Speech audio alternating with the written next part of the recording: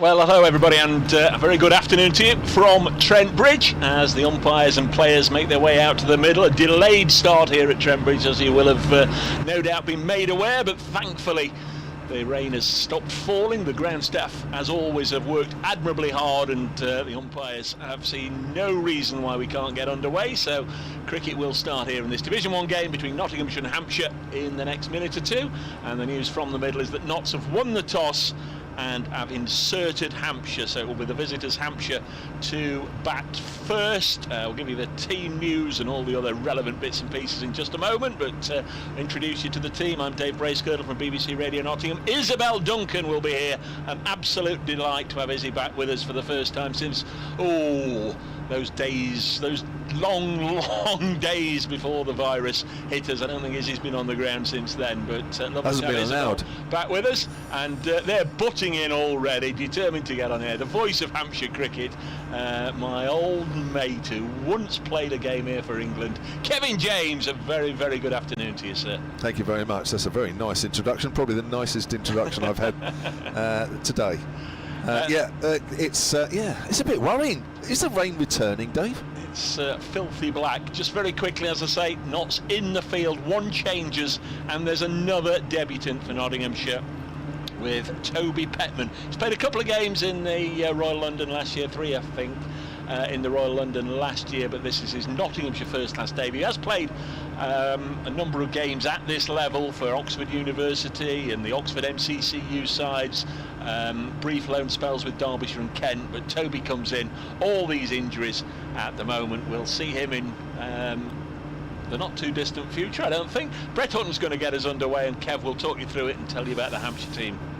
Runs away from us and bowls to Ian Holland, who leaves that one alone outside of the off stump. Ian Holland opening the batting like he did last year.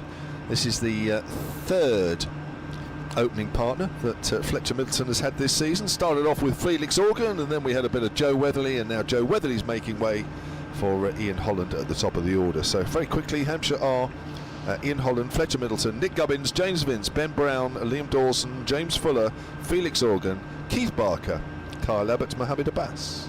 Here's Hutton, right arm over. Holland's playing a missing outside the off stump.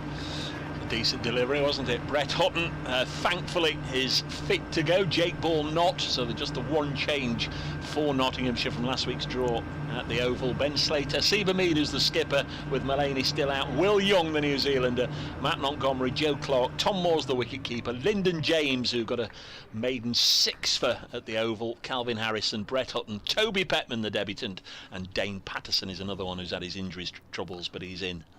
Brett Hutton runs away from us. Holland's forward to a good length ball, goes out square on the offside. Fairly green looking pitch.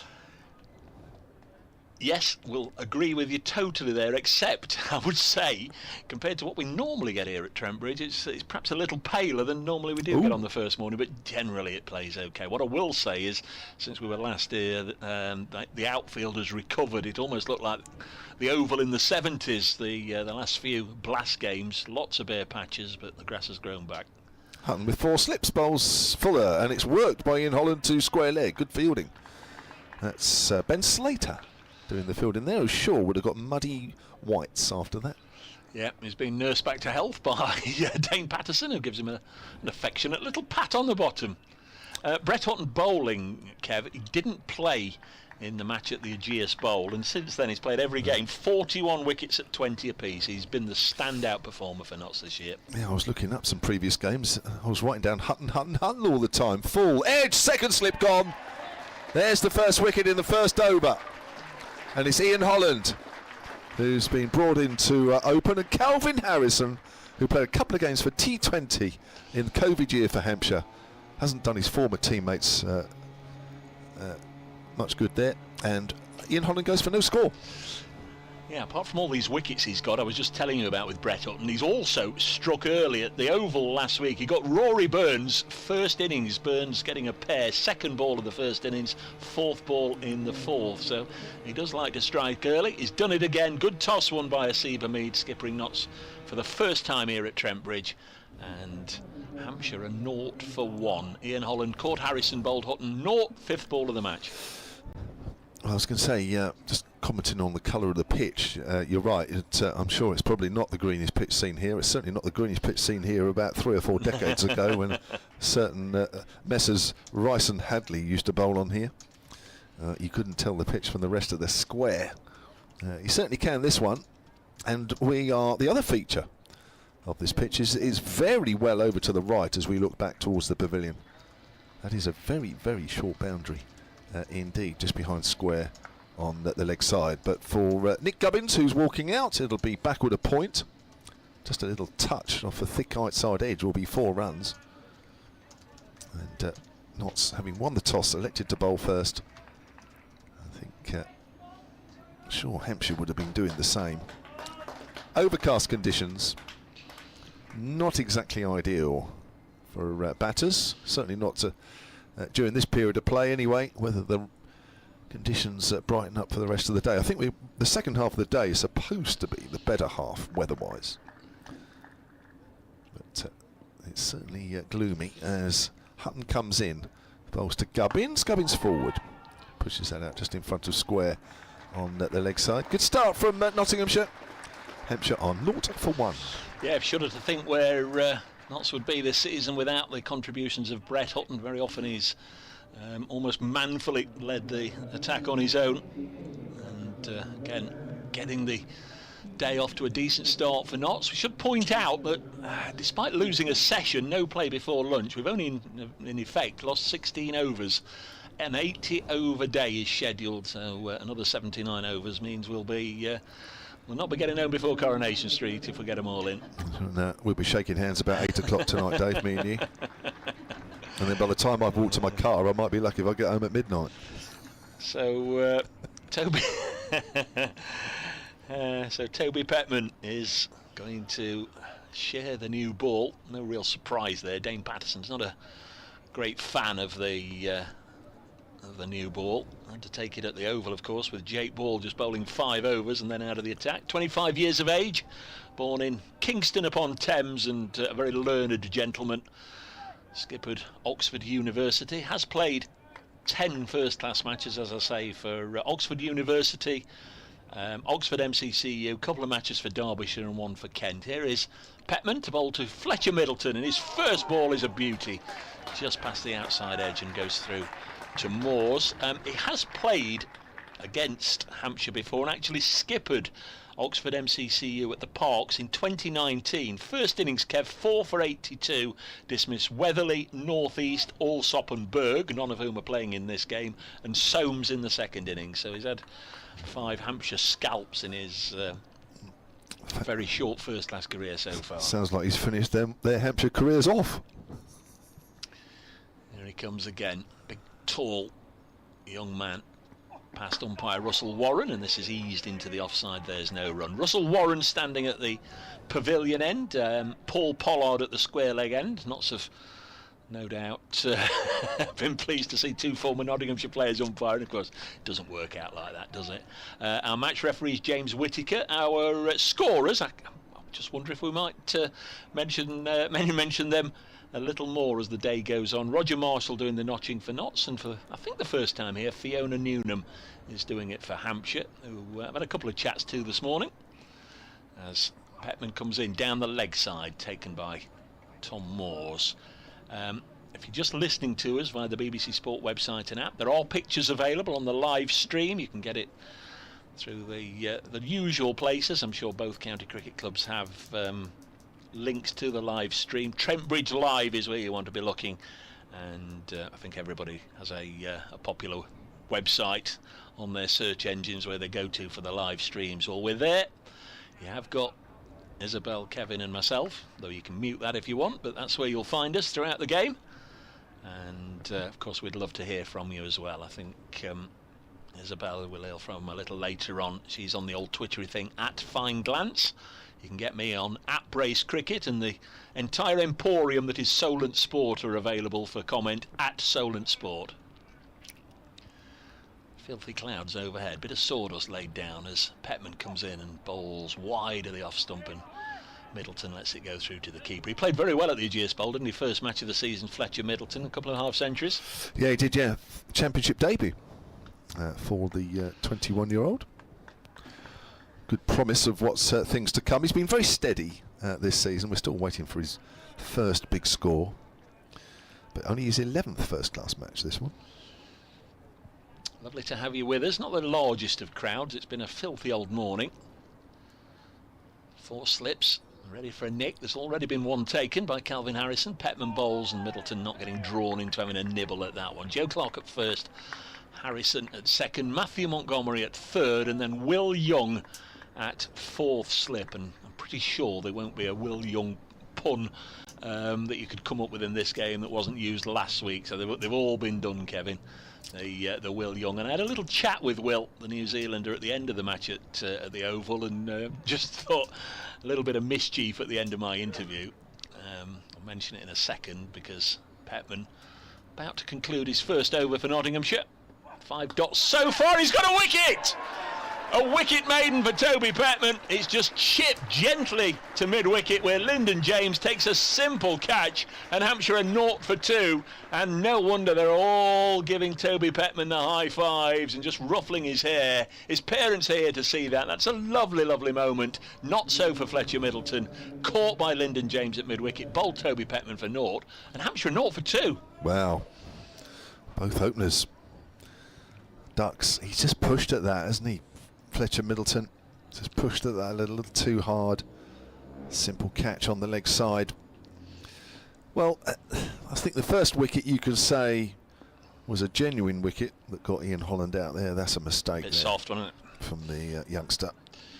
Just to finish the Will Young anecdote, if that's what it was, I had a nice chat about his debut and flying over at short notice from New Zealand and scoring his century as he did on his debut last week. And then at the end, I just thought I'd be a little bit mischievous and just said at the end, and finally, what's your favourite Will Young song? Expecting him to look at me either quizzically or whatever, and he said, well, I'll tell you a story. He said, I'll tell you a story.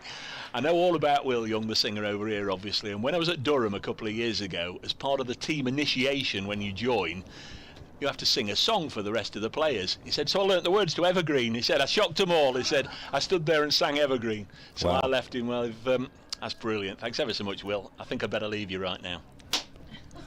Boom, boom. Boom, boom. It's 0 for 2. I didn't realise you were so talented as well, Dave, on other things. Never mind me. You've got bigger fish to worry about at the moment here, Mr. James. 0 for 2. 12 balls gone. Yeah, not a great start. So the Notts team can claim that they've heard Will Young sing live. No, not Notts. When it was at Durham. Sorry, when it was Durham. When it was at Durham boys. A couple of years ago. Yeah. Yeah. No wonder they don't talk much about it. It's Brett Hutton. It's pushed on the onside by Nick Gubbins. I was just watching. It's probably better than that Bladen Racers. It's a wonder they didn't change their team song. Run for cover. I was just watching the replay, actually, the Fletcher Middleton dismissal. Yes, he did push out at it a little bit, but he's just falling over the line. He's actually well outside the line of the ball with his head as he's pushing that away on the leg side, which meant he wasn't really in control of that. That's why the ball ended up in the air. The sunshine is out. Briefly, probably, left alone by Gubbins outside of the off stump. Hampshire don't look like scoring a run anytime soon. Third over of this innings. Didn't get underway till 10 past 1. Showers this morning. Look pretty grey. It still looks pretty grey. I don't think the sun's going to be out for too long. Not this burst of sunshine anyway. So the weather's coming from what, to our right, just over our right shoulder? Yep. So what beautiful part of East Midlands would that be as Hutton bowls? Well, it's closer to off stump. 2 bounces through to keeper Tom Moores. Well, away to our right is where East Midlands Airport is, that sort of general direction. And if you were to continue it further all the way to Edgbaston, where we generally keep half an eye on what's happening when Warwickshire are at home. If they go off for rain at Edgbaston, around about 45 minutes or so to an hour, we tend to get it. But we can't see. We can no longer see away to our right where East Midlands Airport is due to the building of the Dave Bracegirdle Residential Care Home. Well, that's aptly named as well, as that's pushed forward by Gubbins back to the bowler. Yeah, that's it's half built. I'm sure the next time I come it'll be fully opened by the man sitting next to me. I'll be in there. Cracking a bottle of champagne against the wall. The Dave Bracegirdle Care Home. Wow. Certainly got some. I'll tell you what. Whoever has the rooms overlooking the ground will obviously be paying premium. The other way, you're looking at a dual carriageway. As Hutton bowls, Gubbins gets an edge, just falls short of gully. Bit tricky out here for the Hampshire batters at the moment. So, I guess if you're thinking about putting your name down for a room, it's a dual carriageway or a view of the cricket ground, which I guess would also include test matches. Have your own hospitality suite there for a week or so. Really, I think depends where you are, if you're going to be able to see. It almost looks like it's on the ground, but it isn't, is it? No. It's just the other side of the road. Another dual carriageway. Again, it's 2 bounces through to Tom Moore, so this pitch is not particularly pacey, although already it looks like it's a little too paced. So there's the clouds if you're watching on the live picture feed, but the sunshine is still out. There's Petman, who's given his sunglasses to the umpire there. 0 for 2, Hampshire. There's 3 maidens to begin with. I think it might be Hampshire and Kevin James when they come to this part of the world and there's a bit of rain, because the last time Hampshire travelled to Nottinghamshire for a county championship game was in 2019, when we watched it pretty much rain at Welbeck for the best part of 4 days. Very, very squelchy and soggy, and it really was a real old shame. The only first-class match scheduled for Welbeck, and it remains so at the moment. Notts haven't been back there. It was a really disappointing few days weather-wise. As Petman to begin the 4th over, bowling to James Vince now down the leg side. Bit of a casual little flick there from James Vince. Seemed to recall he got an absolute beauty from Lyndon James down at the Ageas Bowl, didn't he? I think he passed 50 at the time, but got a lovely delivery. Hampshire in their brilliant white strip once again. Nottinghamshire's fairly cream by comparison. Lots of kits look used. Ours looks like it's still the 1st of April. just out the wrapper. 0 for 2. Petman in once more, and this one wide of the off stump. Must have swung away, because had it started on that line suitably wide, I think it would have been called a wide. 0 for 2. I don't actually remember this, so I'll get that in first before I say the last time Hampshire played here. Notts won actually in 2018. Before I looked it up, I thought Hampshire had pretty much gone a decade without losing here, but Notts did win in 2018 on this ground. As Petman bowls and defended by Vince. Stephen Mullaney got a century for Notts. Hashim Amla got a century for Hampshire, and it was Chris Wood's final county championship game. Notts winning by 200 runs in 2018, but up until then, this decade, Hampshire had the better of things. They've won here in 2010, 2015 and 2016. 4th over, yet to see a run today, but Holland and Middleton have both departed. Wickets for Hutton and Toby Petman, who comes bounding in now and bowls a delivery which again shapes away from James Vince and goes through to the keepers. Getting a bit of bounce and just a little bit of movement, Kev, I fancy. Yeah, a little bit of a mixture line-wise, though, and the umpire's already having a look at his follow-through. Got to be nerves there, haven't there? I know he's, as we say, he's 25 and he has played a little bit of championship cricket, a couple of games for Kent and a match for Derbyshire last year on short loans as part of his learning spell, but this is his first senior match at Trent Bridge. I know the parents are here. A lot of people will have gone into his cricketing development. Bowls now again down the leg side, and James Vince, I don't think he knows what's coming next. Leg side, offside, leg side. Yeah, it's a bit of a mixture, to be honest. It's in this early period of play, it's just about landing the ball on the seam, just short of a length straight. You think the wicket would have settled him down, wouldn't he? But sometimes I guess it goes the other way. Crikey. Maybe he's got too excited. Maybe the thought of bowling at James Vince. All sorts of reasons. Yes, it would frighten the life out of me. Possibility of bowling to James Vince. Not that it would ever happen, but he's on strike now, and another one outside the off stump. Well, he's begun with 2 maidens, and we are 0 for 2 after 4 overs. They've both got identical figures. Hutton and Petman, 2 overs, 2 maidens, 1 for none. A couple of people already reacting to the opening partnership of Hampshire's, or the lack of it, I guess, already.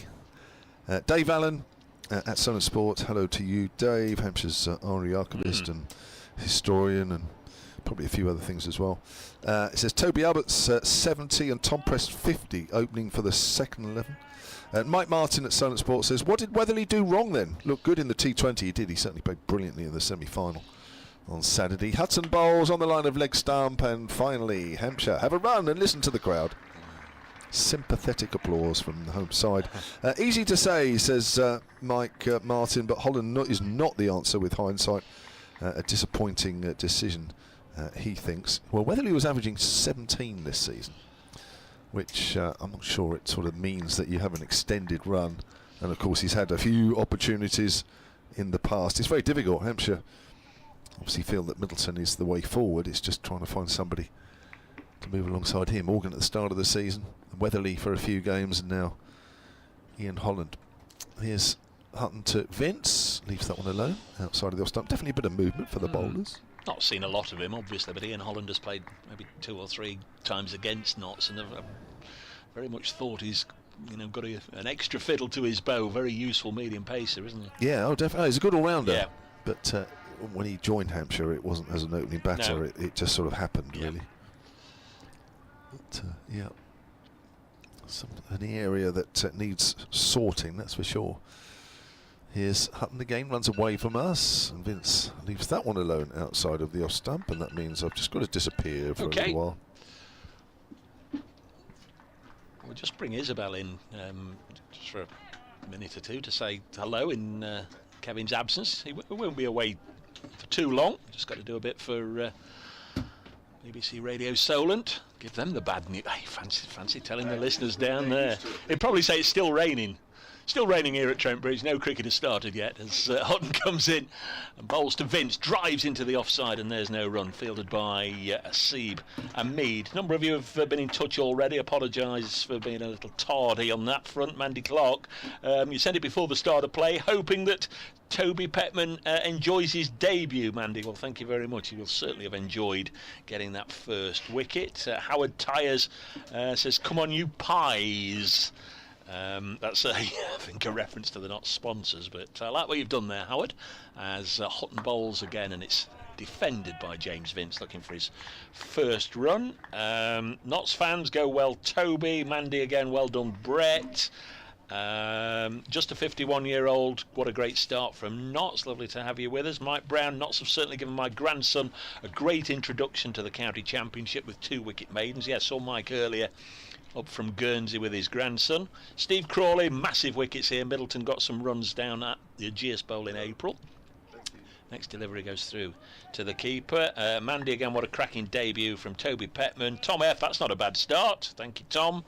And that's it, and it's the end of the over. 1 for 2 after 5 overs, and I'm forgetting my manners because a lady has entered the room. I didn't stand up and I didn't introduce her or offer my hand, but Isabel Duncan back. How lovely is it to see you, first of all? A very good afternoon, and how long is it since you were here? Oh, I don't know. It's been decades. It feels like decades. It's been a while, hasn't it? It was pre-COVID, as you say. They're different chapters, aren't they? Different chapters of our lives. But very pleased to be back. Had lovely fish and chips with plenty of tartar sauce for lunch. Very well looked after here at Trent Bridge. Wednesday fish and chips. You've gone early in the week. Yeah, I know. I did say, is it Friday? I'm a bit confused. Yeah. Look at this, 4 slips. What do you make of this? Go on, you have a bit of Toby Petman. See what you can make of this over. 25 years old. He's just warming up down there. Here he is. He's been spraying it around a little bit down the leg side, but again, it's probably nerves, isn't it? Right arm over. Here he comes to Gubbins, who leaves it well alone, the left-hander. Those 4 slips are firmly in place, Hungary slips, waiting for that ball to fly. And it's welcome back to the Duke's ball, isn't it, this time? It is indeed, yeah. We've had 2 rounds of kookaburra. I've got your Twittery thing right, haven't I? It's at yes, fine... at Fine Glance. At Fine Glance, yes. Is there an R in there? Well, yes, if you want to... if you want the Surrey accent, yes, it's a fine glance. Not a fine romance. Well, certainly not out there for Hampshire at the moment. They've got their knickers in a twist, haven't they? 2 down already.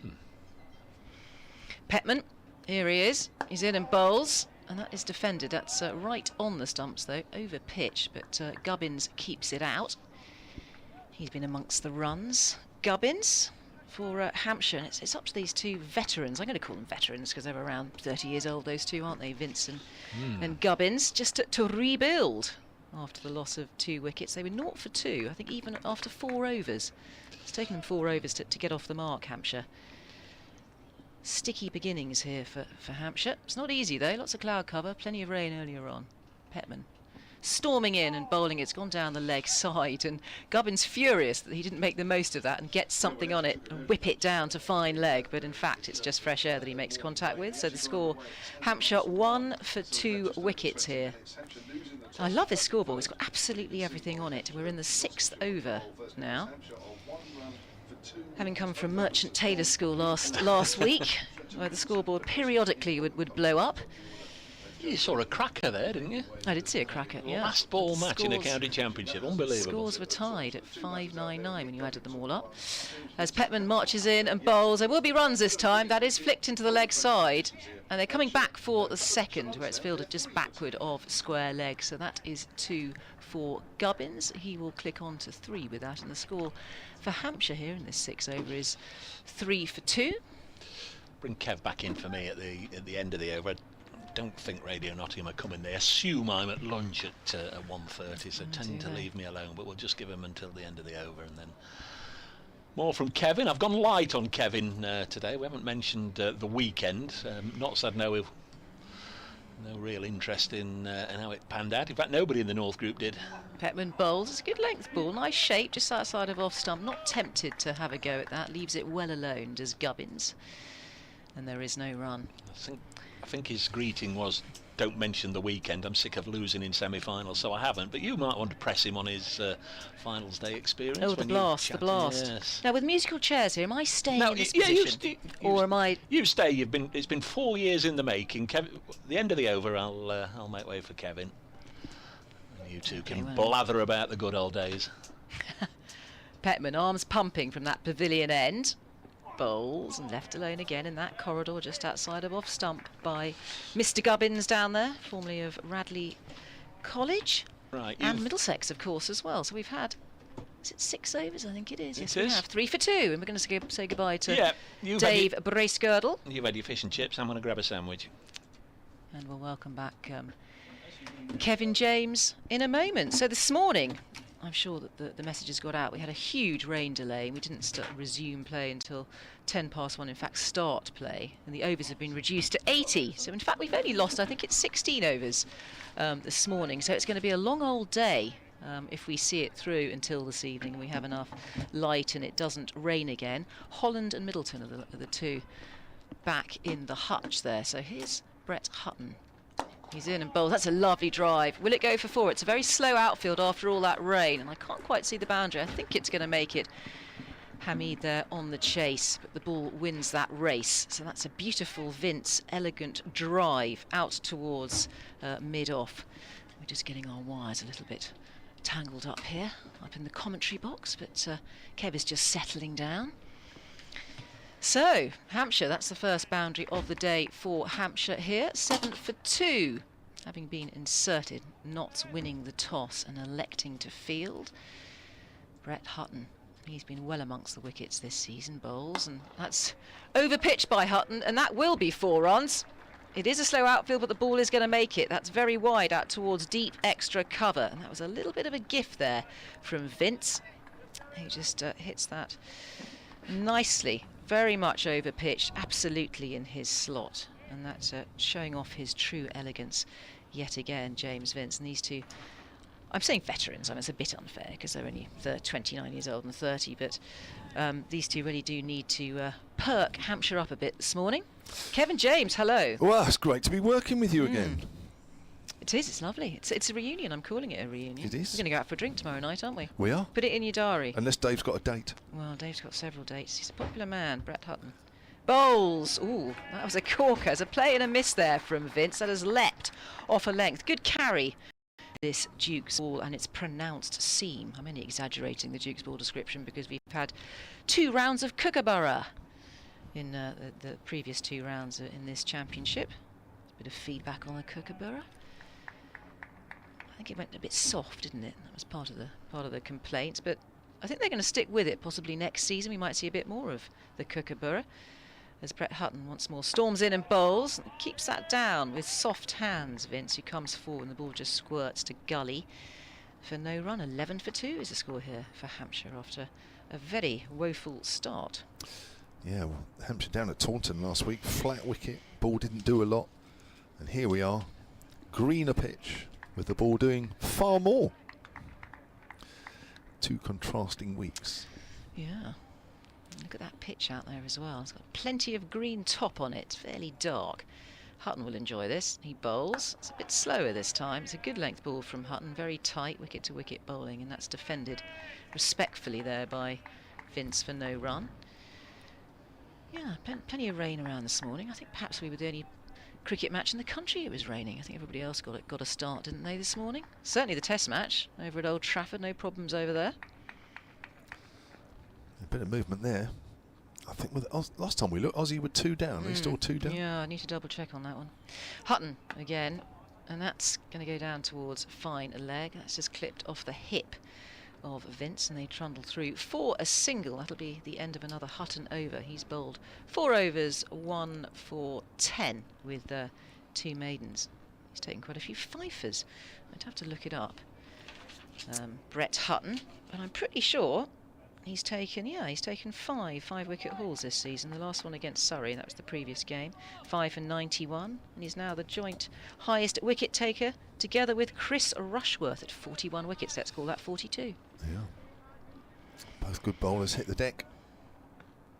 I mean, I have to say, an informed Hutton in these conditions, not ideal. Walking out to making the ball. Petman has been a little wayward for me.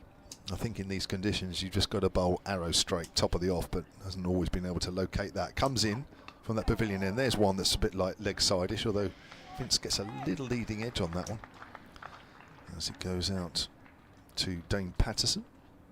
So Kevin, am I right in saying that you've played for England here at Trent Bridge? Well, Grace Girdle came up with that, and I've just latched onto it. Well, he's right and he's wrong in that statement.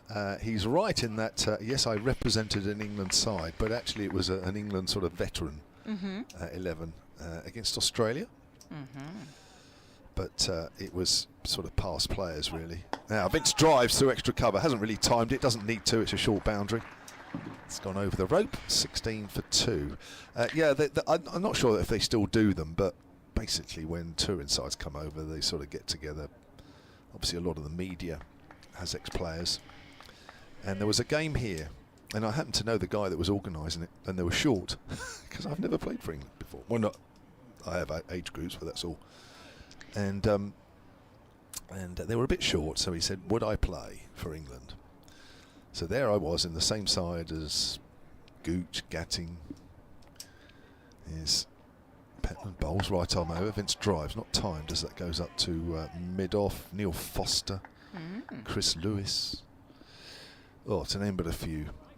There's a few more than that, which will come to me in a minute. Oh, Derek Randall, of course, from these Derek parts. Randall, Yeah. wow, all these big names. Yeah, and we were playing against. Well, of course. You were a big name. And the likes of Jeff Thompson.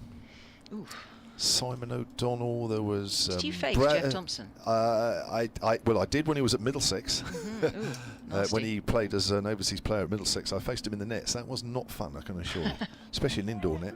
Down the leg side, taken by Tom Moores, 16 for 2 here at Trent Bridge. Rodney Hogg, who I'd watched when I was young. I'd watched on the TV. He looked a very menacing bowler. You know, he's one of those guys that used to run in low. Used to get down very low and run in and then get up with his head and then bowl. Very skiddy, very pacey bowler. And I'd watched him. I thought, well, I wouldn't like to face him. Now, I faced him when he was about 65 years old here. And believe me, he was just as scary, actually. Ooh. Yeah, he was everything I thought he would be. But obviously a bit slower as that's pushed up towards mid-on, which I thought, thank goodness for that. So, yeah, it was quite fun. We had... who else did we have? Oh, there's a few other names anyway. So yes, I played in that game and actually got a few runs. Actually, I was quite pleased with myself. Oh, you did. The all-rounder in you. Yeah, but good crowd as well here. One of those sort of Sunday afternoons, bit of an exhibition game. Well, huge stars. Yeah. Jeff Lawson played in that game. Oh, I know Jeff quite well. Do you? I've worked with Jeff from Fair Break. He's helping to run Fair Is Break he? now. Is he involved in it? Women's organisation. That's a length ball which Vince is on the back foot. Steers then out in front of point. End of the over. The scoreboard has just gone off for the moment, but if you're watching the live picture feed, you'll know the score. It is 16 for 2 with Vince on 13, Gubbins on 3.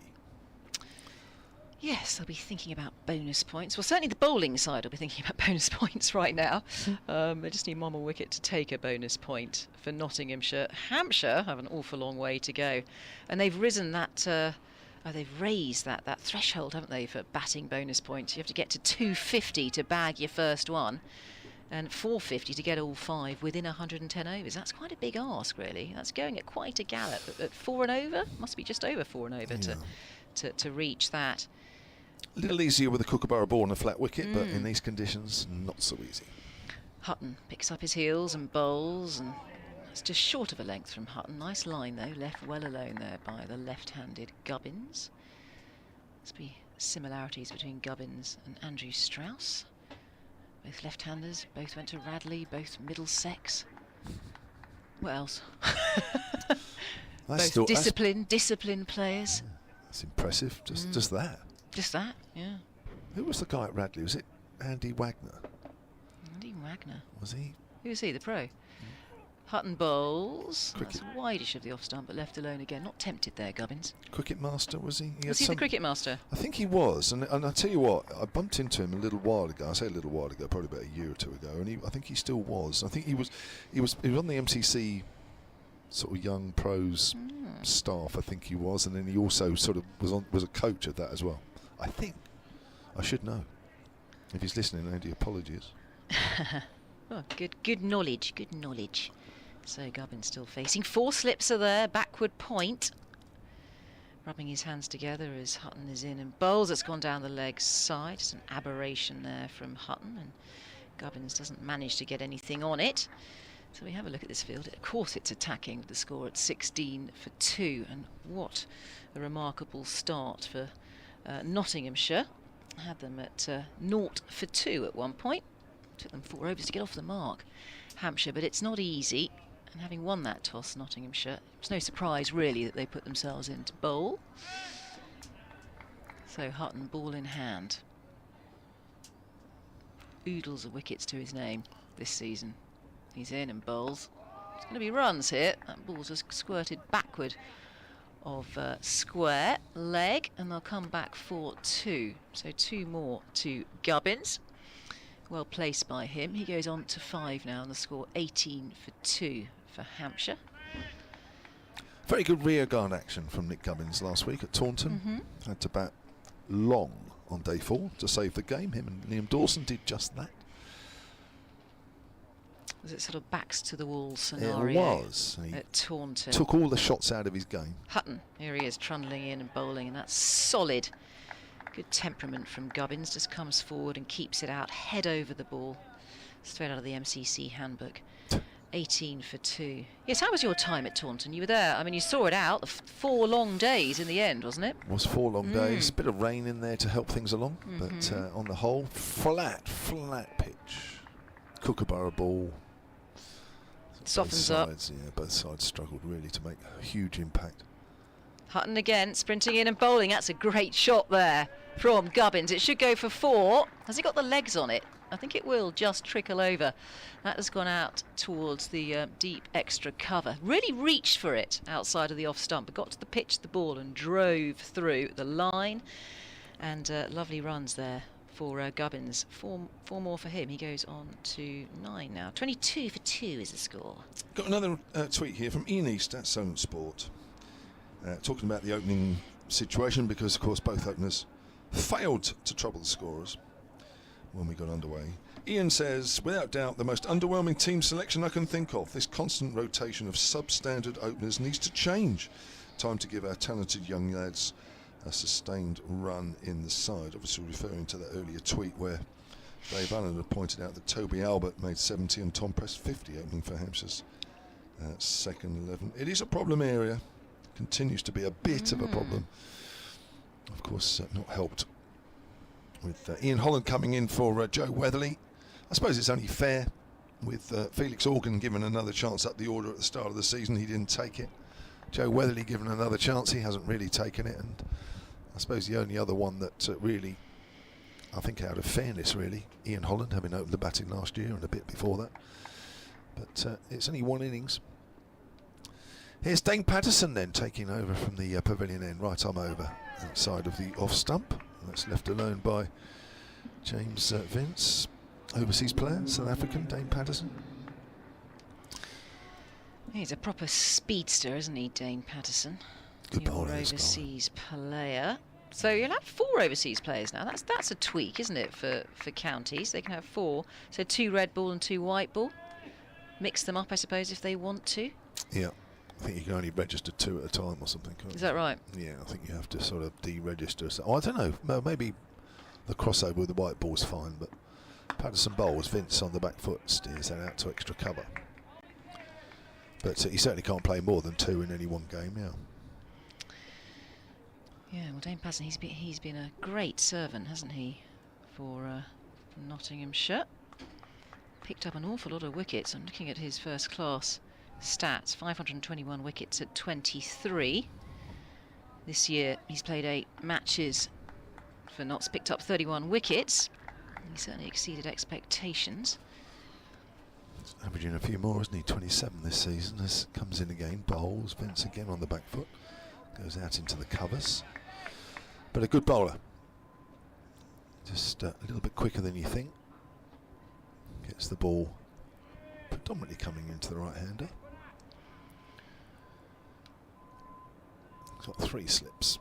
It looks like Stuart Broad, doesn't it? A second slip with a sun hat on. It's not, but it looks like him. The floppy hat. Calvin Harris. Not much need for the floppy hat today, sadly. We've had blasts of sunshine, but only very short blasts. In come Patterson again. Balls. Vince misses outside the off stump, trying to play that away off the back foot. Ball just slides past the outside edge. Vince replays the shot, getting a little further over. I think you're going to play a miss once or twice on this pitch, that's for sure, but there's not a lot of pace in it. Oh, he's quite deceptive, isn't he, Patterson?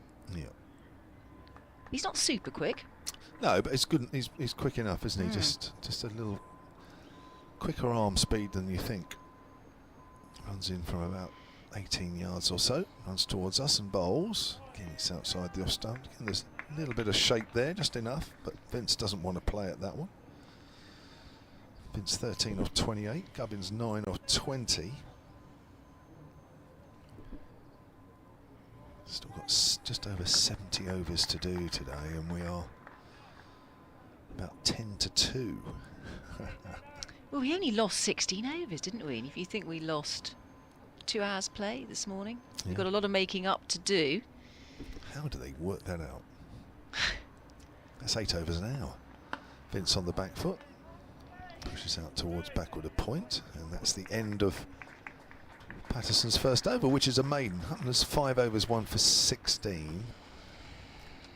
Petman, making his Notts Championship debut in this game, was a little wayward, even though he picked up a wicket. Didn't quite have the control that perhaps he might have, especially in these conditions and a ball that's moving around for him. 4 overs, 1 for 6 though. Good figures, but perhaps could have made the batters play a little more. Yeah, he just looked a bit nervous, didn't he, down the leg side, maybe because he was bowling to Vince, the superstar. Or what should I bowl to him? Try a little bit too hard. Unlike Hutton, who just takes it all in his stride. Experience, that's a nice line. Not too far away from the off stump there, down that corridor of uncertainty, as Gubbins leaves it well alone. Very sound technique, Gubbins. He knows where his off stump is. He's having a good season this year. Yeah. Got his figures down here somewhere. Let's look him up. You've got all the figures. Oh, I'm leading you into it, you see. I'm leading you into it because I know you've done so much work for this game that I don't want it all to go to waste. I've scribbled down a few things. I've got to have something to say. Yeah. I get dropped into these. This is only my 2nd game in the county championship this season, so, you know, I've got to get into the swing of things here. As Hutton once again bowls and left alone outside the off stump.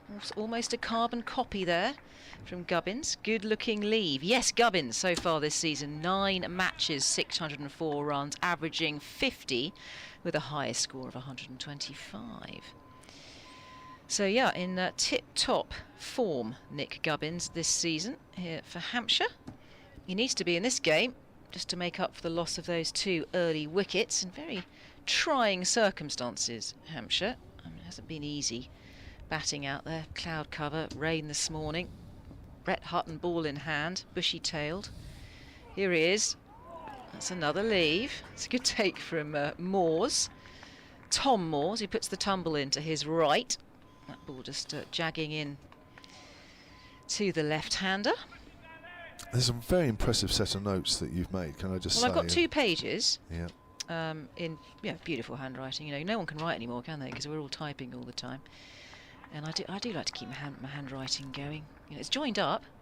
Yeah, that's an improvement since the last time I've seen you. Exactly. You've clearly been to night school. It was a thumbprint last time, yeah. Hutton again bowls. It's on the stumps, forces him to play. Gubbins just tucks that into the leg side. He wasn't quite in control of that shot, but plays it with soft hands. It's along the ground. 22 for 2, the score, Hampshire. You could have done shorthand. Have you learnt shorthand? No, didn't go to secretarial school. That's the old days. I think my poor old mother was put through that, and my aunt. Yeah, I think they hated every minute of it. I'd love to do shorthand. I don't know why. It's quite handy. Yeah. Well, you've got a laptop. You don't need shorthand, do you? Well, that's the thing. It's probably less useful now. Hutton, 3 slips, bowling to Gubbins, leaves it alone. So they've taken out that 4th slip. They have a backward point. Extra cover mid-off, mid-on, and a mid-wicket. And down there we have a long leg. It's a long boundary down there. See, now you've got phones and you can just shove them up people's noses and when they're talking and record it. You don't need to do shorthand anymore, do you? You don't. You don't. It's going to be a dying subject. It is. Dying breed. Yeah. No typewriters either. Quite noisy typewriters. Hutton. In he comes. That's over pitched and misses out there, Gubbins. Just tries to drill that through the covers. Just doesn't time it. So Hampshire, 22 for 2 after another Hutton over. He's bowled 6 overs, 1 for 16. Vince on 13, Gubbins on 9, who rather hogged the strike there. 9 off 26 for Gubbins. Do you have an old typewriter lying in your loft or anything? I don't. I've just had an awful childhood memory of my friends' older brothers playing typing on us and sitting on us and sort of typing on our chest and then slapping our cheeks as they went through to the next. Do you remember the next sentence? You'd have to push it across. Yes. Yeah, that's just an awful childhood memory that just sprung to mind. Is that older right? brothers, yeah. It reminds you of slapping people's cheeks. Here comes Dane Patterson, length ball, just comes into Vince, just gets tucked up as he pushes it on the leg side. So whenever you used to see somebody slamming that lever to push the carriage across, it reminded you of somebody slapping somebody's cheek. Of my friends' older brothers that treated us as pretend. We were innocent, we were all under 10, nothing shifty going on here. But it wasn't a particularly pleasant experience. No. Right. Yeah. Sorry, it was just a memory that popped into my head. Yeah. I hadn't thought about that for 30 years. Yeah. I was trying to put myself in your situation there for a minute, just trying to envisage what it was like. Vince pushes forward, that ball's just straightened on him a fraction, goes out square on the offside, picks up a single, and the captain moves on to 14. Hampshire 23 for 2. What you're thinking about that? A couple of more tweets here. Mike Martin at Sun Sports says, on my trips to Trent Bridge, I noticed there's a pic in the pavilion, that's a picture, of every Notts player playing for England, except your one-time England teammate, Chris Lewis. He says, ask Dave for the reason. I'm sure he'll tell you. Well, I think we know the reason why he may not be on it. I mean, either his picture has been swiped by somebody who wanted it as a souvenir, or maybe Chris Lewis is passed off the field. May have just caught up with him as that's pushed out on the onside. That may be the reason. That's a single to Gubbins, 24 for 2. Oh, did he play for England as a Nottinghamshire player? Says Dave in the background. That might be a more palatable reason.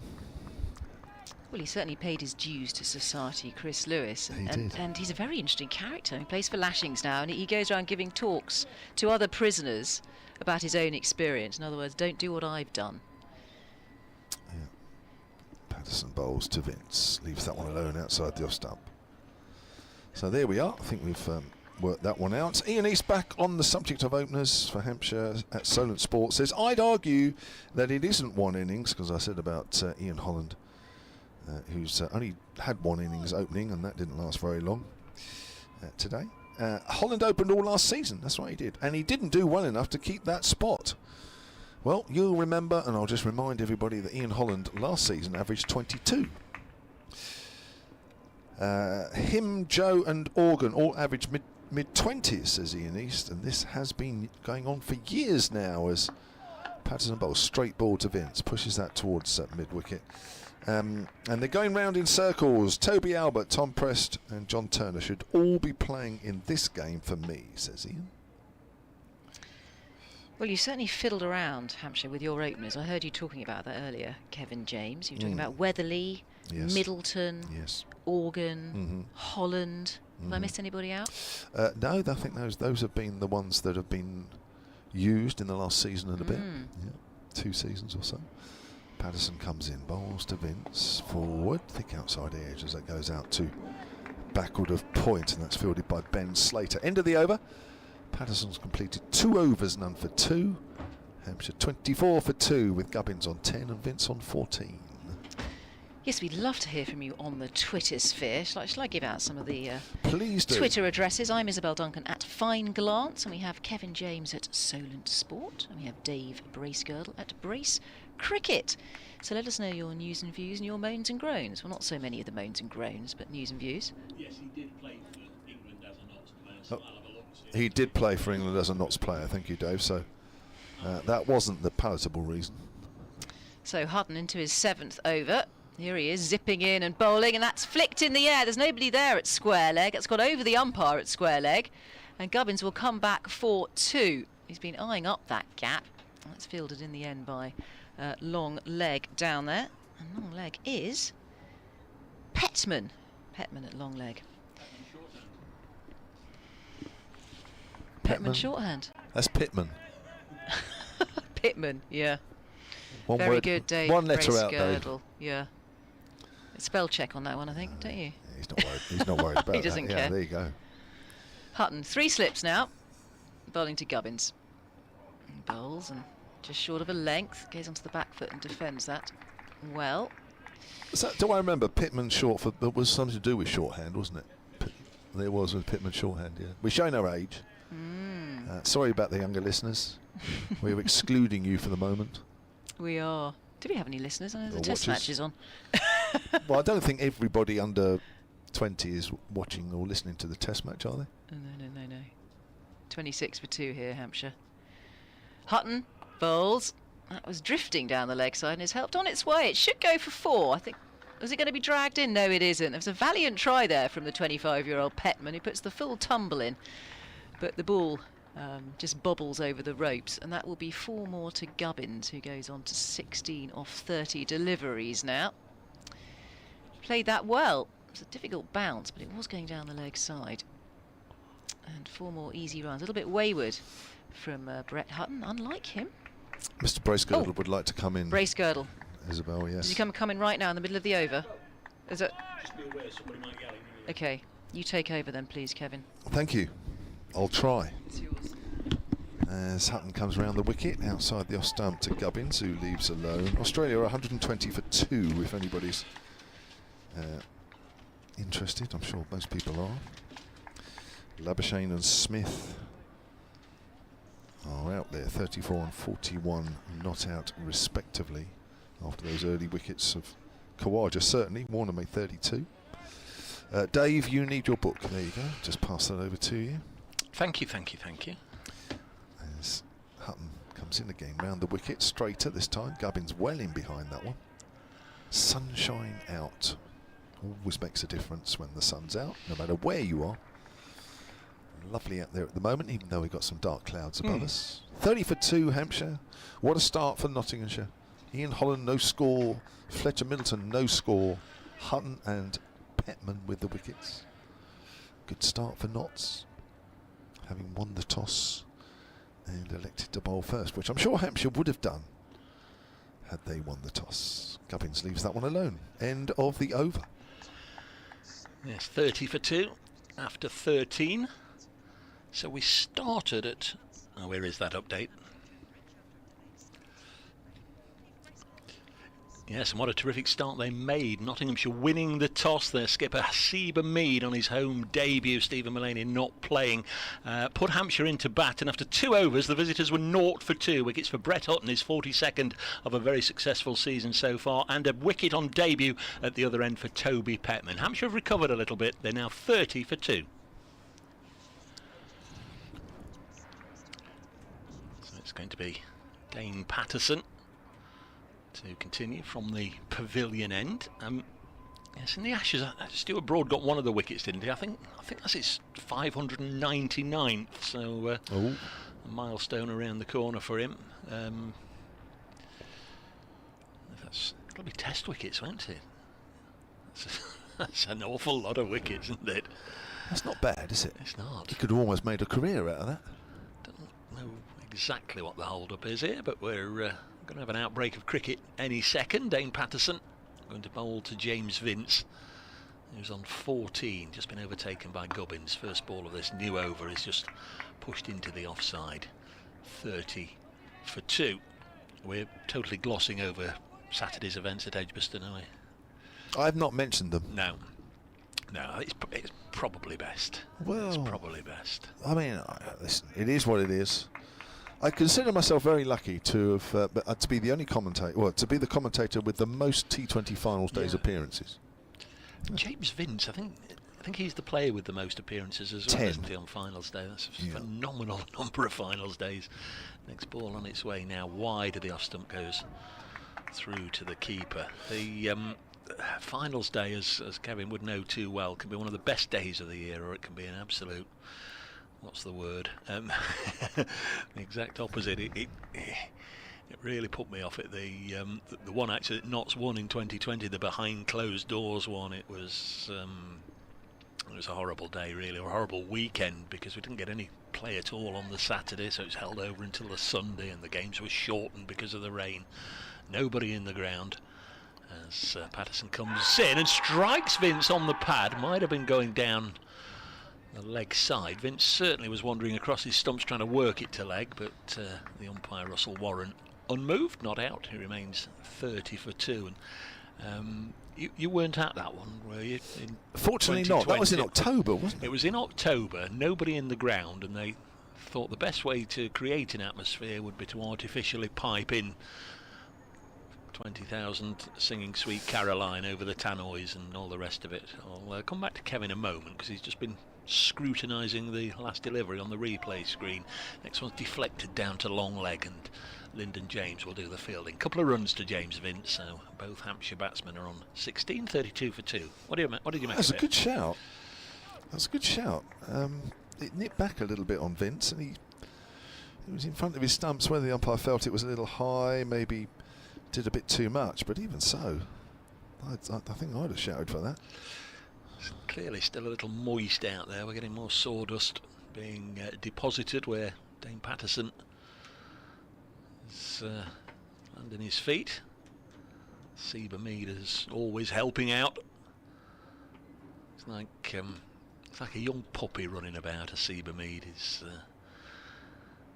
as enthusiastic as anyone you'll ever see on a cricket field, and now he's got the responsibility of captaincy as well. You'd imagine he brings that bubbly, infectious personality to his team talks. He's sharing a joke with Nick Gubbins there. Yeah, 32 for 2. Vince on strike on 16. Patterson bowls to him, nicely defended by the very elegant Hampshire captain, who's been at the club for a wee while. I think the first time we did a commentary together would have been 2010, Nottinghamshire's championship winning season here, and Vince was playing in that match. That was the South African got Hampshire over the line. Neil Mackenzie. That was it. He was the one that taped his bats for some reason to the ceiling, wasn't it? Or some such oddity he had. Did he really? Is that right? How did he get them down again then? I don't know. Vince on 16 and it leaves the crease, takes a stride towards Patterson, then in no position to play it, just nudges it back to the bowler. 32 for 2. Just tell me I'm not dreaming that, folks. There was a story at the time, so his bat, for whatever reason, didn't get mixed up with others in the dressing room. He would tape his bat to the dressing room ceiling. I seem to think that was I'm sure that was the fella. You might well be. I mean, I confess to know very little about a few of the Hampshire players. There's the replay again. If you're watching on the live picture feed in slow motion, it may just have done a fraction too much, but it's a very good shout. Kirsty Aaron and the team looking after the production side of things as always. Many thanks to the camera crew out and about. We've got a new perch away in the William Clark stand, which I think has been built for the recent women's Ashes Test match here. A new gantry. Those of you either watching on the live stream, you might see it from time to time over in the William Clark stand. Toby Petman's changing ends. Yeah, he got a good wicket, Fletcher Middleton, but for me, he just needs to tighten that line up a little bit. Nerves, bound to be nerves. Yeah. Here he comes. Round the wicket to Nick Gubbins. First ball wide of the pegs, goes through to the keeper. Don't know if you won't have been in the same division as Derbyshire much over the last 2 or 3 years. Who? Well, all right. They've got a big, tall fella, really big fella, George Scrimshaw. I don't know if you've seen much of him, but I saw him in a T20 game this year. Thought he looked a good bowler. Yeah, and at the end, it walks back to his mark, and like Petman, it will then stand there with his legs apart, and that's exactly what Big George does down the A52 at Derby. Here comes Petman, bowls again, nice delivery, just took a little pace off it and a drop and run from Gubbins, and he ran his bat in. I don't think he was aware that Matthew Montgomery wasn't going to try and throw the stumps down, so he did the right thing, galloped down to this end, ran his bat in. 33 for 2.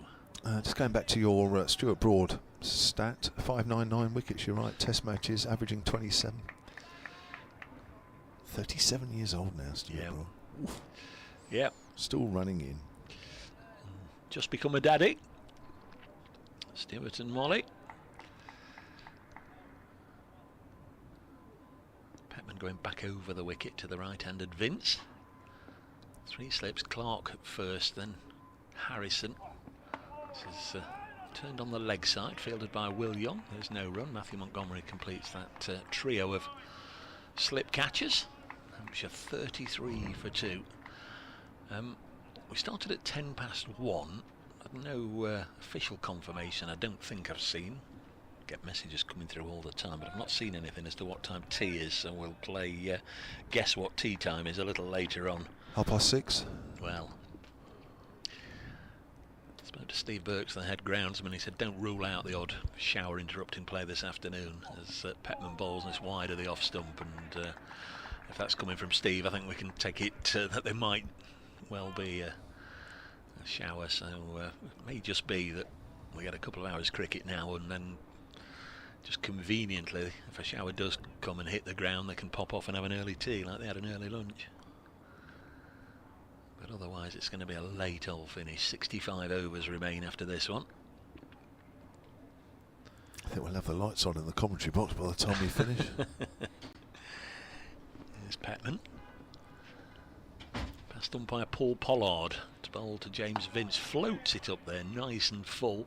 Not exceptional pace from Toby Petman. I think he's learnt his craft as a big tall bowler by using the wicket, using the extra bit of bounce, and he'll just get it to nip away. He's worked hard with Kevin Shine for the last couple of seasons, and it's nice to see him have a little bit of success in the Royal London One Day Cup last year, following on from those short loan spells with Derbyshire and Kent. And now a real rack of injuries have given him this opportunity. Oh, this is well down the leg side and through to the keeper. Notts have obviously got Broad away with the Test match. Ollie Stone, we've not seen much of him at all. He actually played at the Ageas Bowl in the first match of the season. 33 for 2. Jake Ball's picked up another injury. Luke Fletcher, ankle surgery. Liam Patterson-White we've not seen for a few games. Had a hamstring injury, and I believe that's recovered, but not in the squad. And Stephen Mullaney, of course, who can also do a good job as a 4th or 5th seamer. He's currently out, sidelined by a mild side strain. So that's down to the bare bones when it comes to bowling options. And of course with Ben Duckett away as well, their leading run scorer for the last 2 or 3 years, he's missing. For the second week running then, Hampshire facing a depleted opposition for different reasons. Here's Patterson, right arm over, bowls. Gubbins drives, push drive up to mid-off. Good diving stop, Haseeb Hamid. I like that one, the crowd like that one as well. So what was it last week? Somerset and some players were... They were rested for the T20, yeah. Which, I suppose in the end, Somerset winning the T20 Blast competition was a good decision. But there was no Overton, there was no Davey, there was no... Who's the New Zealand guy? I think of his name. Matt Henry. No Matt Henry, to name but 3. No Lewis Gregory.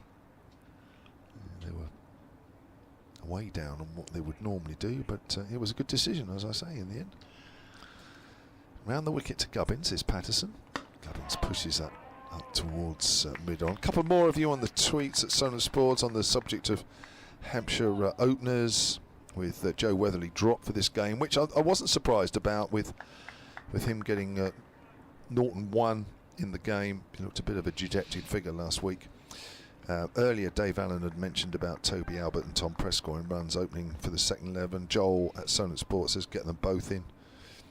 Mike Martin says picking Holland to open a game was a retro move. Easy to say in hindsight, but he's clearly not the future, as Gubbins pushes out to extra cover. Lovely shot. Chase on for Hamid. I think he'll win it, just slides into that one. Gubbins picks up 3. Moves to 20. Hampshire 36 for 2. He's clearly not the future, is Holland, says Mike Martin, but Middleton, well, he definitely is. Thanks to Aaron in the production office. 80 overs in the day. Tea will be 3:40 till 4 o'clock, irrespective of overs. Scheduled to finish at 6:30. Well, we'll take from that the tea bit. Tea 3:40, so we haven't got to worry about 32 overs remaining in the day. 36 for 2. I think the relationship between scheduled finish and actual finish is way apart, as Vince pushes that up towards mid-on. Vince has 45 balls he's occupied the crease. There's James Vince. Both Holland and Fletcher Middleton failing to trouble the scorers. Hampshire 0 for 2 at one stage, so these two have put on 36. You mentioned the scorers. Had a good old natter to Fiona, who's doing the notching for the visitors. You like her backstory, don't you? I do like her backstory. Here comes Patterson. I think he's playing at that, Vince. They just have pulled the bat behind the pad, but probably a little too late. Good delivery that from Patterson.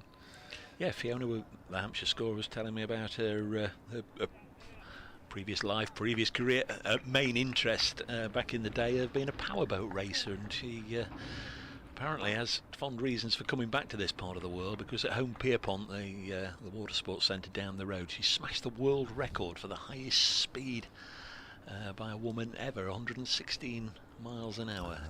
Patterson comes in. Vince gets wrapped on the pad. Patterson doesn't really shout, maybe just a fraction of an inside edge, as the ball clattered into the front pad of James Vince. End of the over, 36 for 2. So it was just down the road then. Yeah, it all happened. Yeah, it's not far away, and that was back in the 80s. And she also said at one stage, links with here with the John Player cigarette factory and all the rest of it. John Player used to sponsor the powerboat racing, and of course Formula 1 as well. And they actually set up a race with Fiona in a JPS powerboat against one of the John Player special Formula 1 cars, and the Italian, I think he said Elio De Angelis, I seem to remember him, was the driver, and of course he was on the bank, she was on the water, and they had a race and she won. So great fun to watch, wasn't it? Crikey, stay out of the way of them two. But yeah, lovely to, as always, to have a natter to the visiting scorers. It's Petman then round the wicket. His second over from this, the Radcliffe Road end, and he starts with a good one. Just wide of the off stump, and Nick Gubbins, almost with a shrug of the shoulder, takes his left hand off the bat and gestures towards James Vince as if to say, yeah, I know mate, you haven't got to say it, I shouldn't have played at that one. He just had a little nibble at it, just wide of the off stump. I think a few more people might have heard the news that cricket was underway and come into the ground. Smith Cooper stand very, very close to the action, and it's filling up all the time. Way to our right. Next delivery on its way. Again wide of the off stump and through to the keeper. Crikey, we've got a room full of people. Do you want to take over for a moment, Kevin? Yes, I'll try. Oh gosh, there's too many people that I know walking in here. Are they actually allowed? You can send them away. These two shouldn't be allowed anywhere near here. This isn't that crowd that comes in with the orange powder and stuff everywhere, is it? Well, it wouldn't surprise me, to be honest. You take over for a minute. For sure. Here comes Petman in the sunshine here at Trent Bridge. Comes in and bowls. That's way outside off stump.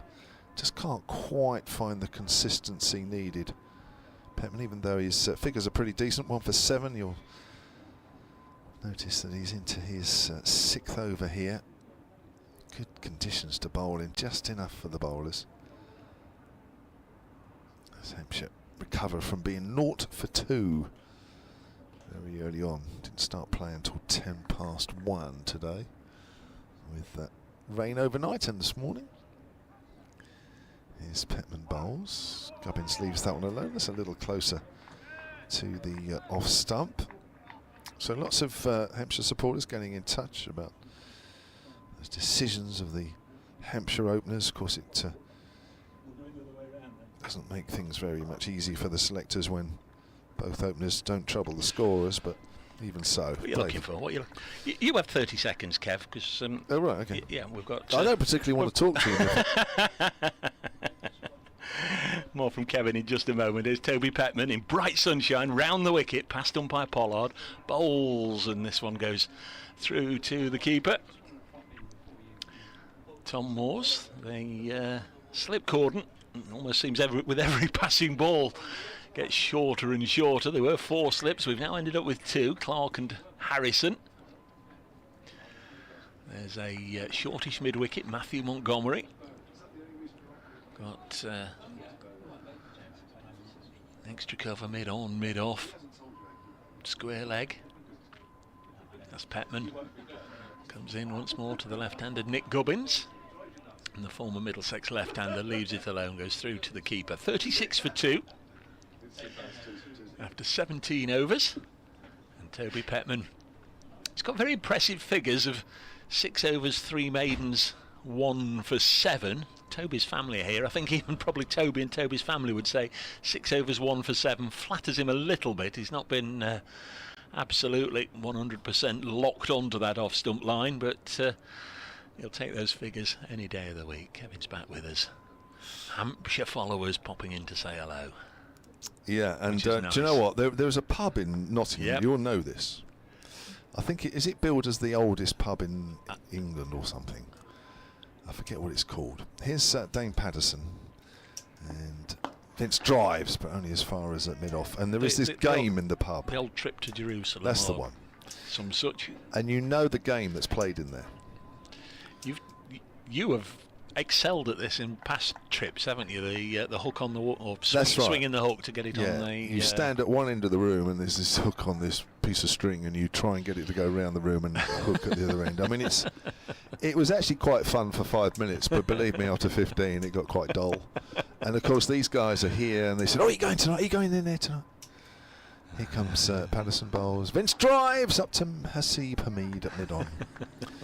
And I said, "Are you not here for the cricket then? You only came up just to do that." But yeah, we've had a couple of nights in there in the past, a few of the Hampshire players and what have you, and just had fun with this hook on the end of the string. It's amazing what fun you can find from something so simple. In Nottingham on a wet Thursday. Yeah. So I may or may not go there tonight, I don't know. I think they're being well looked after by the Nottinghamshire committee though. Yeah. Lovely to see them. Still 36 for 2 though. It was 36 for 2 when I was having a chat with him. It's still 36 for 2. Yeah. As Patterson comes in again. Bowls to Vince, wide outside off stump. Vince not having any of that. So I say Toby Petman's figures, you'd take them any day of the week, wouldn't you? But maybe flattering him a little bit.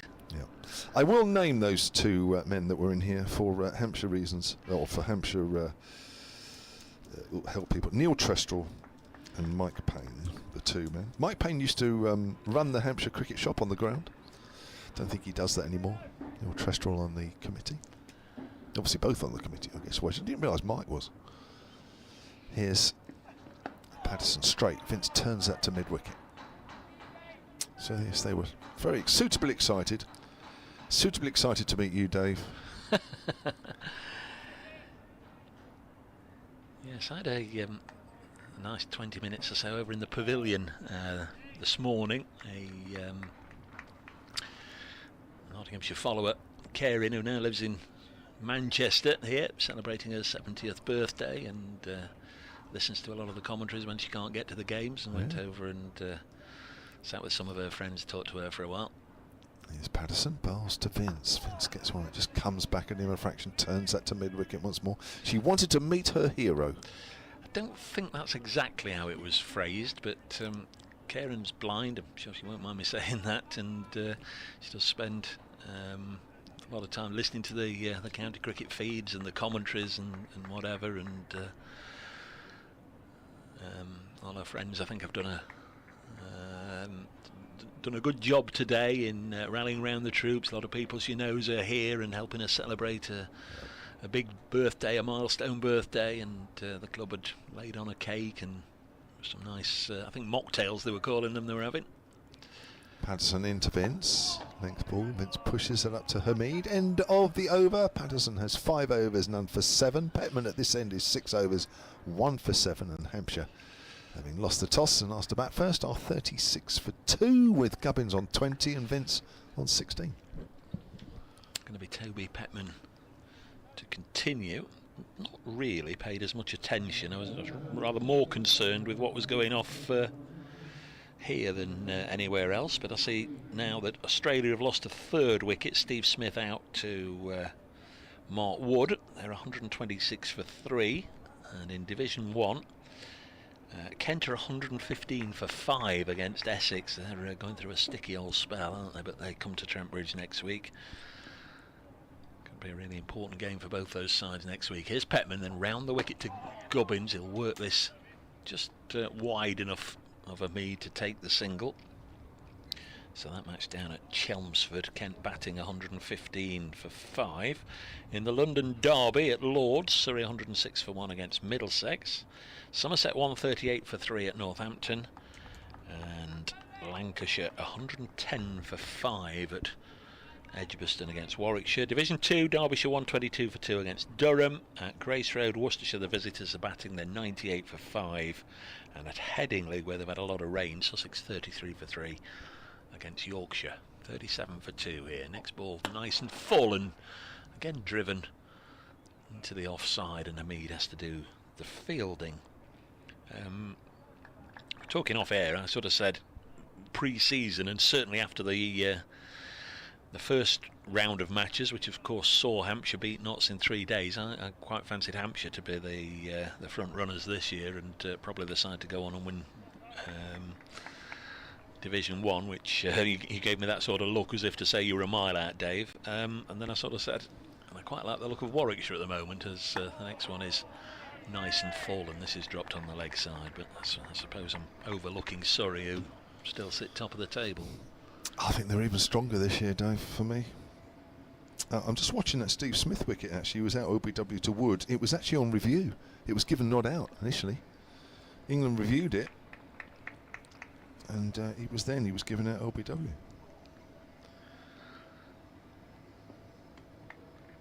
Petman stands again with his legs fairly wide apart, and then comes in round the wicket to bowl to Gubbins. This goes through to the keeper.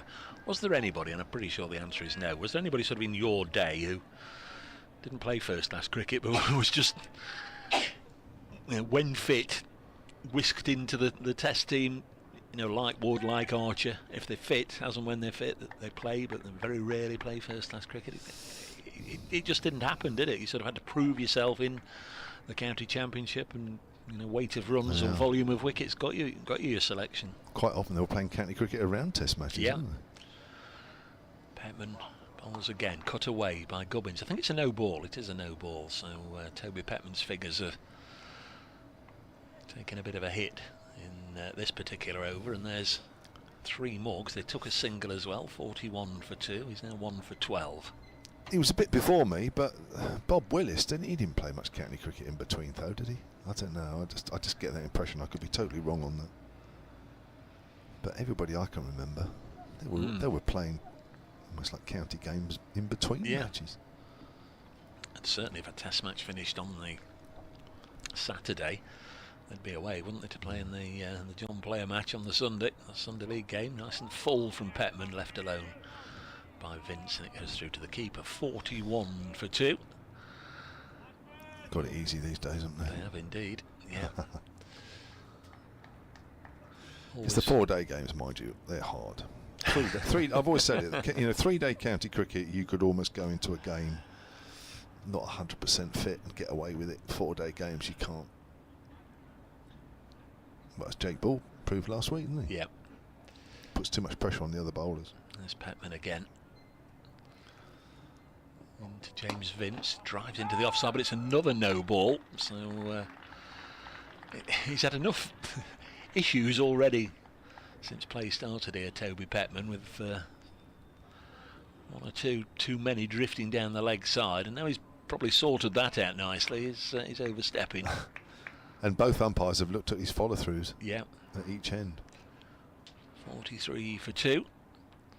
Work in progress, I think it's fair to say he is. Yep. But getting this opportunity due to a very lengthy list of absentees. Bowls again, driven into the offside. There's Lyndon James, who I'm sure we'll see him have a bowl. Got a 6 for at the Oval last week. End of the over, 43 for 2. We're very close to 230. I'll have an update to do. I think Kev will have an update to do as well, and we'll have another little rotate around. Isabella will come in for Kev, and then as and when Kev wants to come back, I'll make way as well. 43 for 2. Might be a little bit like this, folks. We've both got fairly regular updates to do for the local radio stations. Going to be Patterson to continue. So we've been playing for about an hour and 20 minutes. At 19 overs. Hampshire 43 for 2. I've now got the Radio Nottingham feed in my ears as Patterson bowls. This is driven into the offside by Gubbins.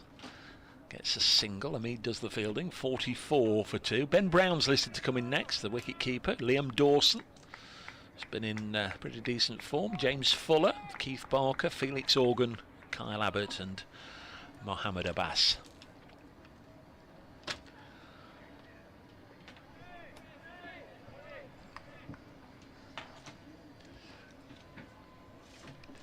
So everybody swaps over for the right-handed Vince. 3 slips in there. Here's Patterson to bowl to him and keeps Vince nice and honest. A full pitch delivery, which Vince plays off his middle stump out onto the leg side, fielded by Lyndon James. Isabella is back alongside me. At any point the conversation we can hear in our ears is I think will break, and then somebody will say, now the cricket.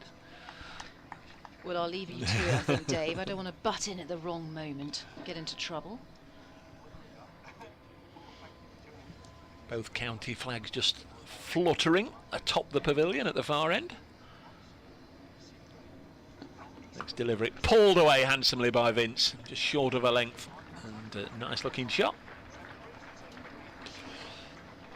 Yes, we started at 1:10 after rain wiped out the morning session, and what a great start for Nottinghamshire it was, as Brett Hutton struck in the first over, and Fletcher Middleton, the other opening batsman, he fell in the second over to the Notts debutant Toby Petman. So Hampshire were 0 for 2, but they've got a very good pair out in the middle, just rebuilding experienced players. Nick Gubbins, the former Hampshire man, is on 23, and James Vince, the Hampshire captain, is on 21. So no further successes for Notts, with Hampshire 48 for 2.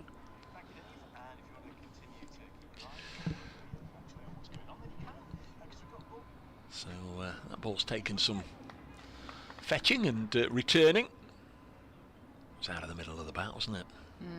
He's seeing it sweetly here, Vince. It was just a fraction too short, just rocked back. It's a long boundary as well. It is indeed. Here's Patterson.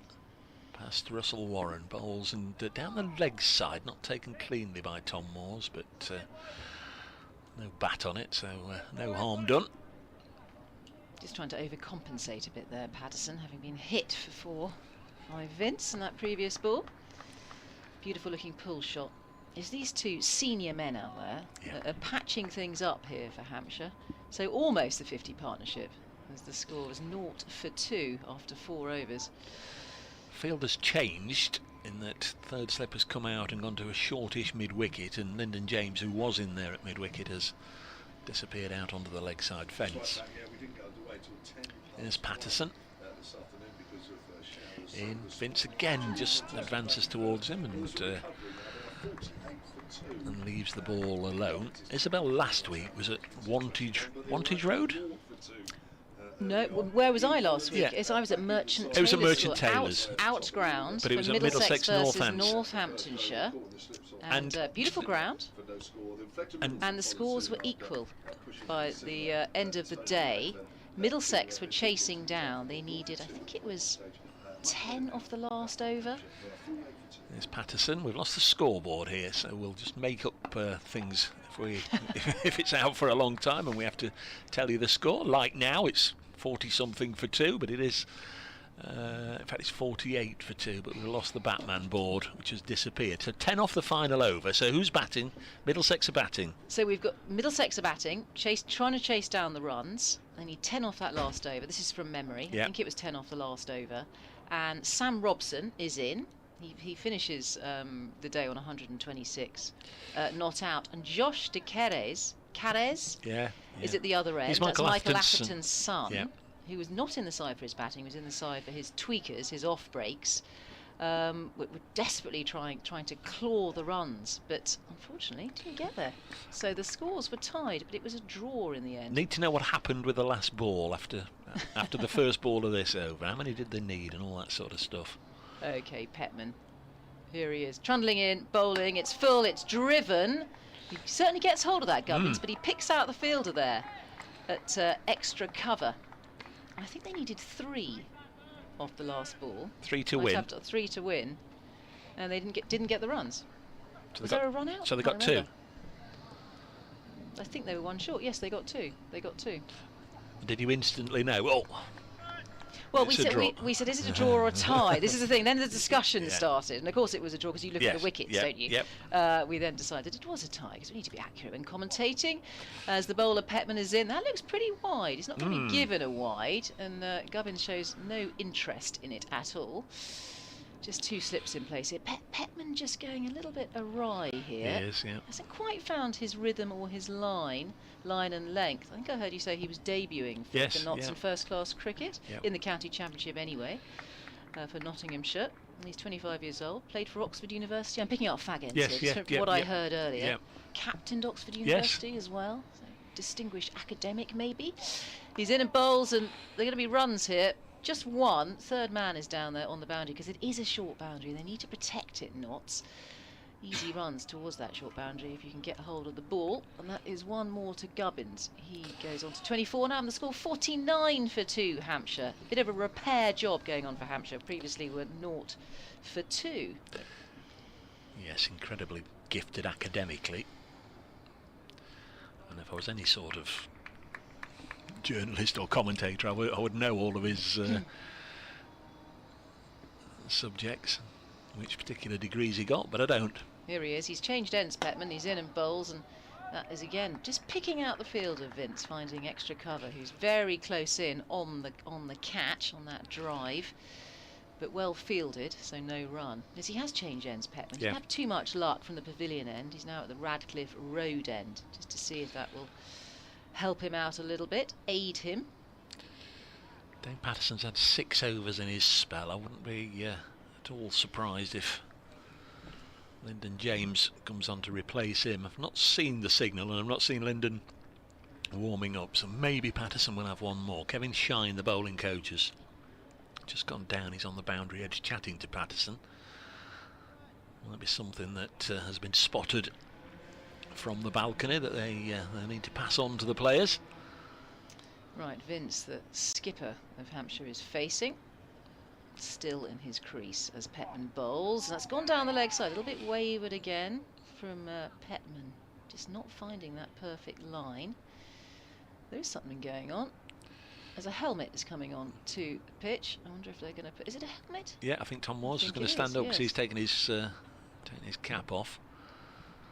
I keep forgetting we can watch the stream, so we get it close in here. Yeah, Tom Moores is sliding on the lid. He's going to stand. I like this.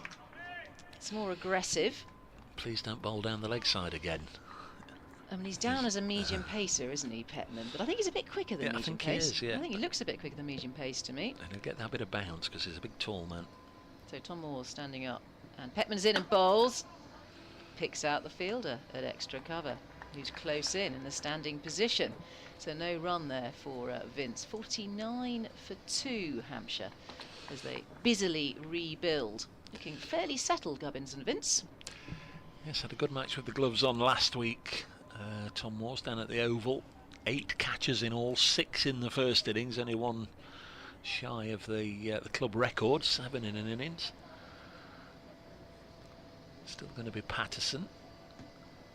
Guessing this will be the last of his spell. Yes, we are wondering. I know you mentioned the name Lyndon James, he had a cracking game, didn't he? Yeah. I think his best figures, his career best figures against Surrey, didn't he, last week? 6 for 74. He did, and that also transferred over into his batting.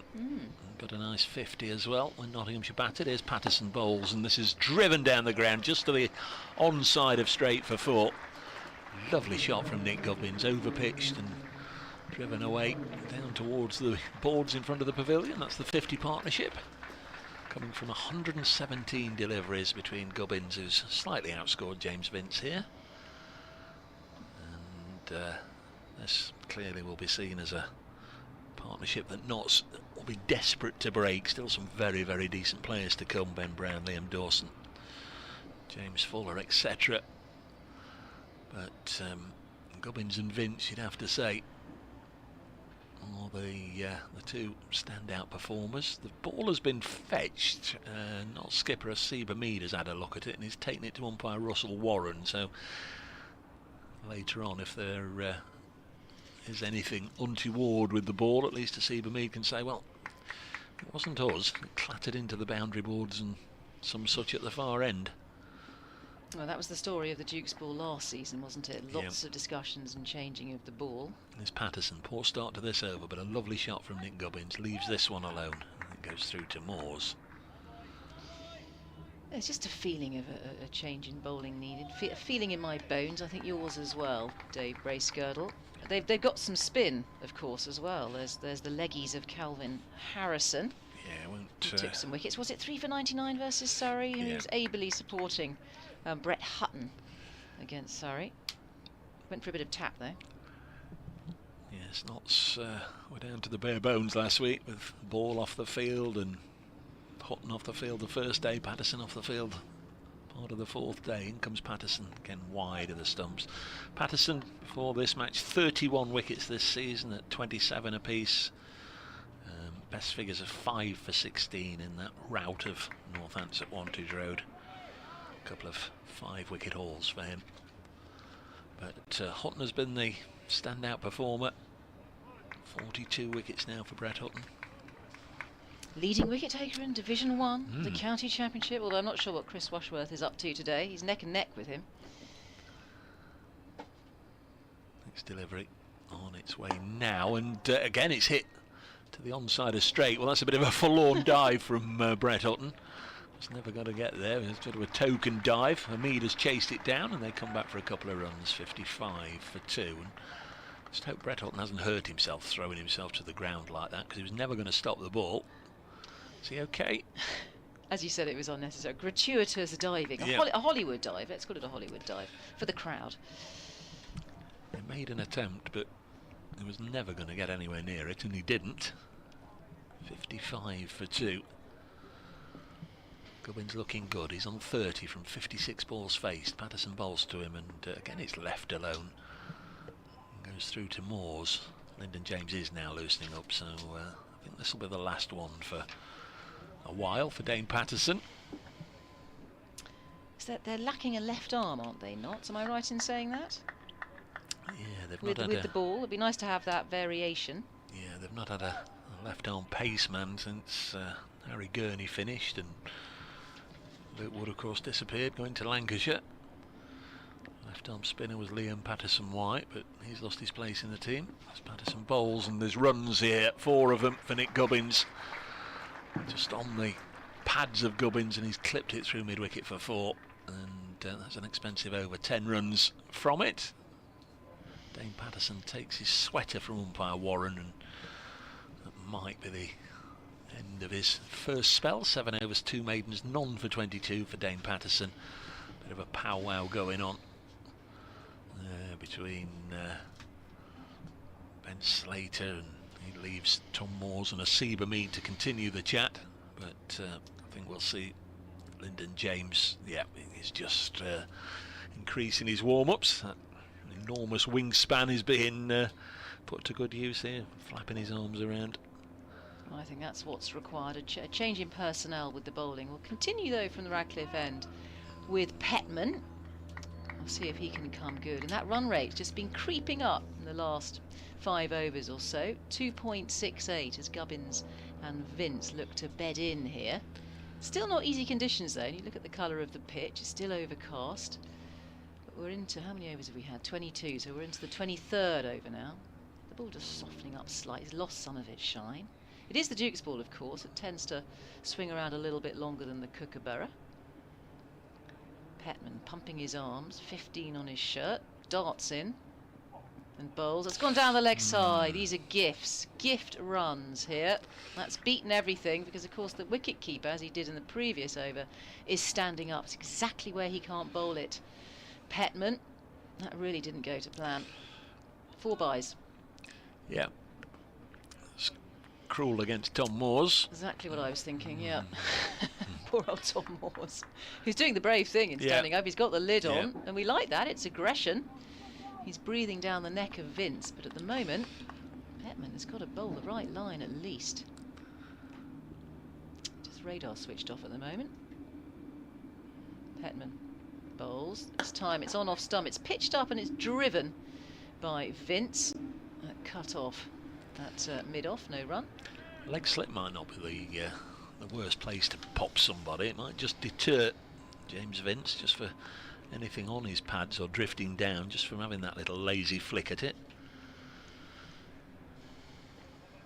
Hamid there at the skipper. He's the stand-in skipper, really, isn't he? As it should be Stephen Mullaney, but Mullaney has some sort of a strain, side strain. Did I hear you say? Yeah.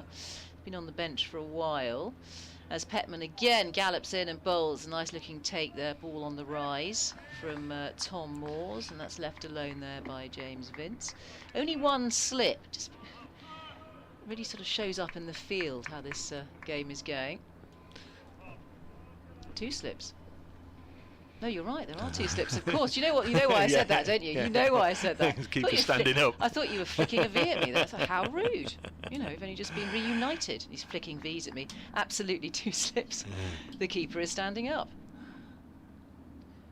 Here is Petman one more time. It's gone down the leg side. It's a good stop from Tom Moores. He's going to feel a bit battered. It's come off his body of the wicket keeper. Just tries to have a nibble at that, Vince, but it's pretty wide. No run. 63 for 2 here, Hampshire. Vince on 21, Gubbins at the non-strikers end on 34. Yeah, a little bit more control is required here. Just can't drift them down the leg side like that. Got away with that one. Yeah, and we've got a silly point as well.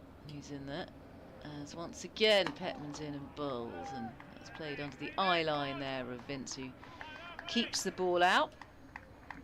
Just trying to encourage Petman. Plenty of vocals.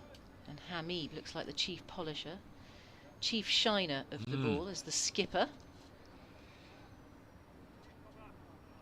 Petman's figures now. Let's have a look at them. 1 for 15 off nearly 9 overs. This will be the last ball of his 9th over. He's been leaking a few runs. Started well. Right arm over he comes to Vince.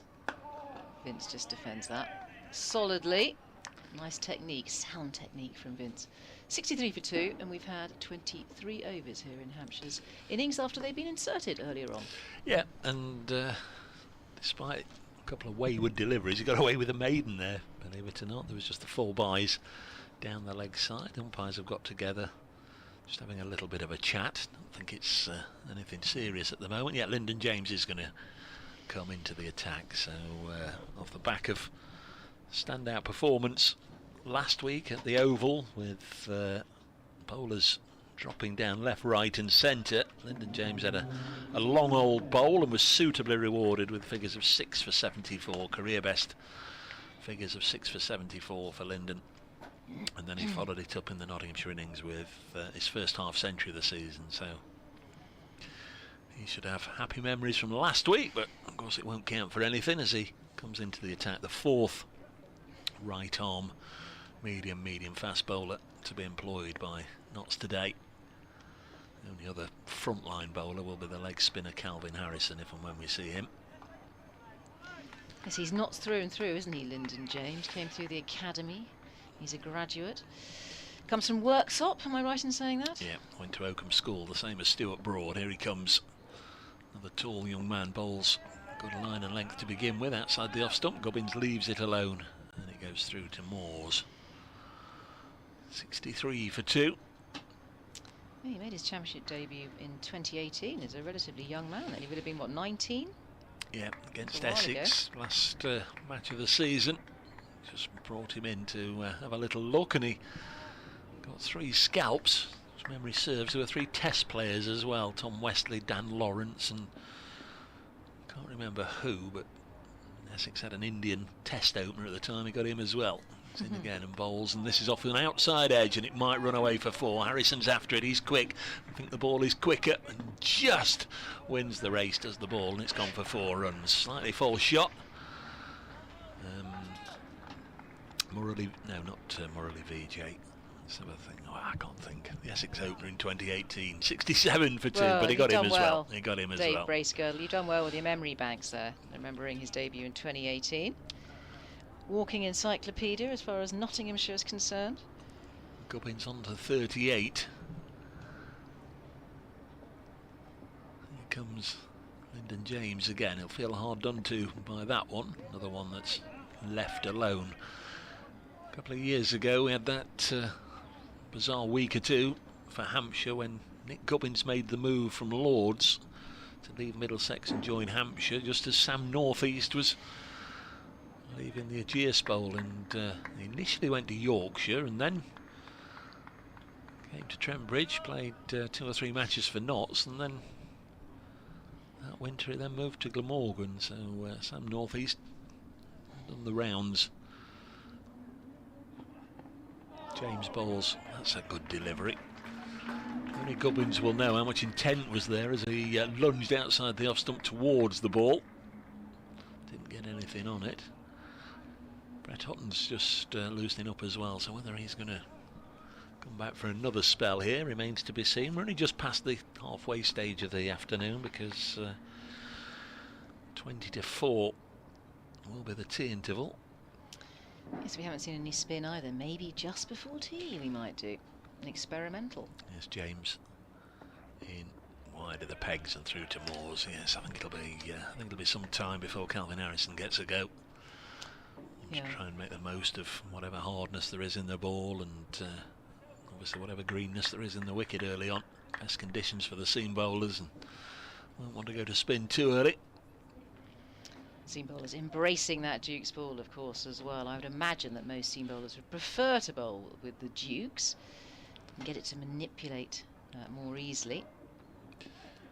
Yes, I don't think there are too many fans of it in the Nottinghamshire bowling resources as Gubbin defends, end of the over. Will Young out there at well, he was at backward point to the left-handed Gubbins.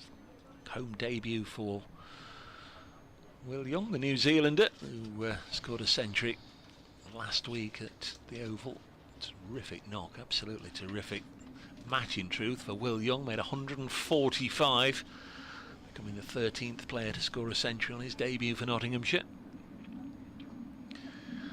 Played on this ground once before, and that was last year in the Test match for New Zealand. That Test match that Johnny Bairstow belted quite a few into the Smith Cooper stand to win it for England on the last day. Brett Hutton's coming back to replace Toby Petman.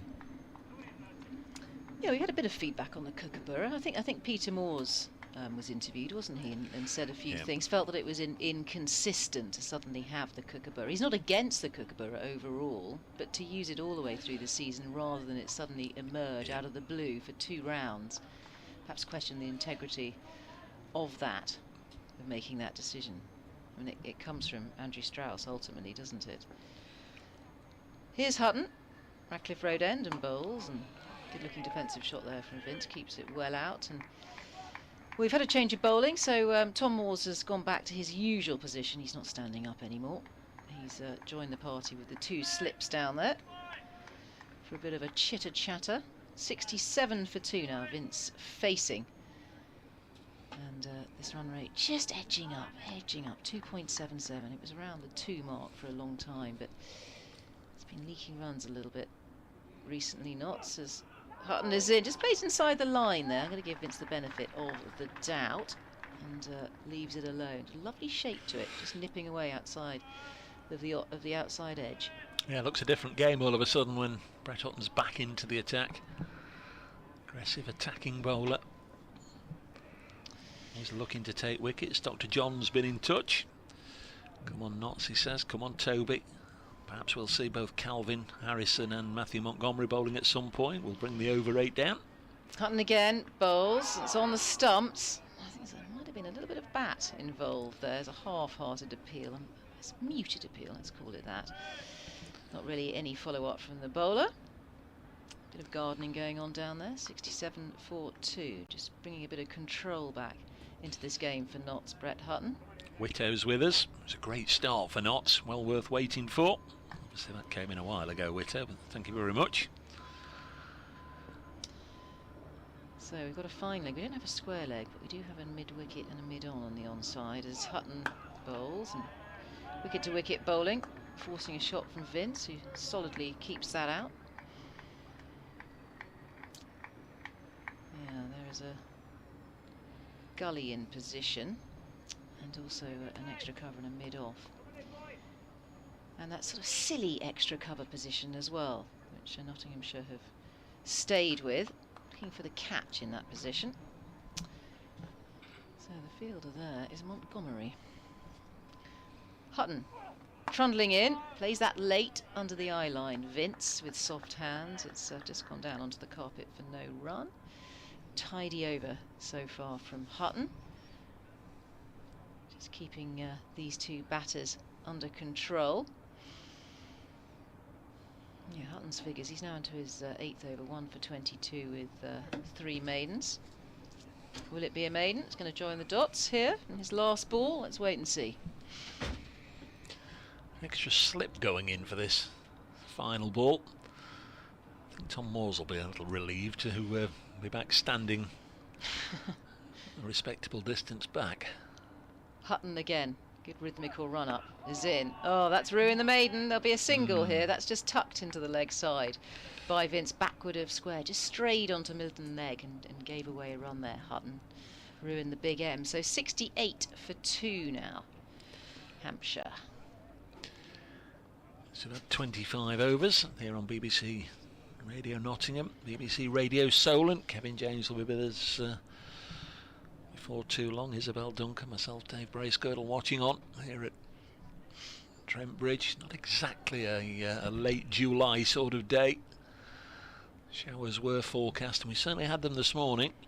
Thankfully thus far this afternoon they've passed us by up to this point. And we have had a bit of cricket. Not sure what the hold-up is. Is it the door open in the Hampshire dressing room? I think it is. Now been closed and we're ready. Lyndon James, who managed to get James Vince out at the Aegis Bowl, comes in trying to do it here. He's in him on the pad and he has got him, LBW. And Lyndon James, for the 2nd time this season, has Vince on his CV. Vince goes for 22, trapped in front, and Hampshire are 68 for 3. I think we'll get the replay in a moment on the stream. Didn't take long for the umpire. I think that's Paul Pollard at that end, isn't it? No, that's Russell Warren. Oh, it's Russell Warren at the pavilion end. Who stuck his finger up fairly quickly. Here's the replay. Certainly pitched in line. Yeah, not much foot movement there. No. You can see why that was given. I think Nottinghamshire were pre-emanating the decision. They were already celebrating. James Vince just playing around one, and sometimes different bowlers can, just for whatever reason, unnerve certain batsmen, and James Vince falls to Lyndon James for the second time this season, and he's on his way. This looks as if it's Ben Brown coming out to the middle. Former Sussex man, of course, former Sussex skipper, now doing a fine job down at the Aegeus Bowl, coming in at number 5 with Hampshire 68 for 3. That's a big wicket. It always feels like a big wicket when you get Vince out. He's such a good player. Yeah, that partnership worth 68 there between Vince and Gubbins. They were just patching things up and looking settled as well. That change of bowling, bringing in Lyndon James, has done the business, really. Yes, every time he bowls now, Lyndon James seems to be bringing down that career average. That's his 23rd wicket of the season at 29 apiece. 6 for 74. Last week his standout figures, but he's been turning in some very decent performances this year. He's not bowled much over the last 2 years, another one with a nasty old side strain that he's been struggling with. But a fully fledged all-rounder at the moment. In fact, the bowling has probably been outdoing the batting this season. Comes in to bowl to Brown, whose first ball is pushed at somewhat tentatively, which is a word I always struggle to say, but managed to get through it and pushes it to point and fielded by Slater. Tentatively. Oh, I think you did that very well. Can you say Tenterden? There's a place called Tenterden. Is there? Tenterden in Sussex. That's always quite difficult to say as well. Tentatively. Tentatively. Carefully. Anyway, Brown taps his bat 2 or 3 times and then raises it aloft, and he's hit on the pad, and they're asking, that one's given as well.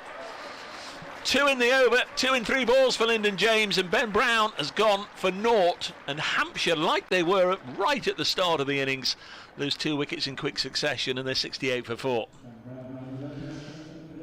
Isn't it lovely having the stream next to us? What a luxury. We'll get the replay in a moment, and Lyndon James on fire out there. 2 LBWs on the trot. Took a little longer, didn't it, to think about this? So, yeah, again, there's not really many reasons why that wouldn't be out, and Russell Warren just weighed up all those possibilities and then said, no, I can't find a reason. Wasn't going over the top, wasn't sliding down. He didn't hit it, and he was pretty much in front, or certainly appeared to be, and Ben Brown has gone for naught. Yeah, nice shape to that, as the ball just coming into the right-hander and then straightening up. Brown not getting anything on it, so Vince out for 22, Brown out for naught in quick succession here. So Liam Dawson, next man in. He's had a good season so far, Liam Dawson. Again, a repair job, bit of polyfiller needed out there for Hampshire to fill in the holes. 4 wickets down already. Started play at 1:10 after a rain delay. 80 overs in the day should be played out, but Hampshire in all sorts of trouble. Start of the day on 0 for 2 wickets. Liam Dawson out to the middle now. It's another one I consider to be a little unlucky not to have played more times for England than he has. He has had a very good career and continues to have a very good career, but on occasions I felt he should have been in the England side. Certainly the squads, and hasn't been, and maybe round about now you could make a claim that he would perhaps offer a little bit more than Moeen Ali, but the selectors, certainly the skipper, see it differently. So Lyndon James, halfway through this over, 2 wickets in it already, and full pitch delivery and bat on ball here as Liam Dawson digs it out. Lyndon James Has bowled 10 balls as figures of 2 for 4.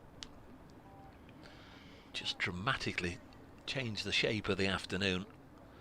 The over began with Hampshire 68 for 2. Now 68 for 4. Yes, having a serious wobble out there, Hampshire, thanks to Lyndon James. In he comes, a huge tarpaulin behind him, stretching from the batman board to the pavilion, and Liam Dawson this time plays it on the leg side, fielded by Will Young. Yes, you're right about Liam Dawson. I think he's only played 3 test matches, but he's incredibly versatile, isn't he? And he could bat anywhere. Yep. And of course, you've got his slow left arm as well. Good cricketer. Good cricketer. His club need him right now. Need him to stick around with Nick Gubbins, who's nicely set. He's on 38 not out. That's just pushing Dane Patterson from square leg out onto the mid-wicket fence. In fact, he's not gone all the way to the rope. This wide of the pegs and goes through to Moores, and that's a double wicket maiden. Over began 68 for 2, it ends 68 for 4. And the game coming pretty easy at the moment over the last couple of weeks for Lyndon James. You can try and not score any runs or take any wickets, and then suddenly you'll have a week or two like Lyndon's enjoyed, and seemingly every time you turn your arm over, the umpire's fingers going up. Every time you lay bat on ball, it goes for 4. Where the complexion of the day has just taken a dramatic twist. Hampshire now 68 for 4. Had you come to me 2 minutes ago, they were 68 for 2. But Lyndon James, who got 6 wickets last week against Surrey, has come on and he's taken 2 wickets in 3 deliveries here to send back James Vince and Ben Brown. It was a shortened morning. We didn't get underway until 10 past 1. Hampshire batting, they're 68 for 4. It's going to be Brett Hutton to talk you through it. Isabel Duncan in a moment. She'll be joined by Kevin James. Yes, the steady hand of Brett Hutton always brings control back to a game of cricket. He's had 5 5-wicket hauls this season so far, and is right up there, top of the pops, #1 leading wicket taker. Here he is, right arm over, bowling to Gubbins, the left-hander. I think that might have come off a pad. We'll see what the umpire signals here as the ball just scoots backward of square. No, I think he got a little bit of bat on that. Not a controlled shot though, but it's along the ground. So Gubbins goes on to 39, and Hampshire in a spot of bother on 69 for 4. Dawson, the new man out there, Liam Dawson, will be facing. He's just busy taking guard. There is 3 slips in for the new batsman. The backward point, extra cover mid-off. The skipper's at mid-off, that's Hamid. Standing in for Stephen Mullaney as skipper. Mid-on and a mid-wicket. There's also a fine leg, or rather a long leg. As Hutton trundles in and bowls. That's along the ground. It's a great stop by third slip. Full stretch. Gets his fingers to it and cuts off what would have been 4 runs if that had broken through the slip cordon. Good piece of fielding. So Hutton will continue from this Radcliffe Road end, and Kevin James has joined us once again, the voice of Hampshire County Cricket Club. That's very kind of you. Yeah. Well, you've been in the game a long time. You've been playing a long time and commentating a long time. Yeah, some say too long. The maestro. Yeah. No, I'm learning from you here. Hutton, outside off stump. That's a good take from Tom Moores. Full stretch to his right, as that ball just leapt off a length. And there is no run, so Hampshire again are going to have to just start and rebuild a partnership. Bang, bang, Vince and Brown. LBW to Lyndon James, inspired bowling change. I'm sorry about the cliches. Yes. Me. Well, Gubbins and Dawson were the 2 that batted a long time on day 4 at Taunton to save the match. They need to bat a long time and just get Hampshire into a decent position here. Okay. Hutton to Dawson, comes forward. They're going to scamper through for a quick single. There's a shy at the stumps. I think he's safe there. It's a good run. It's tip and run. Drop the hands and run from Liam Dawson. Just wanted to get off the mark, really. Yeah. Always nervous when you're on a big fat 0. I think they batted between them for about 400 balls last week. Ooh, gosh. A long time. They Long dropped day for you, Kevin. Well, they're all long days.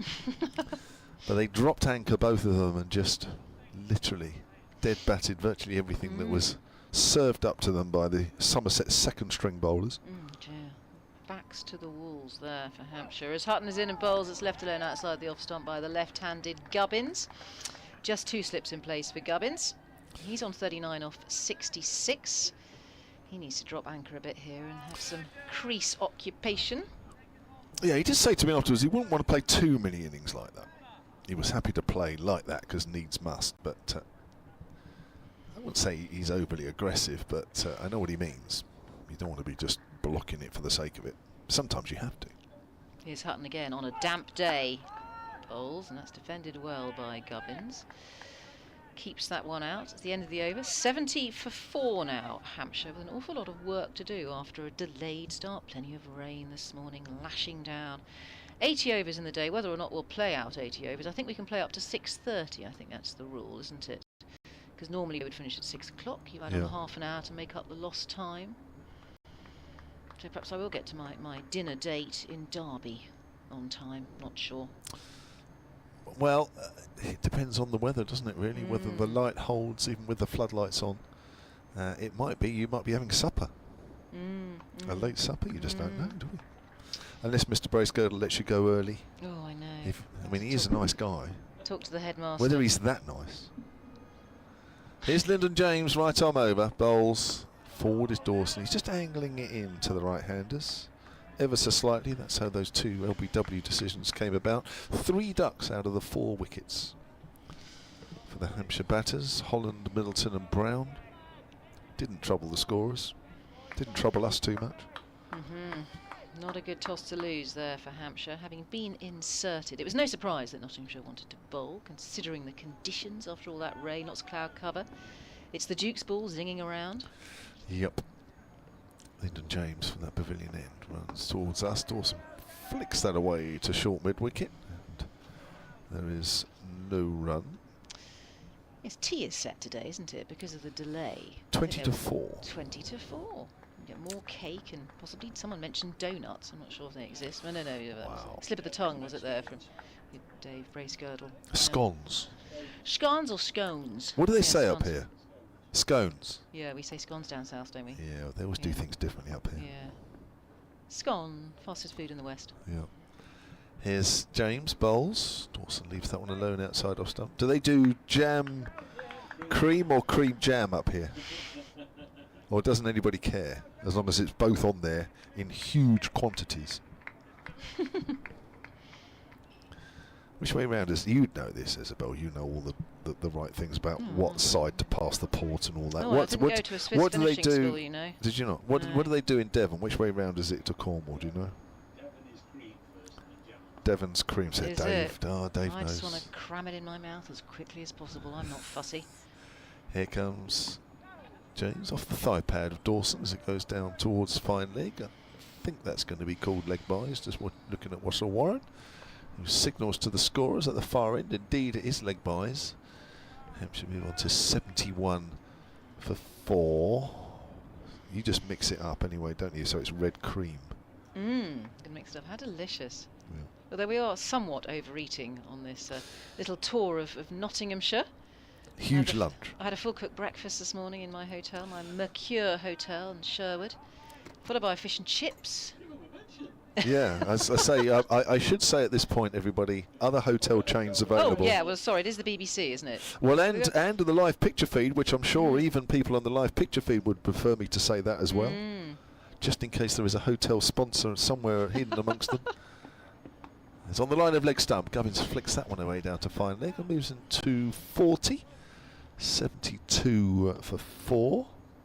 Is there a hotel on the ground here at Trent Bridge? No. I know lots of grounds do go. Certainly at Hampshire, you've got one or two in the grounds. Most certainly. You've got a lot of land at Hampshire, haven't you? A lot of space. Yeah. If we were having this conversation in 3 or 4 years' time, we might even be able to say there's 3 hotels on the ground. Wow. Look at that. Eh? Some grounds don't have any. Conurbation of hotels. Yeah. Bit like Taunton, which is just a myriad of pavilions. Very shortly, the Aegeus Bowl site could be just a myriad of hotels. As he's trying to cut that and misses, Tom Moores takes that in front of first slip, end of the over 72 for 4. Yes, it could be a ground known as Hotel City. Golly, yeah. Get a room down there. There you Very spoiled nice. for choice. If I ever get a job as a third voice down in Hampshire, I won't have far to commute. I'll book into the hotel. Fantastic. Many commentators do, and they still claim mileage. And they still yes. Or steps. You could claim steps, couldn't you? The number of steps to walk to the commentary box at the other end of the ground. Well, that was quite flamboyant from Dawson, wasn't it? There was a rush of blood to the head there, aiming to cut the ball. It was a full flourish of the bat. Didn't make any contact. 72 for 4. Let's have a look at James's figures as well. Very juicy figures. 2 for 5 runs. 2 wickets for 5 runs. As Hutton once again bowls. That was on leg stump. That's clipped into the leg side. They'll think about 2 here. They're going to keep it to 1 though. That's very well fielded down there at fine leg. And that's 1 more to Gubbins, the left-hander. He goes on to 41. And Dawson will face the next delivery from Brett Hutton, who's having a cracker of a season. 2023 in the county championship, right up there with Chris Rushworth. He's probably overtaken Rushworth now. Picked up a wicket already today. Hutton picked up the first wicket, that of Holland, out for a duck, caught by Harrison bowled Hutton. The 5th ball of the day. So Hutton by a pile of sawdust. It's pretty damp out there. The sawdust looks like it's seen better days either, or it's been made from very dark wood. I think it's been rained on, that sawdust. It's soggy as Hutton again is in and bowls, and that's driven off the back foot by Dawson, but picks out the fielder there at extra cover. So we've got 2 slips, and our 3rd slip is closer in with a lid on. Or should we call him a gully? It's difficult to tell actually. He's close in, but has a lid on. Interesting. Well, yeah, it's there for more of a defensive shot. Anything that goes quickly, my word, you have to have some good reactions there. Needs the lid. Yeah, innovative fielding position as Hutton bowls. There's a big slash. Dawson, again, flamboyance takes over, but it's just fresh air that he makes contact with. But if he'd made contact with that, I think that would have ended up in the retirement home over there. He's sort of targeting the short boundary. He knows it's there, and it's tempting for him. Big swish. Certainly was. He's already played 1 or 2 more shots than he did a whole of the afternoon last week, day 4. He's making up for it, isn't he? He is, yeah. 73 for 4 here, Hampshire. Brett Hutton coming in from this Radcliffe Road end, up to the crease and bowls, just short of a length. They think about a single, but no, they won't take it. Dawson was half interested. Well fielded there by backward point. You can see why Hutton's taken as many wickets as he has. He's got a sort of a natural away slant with his action. The ball's, you can just see it always shaping away from the batters, and of course some swing. But anything that's moving away from the outside edge, always going to cause problems for the batters. Yeah, I mean, great consistency as well. Nothing loose from Hutton. Here he is, Brett, pounding in. Bowls, it's on the stumps, and that's hit on the splice of the bat there.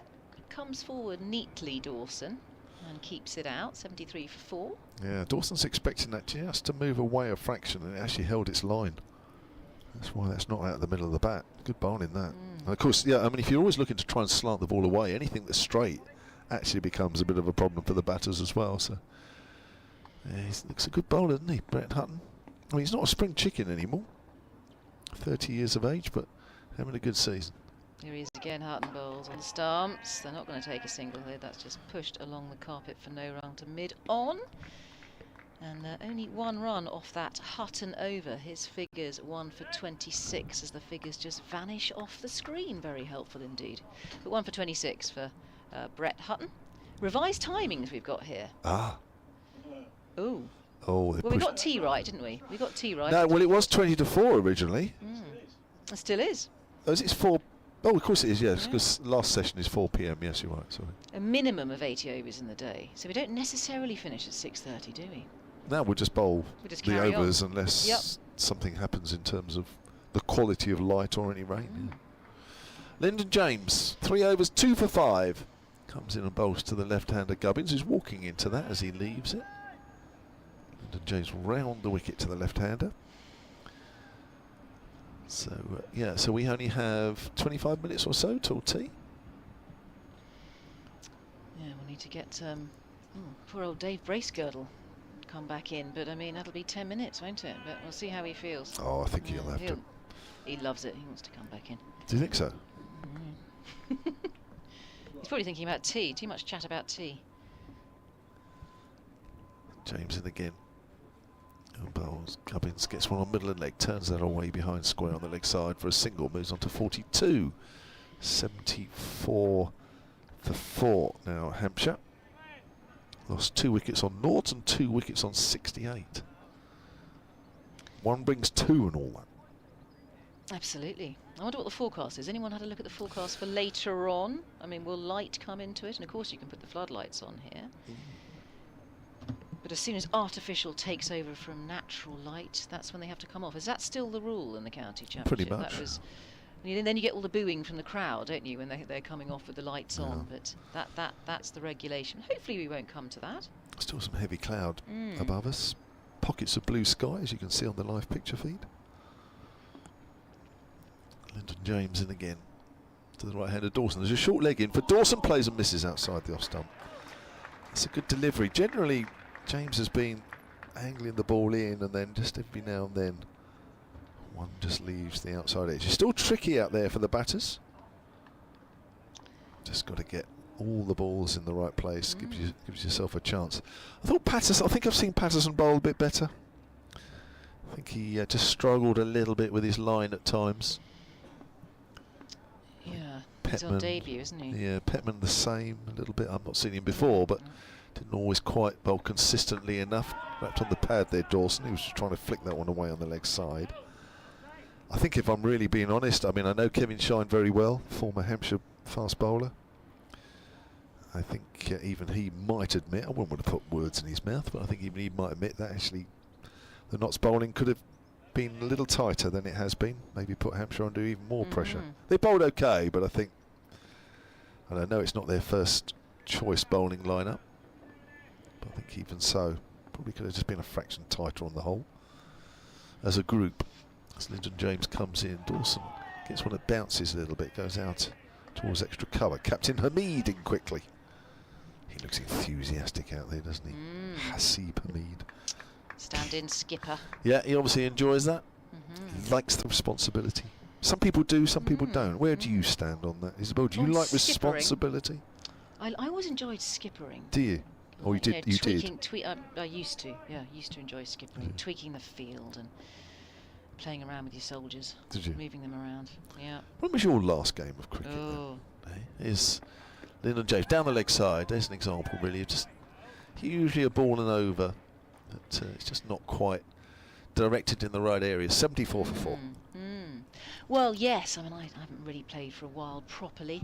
I get invited to the odd lovely game. I'm a sort of fair weather player. You know, if I get invited to Wormsley or something like that, I'll say Windsor Castle, those sorts of places. But I'm just not playing at all now. You know, played a lot of cricket, and now I found paddle and real tennis, bit of cycling. We're surrounded by cricket all the time. You've got to have a break from cricket, really. Do something completely different. Still love the game of cricket, though. And Kevin James, what about you? Are you still called upon? No. Not even for the vets? No, nobody wants to know me anymore. Well, we love commentating, really. Yeah, no, it's a while since I last played. Just as well, really. Well, you work so flipping hard. All through the summer. 2 slips in place. Hutton has the ball. He bowls. And that's pitched up to Gubbins, who looks to drive as straight as he like, and that's well fielded on his follow through there by Brett Hutton. Gets down on the ground, gets his fingers to it, cuts off 4 runs. I'd take the summer to recover, actually, if I did play. Aches and pains. Yeah, so it's probably get in the ice well. bath. Did you used to have ice baths in your day? Form of torture, as far as I can see. Yeah, I'm not sure it was really. No, hot bath was better. Hutton again, up to the crease and bowls. It's a better length ball this time. Comes forward. It comes off the splice of the bat once again, but controlled by Gubbins. Keeps it down. No run. Lovely hot bath at the end of the day. Always felt was. It was relaxing more than anything. I think the last thing you want is a jolt going into a bath full of ice cubes. Yeah, you dread it all day. I certainly would after a hard day's graft out on the field. But it seems to be in vogue, doesn't it? Ice baths. It's a fashion. sauna or the steam room. Got one of those in my hotel. Hutton, outside the off stump, left alone. Wideish outside the off stump this time. Left alone by the left-handed Gubbins. Hutton into his 11th over now, 1 for 26. 3 maidens. Have you ever done the ice bath? Well, I've been into those sort of, yeah, I suppose I have, into freezing water, almost freezing water. You know, when you come from a sauna. If you go skiing, you have a sauna.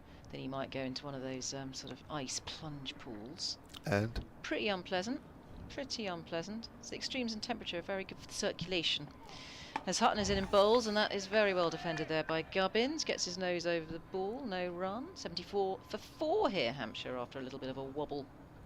I think it would frighten the life out of me actually doing that. So you've never done that? No. No. I don't wish to either. No. Well, why would you? No. Have you got nice facilities in your hotel? We're not allowed to mention your hotel, are we? Well, we can, but obviously it's one of a number of chains that are available. It's on Castle Marina. I'll probably give the game away for those that live locally. Short leg in place as Hutton comes in. Oh, there's a genuine play and a miss at that. A little bit of a poke outside the off stump by Gubbins. Nice shape to that from Hutton. Was, yeah. Just tempted him, didn't it, really? Just a little wider, coming back into Gubbins. Knew he had to play, but wasn't quite sure of the line. Good delivery. Just keeping these two batters on their toes. So that's 5 dots in a row so far. Very tidy bowling here from Brett Hutton. He's had a great season. Here he is, zipping in again and bowling. Oh, there will be a single. Tucked into the leg side, backward of square. Almost walked through for a single there, Gubbins. He goes on to 43 off to 77. And steals a strike. 75 for 4 now, Hampshire, after 31 overs. You just feel the shine really has come off the ball now. Batting should get a little bit easier, but of course the weather isn't getting easier. It's still very cloudy. And that green top out there, it's a very dark pitch, just designed for seam bowling. We haven't seen any spin yet, and that is not surprising. Spin bowler that we might see just before tea, who knows, could be Calvin Harrison, but we'll wait and see. But by the looks of things, it's all about seam bowling this afternoon. Yeah, I think from what we've seen, that's about right, isn't it, really? A little bit of rough already outside the left-handers off stump. If you're looking at the live picture feed, you can see that. But I think the pitch isn't really quite dry enough yet for anybody to get too worried about that. 172 for 3, Australia. Labuschagne is still there, 44 not out. Travis Head, 40. Smith went a little while ago, didn't he? LBW to Wood. He was given not out originally. England reviewed that. Cut away by Gubbins in the air. Past the diving fielder. Wasn't quite where Gubbins was aiming. Just held a bat out there. Is that Dane Patterson there? Diving, flinging himself to his right. I think he was probably a good half a yard away from it anyway. Yeah, it was a good effort, but wasn't close enough. Certainly aerial. Not particularly well controlled there by Gubbins. Here's the replay. Cut away down towards that long boundary to the left of us here in the commentary box. Gubbins moves on to 47, 78 deliveries he's been out there for. A bit of action on the Twitter sphere. We'll read out a couple in a moment. Ooh. James around the wicket to Gubbins. I think he's playing at that one. That's a good delivery. Good comeback there from the all-rounder. Bit of bounce as well. Yes, Mandy Clark has been in touch. She certainly follows a lot of Championship cricket. Loving Lyndon James. Just love his bowling at the moment. A young man that works hard and is being rewarded. Absolutely. And Paul Williams as well. He says, so first 15 overs were spent sat in the pool with a cold beer. Goodness me, where is he? But got too hot, so now it is a glass of wine in the shade of the olive tree. James bowls, just takes the bat away at the last minute. That's obviously not in the locality. Not quite that sort of weather. He's going through a heat wave, isn't he? He's probably poached himself in the swimming pool. Great to hear you all. Sadly looks like our middle order not at its best. Well, certainly the openers weren't. At the moment, well, Vincent Brown gone, 22 and no score respectively, but Gubbins is fighting hard out there. That's 79 for 4. James around the wicket again. Bowls, Gubbins, that's wide. Gubbins doesn't play at that one. End of the over. So we've had 32 overs. Oh, it's not the end of the over. Saw 2 more balls. Apologies. Just saw the umpire. Now the umpire's just chatting to Nick Gubbins. I think he thinks he's walking too far down the wicket. A couple of those shots. That's Paul Pollard. I think he thinks that Gubbins is walking into the danger area as he looks to play 1 or 2 shots. Here's James bowls. Gubbins is already on the front foot. That's another good delivery. There's another example of James just getting the ball to angle across the left-hander for bowling from round the wicket. That's a useful ball to left-handers. Always looking to play it because the ball's angled in initially and then it pitches and it just straightens. It's very difficult for a left-hander. I can't think of any other reason why Paul Pollard would have been speaking to Nick Gubbins other than asking him how he is.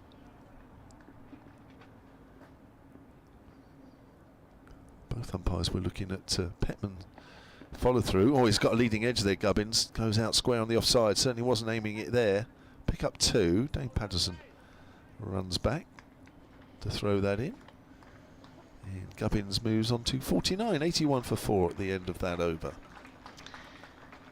Just on the brink of his 50 here, Gubbins, on 49.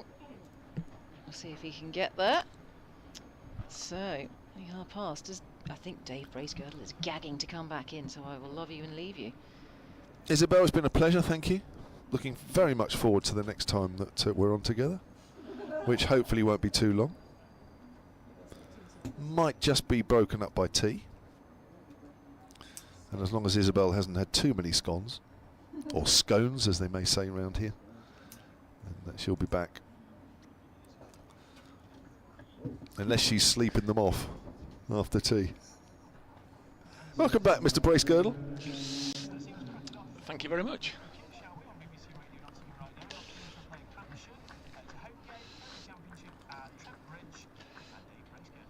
It was a very wet morning here. We didn't get any play before lunch. Started at 1:10 with Notts winning the toss, putting Hampshire in. Soon the visitors were 0 for 2. And they're now 81 for 4. A couple of wickets recently for Lyndon James at the crease. Nick Gubbins has played very nicely indeed. He's 49 not out. We take tea in around about 10 minutes time. There's a big LBW shout you could probably hear. That's been turned down. Hampshire 81 for 4.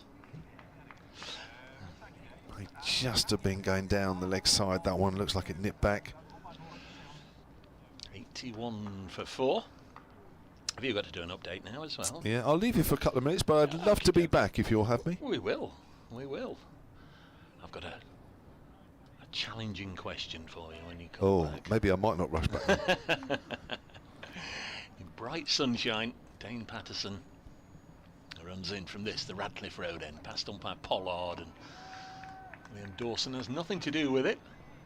This is quite a watchful start from Liam Dawson. 22 balls he's now faced. Just 1 run scored. Doesn't really matter, of course.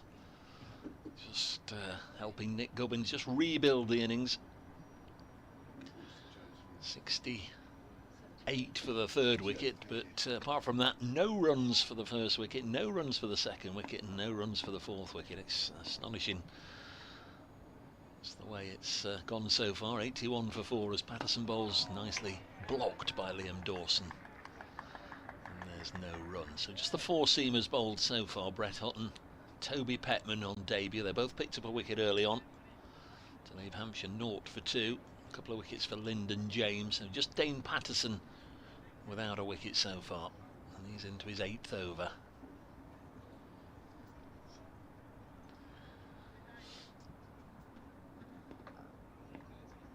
Felix Organ, James Fuller, Keith Barker, Kyle Abbott and Mohammed Abbas to come. As Patterson bowls well wide of the sticks and it goes through to the keeper. Of course, in 2020, the season that was shortened, just ended up playing in August and September, and of course finals day was in October due to COVID. That year Mohammed Abbas was due to play for Nottinghamshire after leaving Leicestershire, and didn't happen obviously, and by the time the following year came round and cricket was heading towards normal, we didn't have any spectators in until mid-May, but by then he'd signed for Hampshire. This one just deflected on the leg side. Will Young will field, single taken, 82 for 4. So Dawson doubles his tally, goes from 1 to 2. And there's one ball left in this over. Notts with a bonus point for taking 3 wickets. Hampshire, I think when they set out, would have known this would be a challenge, but with that short side, an inviting side that have been hoping to get up amongst the batting bonus points before the end of this innings. They may still do, but it's quite a way off at the moment. 82 for 4. Patterson's in and Gubbins remains marooned on 49, leaves it alone. And it's the end of Dane Patterson's 8th over. 2 maidens, none for 23. Around about 8 minutes or so to go until the tea break, so perhaps 3 overs. Certainly Lyndon James is going to continue, and he's been terrific. 5 overs, 2 for 12.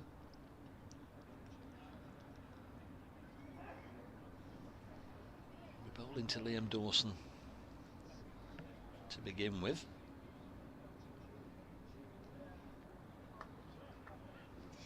Yes, Hampshire batting first, having lost the toss of 82 for 4. We didn't get underway until 10 past 1 because of showers this morning.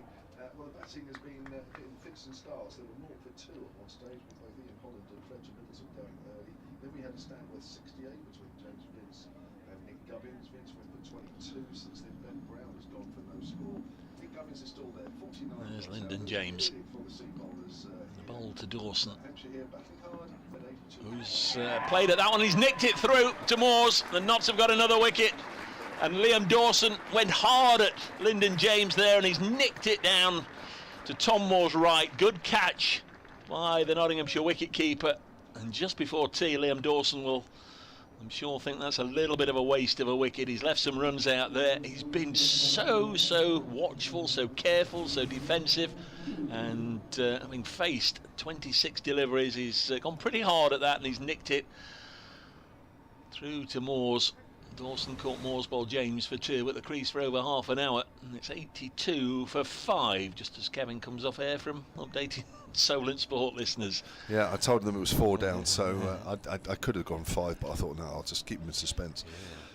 Yeah, I mean, he did. He came across that fraction. Yeah. I think he thought maybe the ball was just coming into him a little bit, so he was pushing away on the onside. If anything, the ball just held its line, so that's why he had the edge through to the keeper. But great stuff from Lyndon James, isn't he? He's just getting enough out there to cause some problems, and Hampshire in trouble, seriously in trouble here. New man is James Fuller. Keep on coming, don't they? I mean, Felix Organ has spent time at the top of the order. I guess he could have been an option to go in with Fletcher Middleton. Keith Barker's had hundreds on this ground, or certainly at least 100 I can remember on this ground in his days for Warwickshire. Kyle Abbott can biff it around a little bit, so there's still some players to come, but sooner or later somebody's got to stay with Gubbins, haven't they? Yeah, I mean, well, Abbott got 89 last week, which puts him into the in-form bracket, but it's hard out there, isn't it? If the ball's in the right areas often enough, the batters do from time to time just find it hard work. Gubbins has been exemplary out there. Yes, he's played and missed once or twice. You're going to if you're batting out there for any length of time. But there's been some good bowling out there. But again, for me, I think if Notts could have been tighter, I think Hampshire would be even more in trouble. Yeah. So here comes Lyndon James to bowl to James Fuller, and his first delivery is pushed back, well, beyond the bowler up to Asiba Mead at mid-off, and there's no run. The question I was going to ask you, here you go, I'm going off-piste. Do you mind me going off-piste for a change? What do you know about Atomic Kitten? No, yeah, you weren't expecting that. No, that's the pop group. Yeah.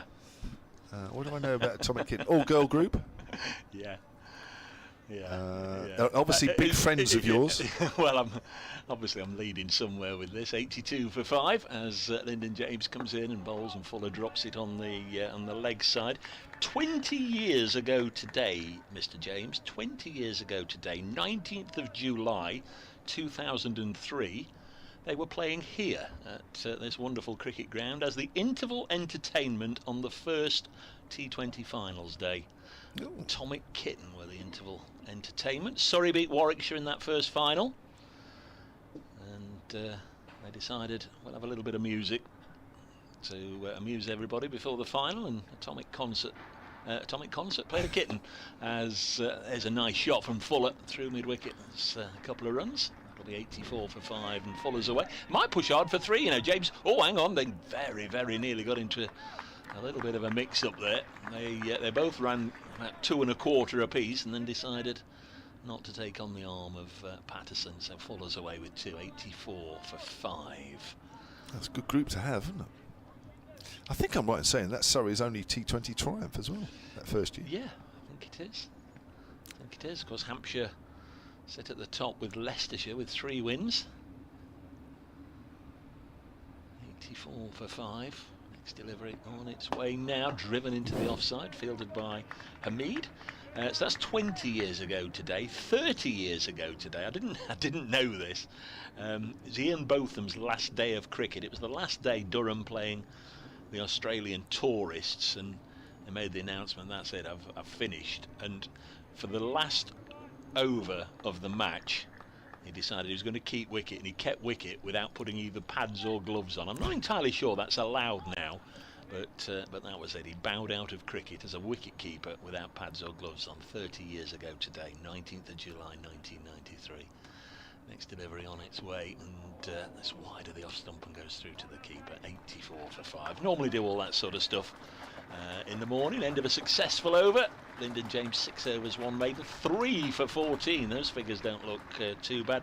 One Nottinghamshire birthday on this day. 1876, John Gunn was born. Obviously one of the great Gunn family. Played 6 tests for England. His uncle was William and his brother George, and of course they all the family played for England back in the day. But I'm sure Dave Allen would appreciate it and know that over the next 2 or 3 days of this game there's some very big Hampshire birthdays coming up, which we'll mention on days 2, 3 and 4. 84 for 5 at the end of the over here. 3 wickets for Lyndon James as we get, well, got to be the final over before tea, hasn't it?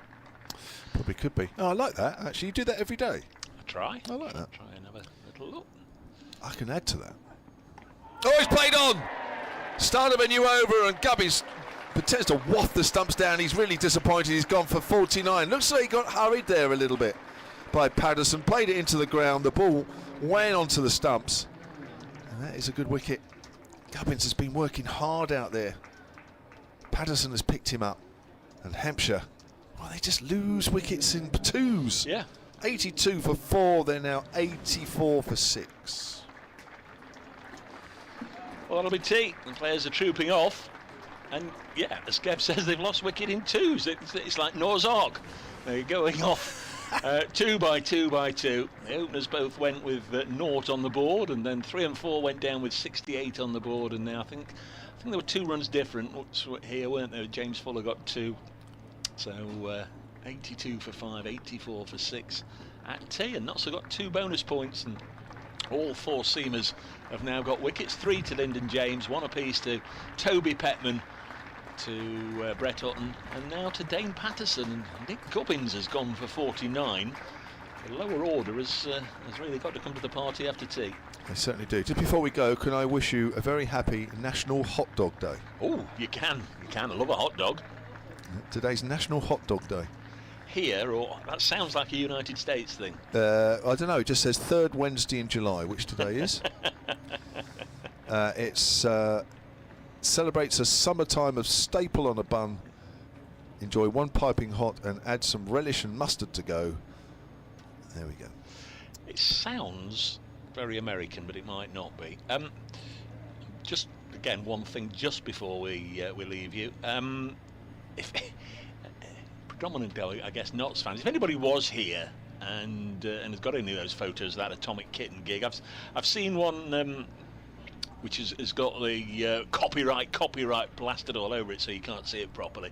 But if anybody was here and has got a photo of Atomic Kitten playing here that they took themselves, pop it through for us all to enjoy. I'll retweet it and we can have a look. But I think they would have played down in front of the William Clark stand or somewhere there. I wasn't here for that first finals day, but 20 years ago today. Anyhow, it's tea. Enjoy your cuppa. We'll be back in 20 minutes' time with Isabel and Kevin and myself, Dave. Hampshire at tea, 84 for 6.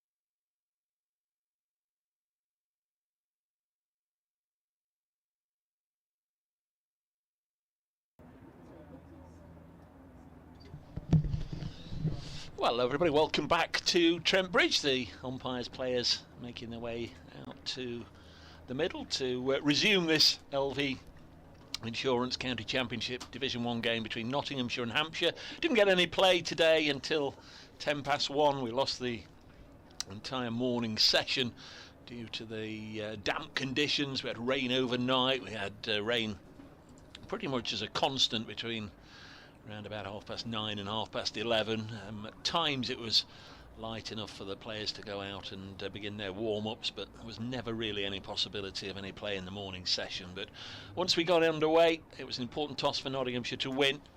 They very quickly reduced Hampshire to 0-2 with early wickets for Brett Hutton and the debutant Toby Petman, then a third wicket stand of 68 between Nick Gubbins and James Vince, and then Lyndon James came into the attack and he whipped out 3 wickets in fairly quick succession. James Vince for 22. Third duck of the innings was Ben Brown for a second ball duck, and Liam Dawson went for 2. And in what proved to be the final over of the afternoon session,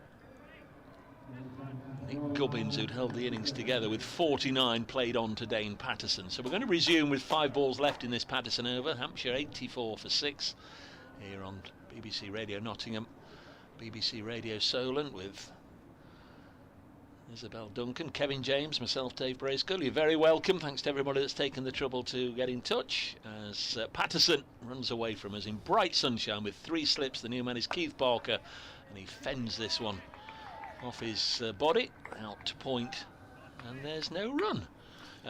Welcome back, Kevin. Thank you very much. Nice scone for tea, or scone if you prefer. Very nice. Plenty of cream, plenty of jam in it. Nice rounded bun, perfectly formed. And you whopped the lid on, so I couldn't pass comment on whether you went cream jam or jam cream. You whopped the lid on it, didn't you? Yeah, I did. I didn't bother looking, to be honest. Here's Dane Patterson. There's number 2. Runs past umpire Pollard, and nice and full edged. It's gone for 4. Just out of the reach of Matthew Montgomery at third slip. Flung himself across there. It was a great effort from Montgomery. We've seen him take some absolute corkers this year, but couldn't quite get a fingernail on it, and Barker's away with 4 runs. Barker's 225 runs this season, averaging 27, just fractionally above his career average. Needs some runs here. Hampshire 88 for 6. The ball's always done just that little bit, hasn't it? It has indeed.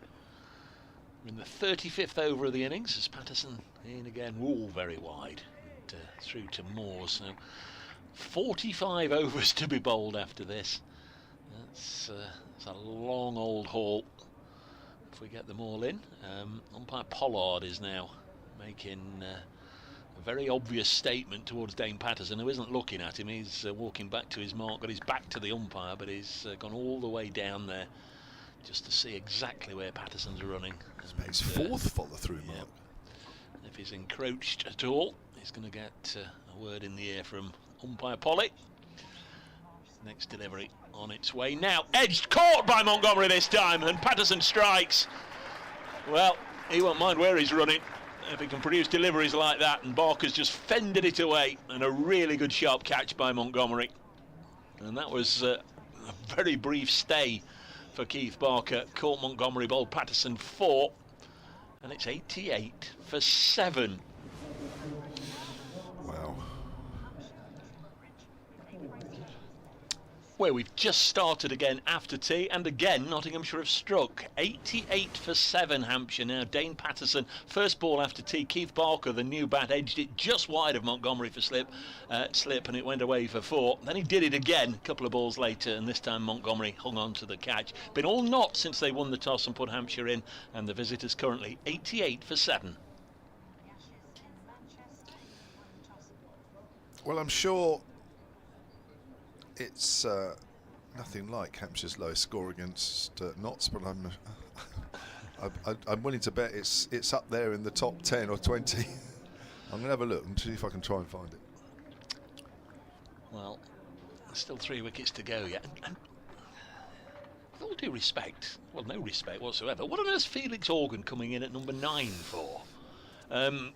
Well, he's Because he's a good player. That's the point I'm trying to make. You could argue that he could have come in front of Keith Barker. He batted at number 8 last week when he got his 97, but did bat number 9 against Middlesex the game before. So it's not totally unfamiliar territory this year. So it's coming into this game off a 97. So knots aren't through them yet, and there's still the dangerous Kyle Abbott and perhaps the not so dangerous Mohammed Abbas to come. Although I think Abbas got a few at the Ageas Bowl, if memory serves, which it very often doesn't. But Dane Patterson, with 2 wickets in this over, either side of tee, comes in and bowls nice and full, and it's defended by Felix Organ. So that is the end of the over, 35th over of the innings. 88 for 7 here at Trent Bridge, where Nottinghamshire have very much dominated things, and we'll have a little look at some of the wickets that have gone down today. Those of you watching the live stream, as Lyndon James with 3 of the wickets. There's an early wicket for the debutant Toby Petman. That was a bit of a tame one. Fletcher Middleton just chipping to mid-wicket, and then Lyndon James came on following his 6 for last week. Important LBW decision going his way against James Vince. Followed it up with a second ball duck for Ben Brown. Hit in front. Umpire Russell Warren, for the second time in 3 deliveries, raised the finger. And then Liam Dawson, who'd hung around for 22 balls for his 2, just went hard at another ball put in a good area by Lyndon James, and either side of tee, Dane Patterson. You can't keep him out of the action for too long, and Nick Gubbins, 1 shy of 50, played on. And then Keith Barker, having nicked Patterson for 4, well, he nicked it again, and this time it went into the hands of Montgomery. Thanks to the production team for just whizzing us through those wickets. It barely seems a minute or 2 since it was raining. 7 down. In the sunshine, down the wicket comes Chase Fuller and hits Lyndon James high over his head, and that has gone for 4 up towards the pavilion. Well, that's like reliving T20 all over again. It's like last Saturday. That was extraordinary, wasn't it? Yeah, well, Chase Fuller never normally hangs around. Fortunately, Hampshire are way above their lowest ever score against Nottinghamshire. That was back in 1932. It was just 30, so oh, right. I haven't got to worry about that too much. But it's still not very good, let's be honest. Field's changing. Just that one shot is enough for Hasib Hamid to change the field around. There's a short third, or no, the short third is going back to a slightly longer third. Oh, there's a deep square leg now, and a mid-on that's fairly deep. Isn't that amazing? Just one shot at 92 for 7, and the field has become more scattered as Fuller just pulls out of his stance, because the field was still changing as Lyndon James was running in. Yeah, I think that's fair enough from James Fuller there. It was distracting. Well, I could almost hear it in your voice. It was certainly distracting me. People still moving about. Look at that, deep square leg, fine leg on the boundary. Mid-on is 2/3 to 3/4 of the way back. Unbelievable. As James comes in and bowls to Fuller on the line of middle and leg. Fuller just stabs down on that one, plays it to mid-wicket. Ben Slater is there. So that's one record we don't have to worry too much about. Just quietly, he's made a very decent impression. Hasib Hamid as skipper. He took charge of the Royal London side last year, and some of the younger players all said to me how much they'd enjoyed playing under him. He skippered the England Lions on their trip to Sri Lanka in January and February. James in again to Fuller. Fuller just works that away through point. Will turn. They've thought about 2, but quickly up from 3rd. Who's that there coming up from 3rd? Toby Petman. Oh, there you are. So Fuller moves on to 7. Morgan's faced just the 1 ball, yet to get off the mark. 93 for 7. Hampshire have struggled a little bit. Nick Gubbins fought hard for his 49. That was off 84 balls. Vince, 78 balls for his 22. They're the only players that have reached double figures. Lyndon James, fabulous figures of 3 for 19 in his 7th over. Bowling to Felix Organ this time. Organ forward, pushes that out on the onside. But you're right, Davey is very low down in the order at number 9. I think even 8 is certainly low enough for him. He was opening the batting at the start of this year, and certainly last season. It's a bit of a nosedive, isn't it, to come in at number 9? Kent all out at Chelmsford for 207. That's of course another Division 1 game. Kent come here next week. You got wickets there then, as Lyndon James with a short leg into Organ pushes forward. It's backward a point. Shared around 3 for Jamie Porter, 3 for Sam Cook, Bracewell, Harmer and Critchley 1 apiece, and a run out. Oh, I think I saw that run out. Elsewhere, Lords, Surrey 189 for 3 against Middlesex at T. At Wantage Road, Somerset 226 for 4. Young Kanga is 6 not out this week. Bartlett 51 not out. Do you like that kangaroo? Is that what you call it? How many? What's he on? He's only just started, 6 not out. It'll be another 100 round the corner. Here comes Lyndon James, left alone outside the off stump by Felix Organ, 93 for 7. Lancashire 184 for 7 at Edgbaston at T against the Bears. Again, wicket shared around there. No idea what they're applauding, but our congratulations to for whatever it is. Raining at Headingley, where Sussex 61 for 5 when they went off. Derbyshire 203 for 3 down the road. Brook Guest 87 not out. That's against Durham. And the one other game is at Grace Road, where Leicestershire are playing Worcestershire. And Worcestershire 171 for 9. Dylan Pennington, I wonder where he's going to be playing next year. 16 not out. And Finch, which Finch is it? It's Adam Finch at Worcester, isn't it? There's a Harry Finch down at Sussex. I thought it was just Leicestershire you pinch players from. Now you're going over to Worcestershire. 93 for 7. Patterson bowls. Oh, crikey. James Fuller went hard at that one. He just kept a whisker low, that one, didn't it? Hey. As it goes through to Moores. What do you mean pinch? No county's safe from Nottinghamshire, from the None of long claws of Nottinghamshire. Yeah. 1, 2. Yes. Just having a look down. The Hampshire 11 there. There's 1 or 2 that have represented other counties. I'm sure they weren't forced against their will to go to the Ageas Bowl. Patterson in bowls and push into the offside by Fuller. Shy at the stumps from Will Young and misses. Might have been close. 94 for 7.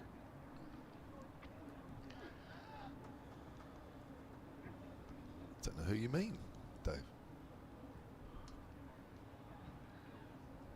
There's a lot of counties that throw a lot of sticks and stones, aren't there? But people doing it rarely tend to look at their own 11s and, oh yeah, we got him from him and him from him. And of course, as I say, none of these players are obliged to up sticks and move from where they are to come to Trent Bridge or wherever. Patterson down the leg side through to Tom Moores, 94 for 7. I was a little surprised that it was a buy one get one free deal with Josh Tong and Dylan Pennington, because I'd heard the rumours about Josh Tong. Certainly hadn't heard any about Dylan Pennington. Did I see Pat Brown's going somewhere now? He's gone to Derbyshire. Hasn't been playing red ball cricket, and apparently that's one of the reasons. Been offered a chance to get into all formats. Another edge, and that's a really good. Has he stopped that at third slip, or has it got through? No idea where the ball is at the moment. This fielder's on the ground. I can't see the ball, so I presume Montgomery stopped it. He has indeed. Tell you what, that wasn't far off being a super catch either. At his left wrist as he gets back to his feet. Really, really good fielder. So he was just trying to get his hands underneath the ball. Maybe couldn't quite, but it's a fantastic effort. That's Felix Organ on naught. Going hard at Patterson. He's got figures of 2 for 28. It's in his 10th over. In again to Organ. This time he will get runs. Square of the wicket on the offside. Probably only a couple. That's going to take Hampshire to 96 for 7. Asiba Mead leading the charge to fetch the ball. It's a much better shot. Well forward, foot close to the pitch of the ball, body weight going forward, head forward. Again, umpire Polly's getting a little animated about Shane Patterson's footmarks and his follow through. Get off my land. He's going to have a long 4 days, isn't he, Pollard? Patterson, Petman. Let's have a look at them all. It's Patterson. In once more, Bowles, and nicely defended by Felix Organ. 96 for 7. Tell me his nickname's the Cat. Gotta be. Felix? Yeah. I don't know. If they call him that, I'm not aware of that. Yeah, I don't. Yeah. Now Pollard was also looking at the batters walking into the danger area. He was. Well, I mean, He was. Time of day is it 4:15. 43 overs remain. I think we better order some Horlicks before the restaurant closes. I think we should order some hot dogs. National Hot Dog Day. Here's Lyndon James to Fuller. Just on the back foot there. Ball didn't really come off the surface with any pace. In case you weren't with us, just as we went to tea, Kevin had discovered it was National Hot Dog Day. Yeah. Dave Palmer alerts me to the fact Stuart Broad has just got his 600th Test match wicket. Thank you very much, Dave. 96 for 7. James in again in the sunshine here at Trent Bridge. Fuller gets one that keeps a little low, just plays that into the ground. How many first class wickets did you get? I have no idea. And Oh, that's the now honest then. truth. No, that's the honest truth. I have no idea. I didn't get that many. Not as many. Nowhere near No, that. but I have no idea. crikey. No, I don't. Every now and then I get reminded, but then I forget as quickly as I'm told. I couldn't even guess. I can have a look. I was going to say. You have a look. I tell you what, you have a look. So I'd rather. 98 for 7. Comes James to Fuller. Fuller forward. Plays that back to the bowler.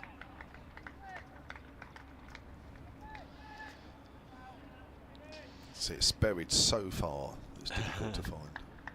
Are you looking for the household of James A. Kevin, 1881? No, I'm not. Just put in Kevin James cricket info.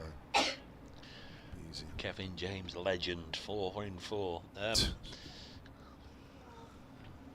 James turns at the top of his mark from the pavilion end. Comes in and bowls to Fuller. Fuller works that away behind square on the leg side. Runs the first one quickly. There are 2 players out on the boundary. Just one they settle for. Hampshire move on to 99 for 7. Well, roughly how many do you think it is? 300 and something. Yeah, surprised you weren't, or didn't talk yourself into getting another game. 395 first class wickets. 4 wickets short of 400.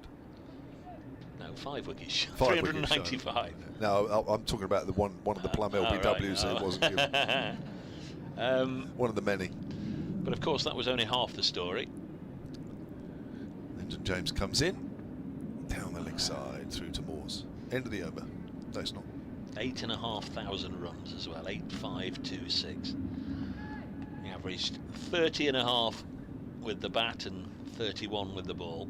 That's pretty decent effort, isn't it? 10 first class hundreds, highest score 162. Was that against Notts?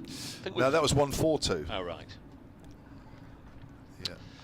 There we are. 6-2 against Glamorgan. Tremendous career. Thank you. It's very kind of you, Dave. Not really. It was short. It's in the air at a time. Well past short leg's right hand toe. Down to fine leg. Squarish fine leg. And that's the 100 up for Hampshire. Appreciative crowd claps the 100. Won't be too many Hampshire supporters amongst them. I've seen a few, actually. Is there? Oh, have you? Yeah, I've seen a few. Take it back. The distinctive ties and 1 or 2 in club fleeces with the logo on. A few knocking about. Yes, Lyndon James. Short. Puller pulls it away. It's in the air. This could be caught out in the deep. And it's dropped. But I'll tell you what, that was an absolutely fantastic effort from Matthew Montgomery, running around from deep square leg almost to deep mid wicket. It was a great effort. Dive full length. And then he didn't know where the ball had gone. He got up to his feet, did a complete 360-degree turn, couldn't locate it. But he's probably one that you'd want out there, trying to get underneath it. Mentioned earlier, safe pair of hands normally. It was great effort. It was a long way away from him. Who hit that? Was that Fuller? Yeah. So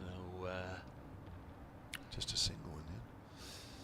Do you know what? As well as International Hot Dog Day, it's also, and I don't know what this would be, International Retainer Day. What is that all about? Might also be International Let's Change the Ball Day, because Brett Hutton has hung on to it and walked over to umpire Pollard. Can't quite see what's going on. In fact, it looks like he had the old scissors out. Might just have been a little bit of flapping leather, or the stitch has come undone. Here's Patterson starting his 11th over, 2 for 30, nice and full, and turn onto the leg side. That's a really good stop there from Ben Slater. Got the protective pads on underneath his flannels, but still threw himself to his right, made a very decent stop. 101 for 7. Come on, take a wild guess as to what International Retainer Day refers to. Keeping your staff, extending your staff's contract on a retainer. Well, you'd think that, wouldn't you? And that was my first thought, but actually has nothing to do with that. Patterson to bowl to Fuller, who's on 10. And he's had a little dabble at that one, and I fancy it came back between bat and pad. Beat him on the inside edge, I think, on its way through to Moores. I think you're right. Now, this is a day about to learn about what's behind keeping a straight and beautiful smile years after orthodontic treatment. Retainers were invented in the early 1900s, so it's a dentistry or an orthodontic term. Very good. Yeah, there you go. Who would have thought that? For 7. Fuller's on 10. They've put 13 on since Keith Barker went straight after tea, and Fuller again defends. In the 39th over of the innings, and believe it or not, we're not even at the halfway allocation, or halfway stage of the day's allocation of 80 overs. Still 41 to go after this.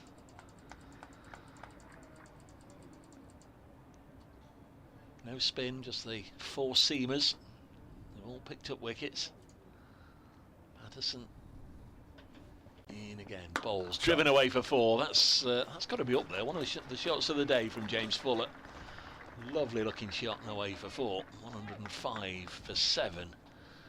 Not seen Toby Petman for a while, have we? With ball in hand. I'm sure he's warming up.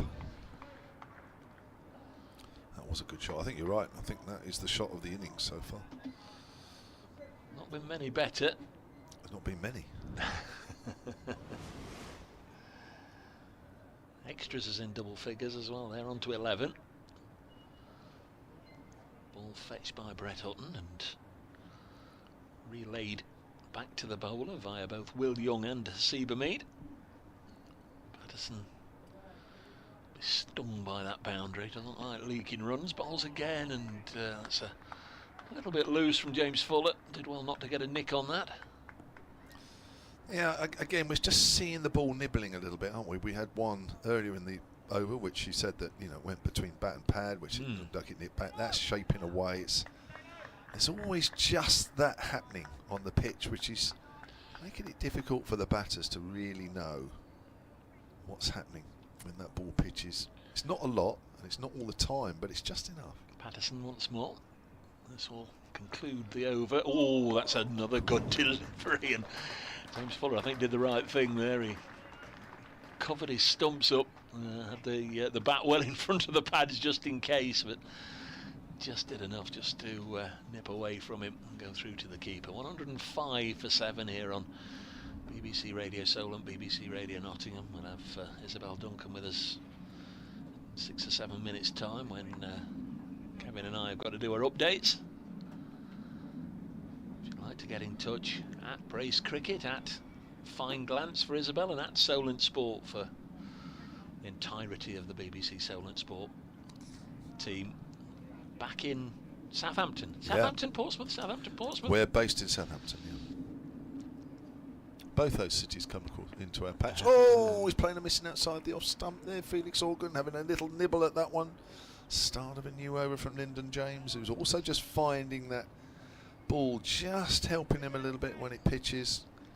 Couple coming in, couple just holding its line, one just nipping away a fraction. It's been very difficult to bat on today. When the bowling has been arrow straight and in the right areas, it's been especially difficult. Here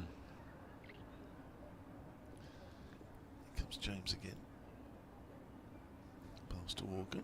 Straighter this time. Organ tucks it away down to fine leg and moves on to 4, and Hampshire are 106 for 7. Well, Hampshire, of course, will be hoping that this pitch very much stays this way, but I know we haven't had a lot of sun today, but every time that sun comes out, that pitch just looks a little less green. At the moment, we've got half cloud cover. I always think Lyndon's got a little bit of a lengthy run, but there's nothing wasted there, is there? He accelerates nicely up to the crease. Certainly does. Bowls and full of drives through the covers.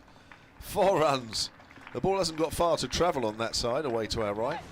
But even so, that's on the up. Smashed on the front foot. And he moves on to 18, and it's 110 for 7. That might be the way to play. Yeah. Gubbins, we saw, worked very hard for his 49. 85 balls before he was bowled, played on just before tea.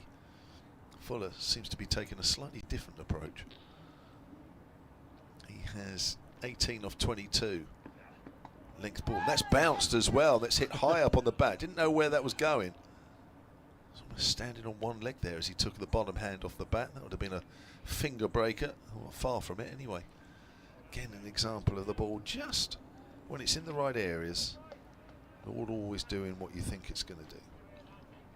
111 for 7. Got himself a single. Brings Felix Organ on to strike, and comes Ben Slater at short leg. Organ's a short legger as well, isn't he? All over. There's James Bowles, always having a fish at that one as well. Yeah, James has got as much out of this pitch as anybody. Yep. I think he's been quite impressive, actually. I think he's bowled quite tight as well. Tighter than one or two others. Hutton's been steady, as he always is. Petman's been a little... well, work to do, I think, on him a little bit. He's got potential, no doubt about that, but I think if he'd have bowled tight as well, then Hampshire would have been in more trouble than they're in, as Organ plays on the back foot there, out on the leg side, 111 for 7. Hampshire have lost that 1 wicket since tea. Keith Barker caught in the gully by Montgomery, off Dane Patterson for 4. Yeah, you're absolutely right with Toby Petman. There'd have been a few nerves there, but you know, you look, Stuart Broad, 600 Test wickets, not available. Jake Ball, England international, all 3 formats, not available. Ollie Stone, England international, not available. Luke Fletcher, 14-15 years first class experience, not available. Stephen Mullaney, I know it's lesser pace, but Stephen Mullaney, 12-13 years here at Trent Bridge, not available. So there's the seam bowling options that Toby Petman would have been behind had they all been available. They'd have certainly got the nod ahead of him. Just as well, otherwise Hampshire would be all at 30. Patterson into Fuller, who's on 19, who's on 23 now. That's a very, very nice straight drive. I think his feeling at the moment is see ball, hit ball. If it's in his area, in his arc, it's going to give it everything. He's a very, very strong boy. He's James Fuller. You'll see there's a minimum of effort when that ball goes off the bat, and it seems to race off the bat with seemingly no force put on the shot at all. 23 from just 24 deliveries faced. 115 for 7. There's Patterson into bowl, and another good shot through the offside, and it's beaten the dive of Will Young, and that's gone for 4. Maybe the New Zealand international might feel they could have done a little better there. Seemed to be, from here, certainly fairly close to him. Seemed to dive over it, but another nice shot. Second boundary of the over already. Second boundary in quick succession. And the partner partnership 31. I think had you offered Notts, bowl Hampshire out anything under 200 today, they'd have bit your hand off, but having got them 88 for 7, I certainly won't want to see them getting topside of 150. As Patterson comes in again to Fuller and blocks this one. Brett Hutton doing the fielding. Well, one thing James Fuller does is he makes batting look very easy. Yeah. Seems to have a lot of time. Hits the ball very hard. But, I've never thought he does himself justice with the bat. I know he plays very positively, which is certainly great in T20 cricket. It's worked pretty effectively for Hampshire in that competition. Patterson in again to Fuller, and he's gone hard at this one, but can't get it past Seabermead at mid-on. Dr. John feels it's time to give Calvin Harrison a go at one end and then just rotate Brett and Linden at the other. I don't know, Captain James, leg spinner, going to pop a leg spinner on here? No. Yeah, I'll keep the seamers on. It's still doing enough, isn't it? I mean, I know Fuller is almost sort of hitting back, isn't he, really? Just got to get the field right, just keep the ball in the right areas, because yeah, he might hit some good shots, but sooner or later that ball's going to just move around, just causing a few problems. Patterson tries to do that little push and run up to Hutton at mid-off, and he was already setting off. It's a bit of a wild throw from Brett Hutton down to the far end, nowhere near Tom Moore's. Single taken, 120 for 7. Fielder backing up there is close enough, isn't it, on the boundary? It's like a normal backup. Yeah, Fuller's certainly trying to transfer the pressure, and I think he has to some extent, because the bowlers would be expecting to just bowl and then waiting for the next ball to move. But in the meantime, he's scoring freely. Is that me? Oh, sorry, Organ defends. I was just looking at the time, wondering, do you have a 4:30 to do? In about 8 minutes. Okie dokie. Time to do an update for BBC Radio Nottingham. A Seabermead has gone over to Dane Patterson there, and I think as a bowler you tend to know, don't you, when the skipper comes across and has a chat and puts his arm around it. And let's have a look at a Seabermead now then. Who's he waving to? Who's he waving to? Was he waving to Toby Petman? Maybe not. I don't know. I don't know if he's made that decision at this end or not. It is going to be Linden James, who did have figures of 3 for 14 when he picked up the wicket of Liam Dawson. They're now 3 for 30.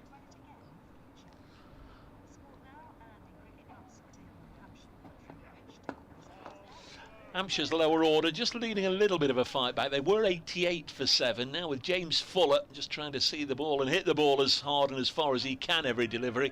He's moved on to 28. Hampshire 120 for 7. Been a really good performance this from Nottinghamshire's under strength bowling attack. 3 wickets again for Linden James, who continues to impress. A couple either side of tee for Dane Patterson. Hampshire 120 for 7. Here's James to Fuller, short. Fuller ducks underneath. Thought about the hook initially. Probably remembered a couple of overs ago that he got nearly caught in the deep when he got underneath a pull shot. Decides to not play that shot with Matt Montgomery out there at deep square leg, although he's just moving a little squarer as I speak. I'll love you and leave you, and Isabel will come in to join Kevin. So I'm sure Linden James will try it again. But in the meantime, just keep it there or thereabouts. The ball's still giving the bowlers a little help, even though we're into the 42nd over. Fuller drives in the air through the covers, and that has just about gone to the boundary. It's a short boundary side. Certainly wasn't quite where he was looking to aim it. I think that was going to be more extra cover. Not out of the middle of the bat, but he got away with it. There is a deep cover out there, and I say deep. I think on most grounds on that side, that would be a conventional cover. The boundary is so short. But another example of Fuller taking the attack to the bowlers, Isabel Duncan. Absolutely, he's being proactive here, isn't he? He is effective at the moment, 32 off 31 as he bowls. And there's a lovely shot over Linden's head. That is a beautiful shot. just helped the ball back past the bowler, held the shot. Beautiful straight swing of the bat. And what Fuller's doing here is proving very effective indeed. All of a sudden, the bowlers will feel that it's them under pressure rather than the batters under pressure. Holding that pose as well, just pointing at where the ball has gone with his bat. It's beautiful. He's making it look extremely easy out there at the moment, Fuller. 40 runs Hampshire have added in about half an hour. Here comes Lyndon James, bowl short down the leg side. Fuller doesn't even bother attempting to pull that one. Good diving stop from Tom Moore's diving to his left. That was angry, wasn't it, from Lyndon James? Just thinking he's ruining my figures here. 3 for 38 off 10 overs. Well, there's nothing worse that when you're bowling and you know all you've got to, the only pressure on you is just to put the ball in the right areas. That's all the pressure there is. And you do that and you know that there's a good chance you're going to pick up wickets. But when a batter plays like this, all of a sudden, you think, hang on a minute, why am I under pressure? James bowls short again, and Fuller again quite comfortably ducks underneath that one. 128 for 7. Fuller is 36 off 34, and Felix Organ is very much the junior partner. 4 of 15. Well, just bringing a bit of momentum to the Hampshire innings here, Fuller. He's got that reputation, hasn't he, later on in innings, for giving it a whack down the order, and he's certainly doing that, but he's doing it with style. There's nothing agricultural about it. These are proper cricket shots, and just showing his class. Well, would you call him a bowling all-rounder or a batting all-rounder? He's picked up a lot of wickets, hasn't he? First-class wickets, 207 at 31. When he's fit and he's confident and he's playing well, I would just say he's a high-class all-rounder, and I mean all-rounder. And I wouldn't like to say what's better than the other, because he can do both. He's a very, very talented individual. He just hasn't never made the most of himself. Here's Patterson again. Radcliffe Road end bowls, and that's a defensive shot there from Felix Organ, who has dropped a long way down the order, hasn't he, Felix Organ, having opened last season. Made a pretty good fist of it last season, didn't he? Averaging around 31, Felix Organ, but has had a nosedive. I heard you say nosedive earlier, this season. Averaging, I think, is it 17? Yes, in 2023. So it's been dropped down the order, probably in for his off breaks. Well, he lost his place when he was opening the batting, and then came back after about a 3-game absence simply because they wanted an off spinner. Again, Patterson bowls. Wow, bit of extra bounce there. Has to take his hand off the bottom of the bat, Organ, and the ball just spits up Cobra style, but keeps it down. But looking lively off a length from Patterson. Just follows up with some nervous gardening there, Organ. He's on 4, Hampshire 128 for 7. This partnership now worth 40, thanks to Fuller's 36 off 34 deliveries. He's been going at a gallop, Fuller. Just trying to wrestle a bit of initiative is Fuller. So, Patterson bowls, that's in the slot for a drive. Lovely looking shot from Organ. Will it go all the way? We'll have to watch the TV here, because the boundary is out of sight for us. Yes, it has. It's gone for 4. That was a lovely looking drive in the V, a check drive from Felix Organ. Again, just proving to his club that he could possibly play up the order a bit. Oh, somebody's got to wake up. Alarms going off left, right and centre. Leave you for a couple of minutes. Oh, being abandoned here. 132 for 7 following that crisp drive out towards deep, long off. So Patterson's having a good fiddle with the ball there, just giving it some shine. It's now 43 overs old. It's into middle age, this ball. Patterson bowls off a length, and that's clipped off the hip of Organ. He'll go through for a single with that. That takes him to 8. And Hampshire here, just looking a little bit more, I don't know, a bit more buoyant out there. Having been in all sorts of trouble, losing that quick wicket after tea. That was their 7th wicket, that of Barker, for 4. Dropping like flies, or dropping in pairs regularly, pairs of wickets. But now, this partnership now 45. And it will be James Fuller who's facing 2 slips in place.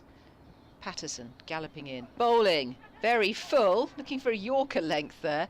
Has a go at it, Fuller, outside the off stump. He can't resist it. He wants to have a go at everything. They know that out there, Nottingham. Nottinghamshire. They've got to bowl well to him. He's seeing it well, middling it well. But that was a genuine play and a miss from Fuller. 133 for 7. Patterson 2 for 48 in his 13th. He's going to be running away from us here. Number 2 on his back, very tidy run up to the crease, and Bowles pops in a bouncer. A late withdrawal there from Fuller, but doesn't present the bat. Gets out of the way, just a sway. Looking a little bit angry with that, Patterson bending his back. Still getting some bounce out of this ball, hitting the seam. 135 for 7. Just Hampshire making a little bit of hay out there on this damp day, having really struggled. They were 0 for 2 at one point, beginning of the day. Again, Patterson bowls. It's good length. There's plenty of space in the onside there. There's nobody in on the single, so it's Hamid who has to go round to his right to scoop the ball up at mid-wicket. And there's just a single there. So Fuller goes on to 37 and steals the strike. 136 for 7 now. And that's 43 overs gone. We'll see if Lyndon James will continue. No, we're going to see some spin. Calvin Harrison will bowl his leg breaks. It'll be experimental at this point, just to see what the pitch does. It's a very green pitch. It's not ideal for spin bowling, but you don't know until you try with spinners. And it's an oldish ball. He picked up some wickets against Surrey last week in that second innings, 3 for 99. He's not a huge spinner of the ball, but he does use his height for extra bounce and rip. So let's see what he can do. He's got a towel sticking out from the back of his trousers to give that ball a bit of a polish and to dry it, because it's still pretty damp out there. We had a lot of rain this morning with a late start at 1:10. So Hampshire 136 for 7 now, and it will be Harrison. Calvin Harrison will be bowling to James Fuller. Fuller on 37 and hitting it sweetly. One slip in place, backward point, extra cover. And there's a long off and a long on in place. He's in and bowls, and that's just defended into the covers. I'm having a look at the fielders who are on the boundary riders there. It's a very long boundary at backward square leg. There's a man there with hands on hips. Also deep mid-wicket as well, and a long off and a long on. He's in and bowls, and that's another dot there from Harrison. Good start for him. Fuller just having a little look, a little feel around, just to see if it is taking any grip and turn. But it is a green surface.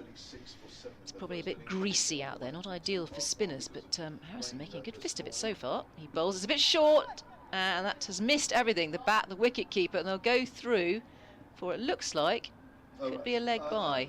No, it's byes. It has missed everything. So that's one leg bye added to the score, and that brings Organ to the business end of things. 137 for 7 following that extra. Slight field change here for Organ. Felix Organ opened the batting last year for Hampshire. It's been dropped right down the order, came in number 9. It was a bit of a surprise today. Here comes the leggies of Harrison. Oh, he's gone big here. It's in the air. It should be 4 runs. Doesn't bother to take a look. It's too short, and that's gone out towards long on. The field has come in for Felix Organ, and he's gone over the top. And Organ goes on to 13 with that shot, and now the 50 partnership has come up. That's what the applause was for. Organ and Fuller, and that contributions, that's 13 from Organ. And again, Harrison is in and bowls. It's gone down the leg side. Will it be byes again? And it could well be 4. Let's see if that ball does make it down to the ropes. Yes, it does. It's trickled over the ropes. And I think that's come off some bat as well. So that's 4 more awarded to Organ. He goes on to 17, 145 for 7. Just leaking a few runs here with the introduction of the spinner. And Kevin James is joining me to my right. Bowling attack in the commentary box. Still one slip in place. Harrison to continue from that pavilion end. Bit of a breeze coming across the ground. Flannels fluttering. He's in and bowls, and that's defended. Gets down on one knee to defend that Organ, and gives that a bit of respect. 145 for 7 following that. That was 8, 9 off that over, that Harrison over. One of them were byes. So, a bit expensive, that first over. Yeah, I mean, Listen, I suppose you've got to give credit to Hasib Hamid for trying something different. Absolutely. The way Fuller's played the seamers, you know, he's made things look a lot easier and a lot easier while he's been facing than the other batters. But it's still doing a little bit out there. You know, I think you just need to hang in there a little bit. But I mean, you know, full of credit to James Fuller. He's forced to change there. He's forced Hamid to think about what he wants to do. Yeah, for me, okay, it's fair enough. And if he gives Harrison a couple of overs, you know, decides that it's not working, then he hasn't lost anything. But I don't know. I would still persevere with the seamers yet, because I still think, you know, Fuller's, you know, one decent ball away from getting out. You know, it's that sort of wicket. And he is playing every ball, isn't he? Yeah. So there's opportunity for wickets here, the way that he's playing. But full credit to him. Here's Brett Hutton, and Fuller off the back foot works that out into the covers where there's a huge gap. Field scattered for James Fuller here. He moves on to 38 from just 41 deliveries. He seems like he's playing a different game out there. 146 for 7, Hampshire, having been 88 for 7. Yeah, it's a very staggered field, isn't it, for Fuller, and a very different field for Organ. So all the players come in again on that tight on that single, apart from deep square leg. Hutton with just the one wicket to his name so far, down the leg side. Organ's trying to flick that away, misses it. Hutton, who's been used to taking wickets for fun this season, finding it just a little harder at the moment. Well, he hasn't done anything wrong in this innings, has he? He's been pretty relentless, and you said steady, reliable around the off stump, metronomic. For 28 into his 12th over, runs away from us. Balls to Felix Organ. Organ forward. It's high on the bat. Length ball as it goes out on the offside. Onside, I should say. Yeah, it's just terrific stuff from James Fuller. It really is. And he did this a bit last year. And Norrin Donald played a few games last year, and they were sort of coming in lower middle order. And Keith Barker to an extent as well, and sort of transferring pressure back on the fielding side. Even if they took wickets early, these players would come in lower down and really play positive. Organ works that away wide of mid-on. Hamid will run back and retrieve it, but a single to Felix Organ. This is the perfect foil. Both these players playing a different way. Organ much more correct and happy to play each ball in its merit. Fuller happy to take the bowlers on. At the moment it's working particularly well, but yeah, it worked very well, you know, as a team last year, and there was lots of times when Hampshire were bowled out in their first innings, the momentum was with Hampshire, didn't matter what score they had, because the batters lower down the order played so positively, and it worked. You know, Hampshire would take wickets early on in the second innings. Hasn't quite been the same this year, as Fuller's on the back foot, works that to mid-wicket, but when it comes off, it's amazing. You talk about momentum. Even in Championship 4-day cricket, momentum's so important. Yeah, it's just that shift of power, isn't it? And not letting one side dictate. Because, I mean, Nottinghamshire have been dictating for 3/4 of this day until James Fuller came to the crease, and it was a complete shift. 38 off 42. Here he is facing Brett Hutton again. Short. Fuller pulls that away, and it's gone over the head of the deep square leg fielder. And that's 6 runs, 4 rows back. Not the biggest of hits, didn't have to hit it too hard. That is a very short boundary, just helped it over the rope. Wasn't all that short from Hutton, but it was certainly a ball to be hit. And Fuller moves on to 44. It's better than a run of ball now. 153 for 7. Yeah, look at this partnership as well. 65. Hasn't quite beaten the 3rd wicket partnership yet between Vince and Gubbins, but repair work being done ably here by Fuller. And Organ pretty good at assisting as well. His partner in crime, just pushing the ball around Organ. That's all he's got to do. Let's give Fuller the strike. Fuller really positive out there. And you're right, Kevin James, having to make Hamid think twice about his field placements and his bowlers as well. That is why we've seen Calvin Harrison probably much earlier than expected on day 1 here on this green top pitch. Harrison will continue. 8 off his first over. So let's have a look. He's going to be bowling to Organ this time. So long off is coming back in He was on the ropes.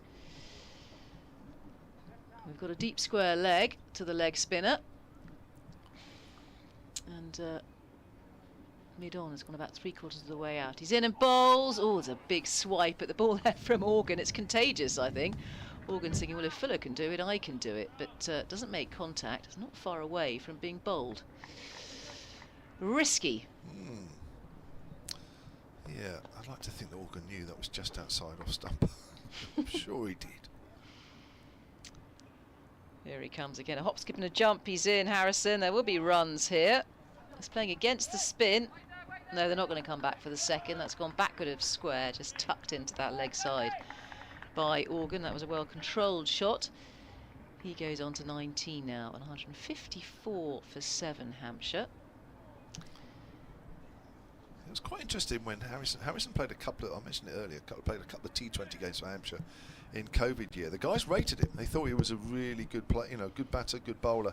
But of course, we had Mason Crane, or have Mason Crane, so I guess it was always difficult for him to make a long-term career at Hampshire.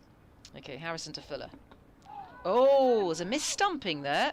Just lured out of his crease. And Tom Morse just doesn't take the ball cleanly, perhaps slightly misread it. That turn a fraction. Well, we might get a replay. Let's see if we do get a replay of that. Probably isn't time for the replay right now. Here he is, onto his toes. There's going to be runs here. This time off the bat of Fuller. That's pushed. They're going to be pushing for 2. No, they're not going to take 2. Changes his mind, Fuller, as the ball is in the hand of the fielder out there at long on, and they decide against it. So just a single taken, and Fuller goes on to 45. Partnership worth 67 off 67, a runner ball. And the score 155 for 7 now, having been 88 for 7. So doing a good job here, Fuller, in gluing this innings together as Harrison is in and bowls, and it's just pitched on leg stump and has helped into the onside, just in front of square, and they go through for another single. Good rotation of strike here. Organ goes on to 20, and it's 156 for 7 now for Hampshire. Sun is out. Seem to be too much for him. I'd like to see that stumping chance again if we get a chance. In and bowls.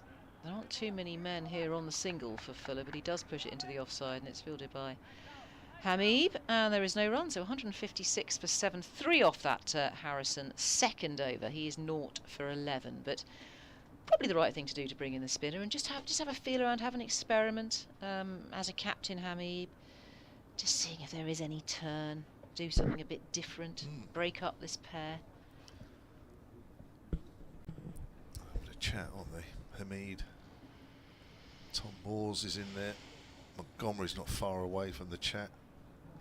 Just thinking about how they're going to use the bowling resources. I mean, there isn't much there. There may have been a stumping chance there, but there's not a lot there for Harrison. He's bowling a sort of a constant middle and leg line. Batters are still able to push it away on the onside. That'll give an example that there's not much there for him. I don't think we expect to be much for him at this stage. I don't remember it being a big turning wicket here anyway, to be honest, even in the conditions which you'd think would suit a spinner. Here comes Brett Hutton bowls.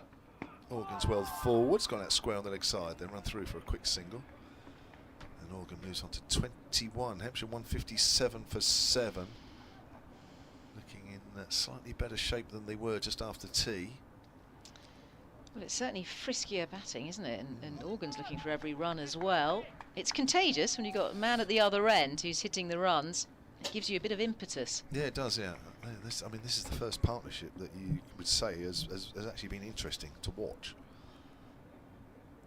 As Hutton comes into Fuller bowls. Fuller just works that up to mid-on, takes a quick single. Hamid slightly deep, throws at the keeper's end, throws the stumps down. Organ's way past that line. Fuller moves on to 46, 158 for 7 now, Hampshire. We're into the 47th over. Got sunshine out. Oh, they're feeling the pressure here, Notts, aren't they? You can see it in the field. There's pressure on every ball. They're going for every run. It's a runner ball. Got 70 off 71 in this partnership. And it's push, push, push from both of these players, Organ and Fuller. Just wonder if Lyndon James might be coming on. Maybe Calvin Harrison might have one more over. Not sure I'd give him any more than that. Ball's still nipping a little bit. Still certainly worth bringing Lyndon James in. He's probably been the most impressive of the bowlers. It's Hutton. In again, bowls. Organ goes for a big one. It gets a leading edge and it goes over gully. Runs down towards third, away to our left. It gets pulled up just in front of the rope. That's the big boundary side. But Organ was looking for a big shot over mid-wicket there. And got away with that. And moves on to 3. He's trying to play like James Fuller. Yeah, Patterson did well to drag that in. Those two fielders hunting in pairs. Gets the ball back in. 161 for 7 now. This partnership is worth. There's obviously an area on the board. I know. Yeah, 73. There it is. Amongst all the plethora of numbers up there. There it is. Partnership of 73 after 72 deliveries. This complete contrast to the rest of the innings. As Hutton bowls full. Fuller drives into the ground, fielded by Hutton on his follow through or not cleanly. So we have a message here. It wasn't a missed stumping chance earlier on. No. I think it was Harrison bowling, wasn't it? The leg spin bowler. You wait at the end of the over, you get the replays. Apologies if you're listening on the BBC Sport website, because obviously you won't. On the We'll live have to be picture feed, you will. descriptive. Trent Bridge live. Here comes Hutton. Bowls to Fuller once more. Fuller goes for a big one, caught first slip. Went for the drive. The ball just hung out there outside off stump. Just shaded away from Fuller. And the most entertaining of knocks comes to an end on 46.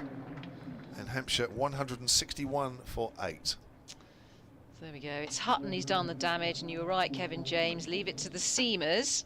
And that ball just a round off stump. He threw absolutely everything at that. The kitchen sink, the microwave, the pasta making machine. Let's have another look at the replay. There we go. Big flash at it. And that has absolutely flown. That's a lovely catch there by Harrison. That went to him quickly. I mean, it was in the basket. It was straight to him, but it was really travelling. That was a big slash there from James Fuller. But what an innings. 46. Hang on. No. What did he score in the end? Yes, 46 runs. In 60 minutes of 49 deliveries with 7 fours and 1 6 with a strike rate of 93. I think that's the most staggering thing up there is the strike rate. So Kyle Abbott strides to the crease. And Kyle Abbott, who's got a second top score for Hampshire in the last game at Taunton, when he hit 89 not out, and Hampshire were bowled out for 330 and then promptly went back in when Hampshire were asked to bat again. Made 16 batting at number 2. Off the top of my head, I'm sure that's the first time he's opened the batting for Hampshire. Didn't bother taking his pads off.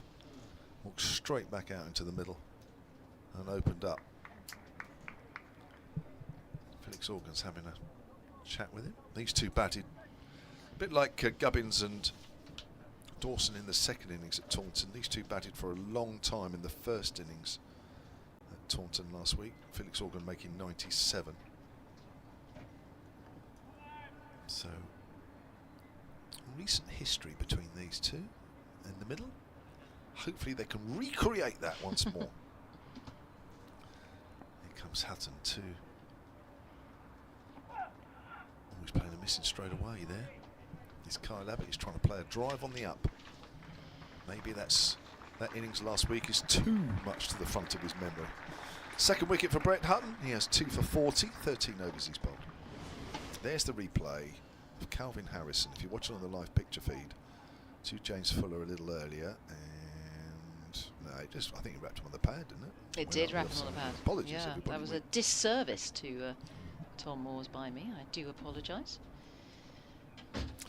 So just confirmation really that nothing has turned for Calvin Harrison. And we weren't expecting it to, and unsurprisingly, Calvin Harrison takes a bit of a break. Dane Patterson switches end. 2 for 51 from 13. He's got the ball to just nip away and both in as well, but just the 2 wickets for him so far. He's in and bowls. And that's clipped down towards a fine leg by Organ. They just scamper through for 1, so that's another single added to the total. 162 for 8 now, and that brings the new man, Abbott, who's only faced 1 ball so far. He's just taking his mark and scratching away at his guard. There's a short leg in place, 2 slips. This tweaks the field, of course, for the new bat. Let's see if we got a gully in place, or even a 3rd slip. I think it's going to be a gully. He moves into position. Point just in front of square there. And a mid-off, mid-on, mid-wicket. And long leg down there on the boundary. So here is Patterson hurtling in from the pavilion end. Right arm over, bowls. It's well defended there, well watched by Abbott. Keeps it out. No run. Organ at the other end on 25, so that 8th wicket partnership worth 73 between Fuller and Organ. It's the highest partnership of the day, trumping the 3rd wicket partnership, 68 between Vince and Gubbins, and very much needed for Hampshire deep into this innings. Fuller doing the damage, 46 off 49. Here is Patterson, the South African. He's in and bowls, and oh, that's sliced away. It's beaten gully. We'll see if the ball's got the legs on it to go all the way. I think it's going to get dragged in. Yes, it is. And they come back 4. I think that's 3. Did they take 3 there?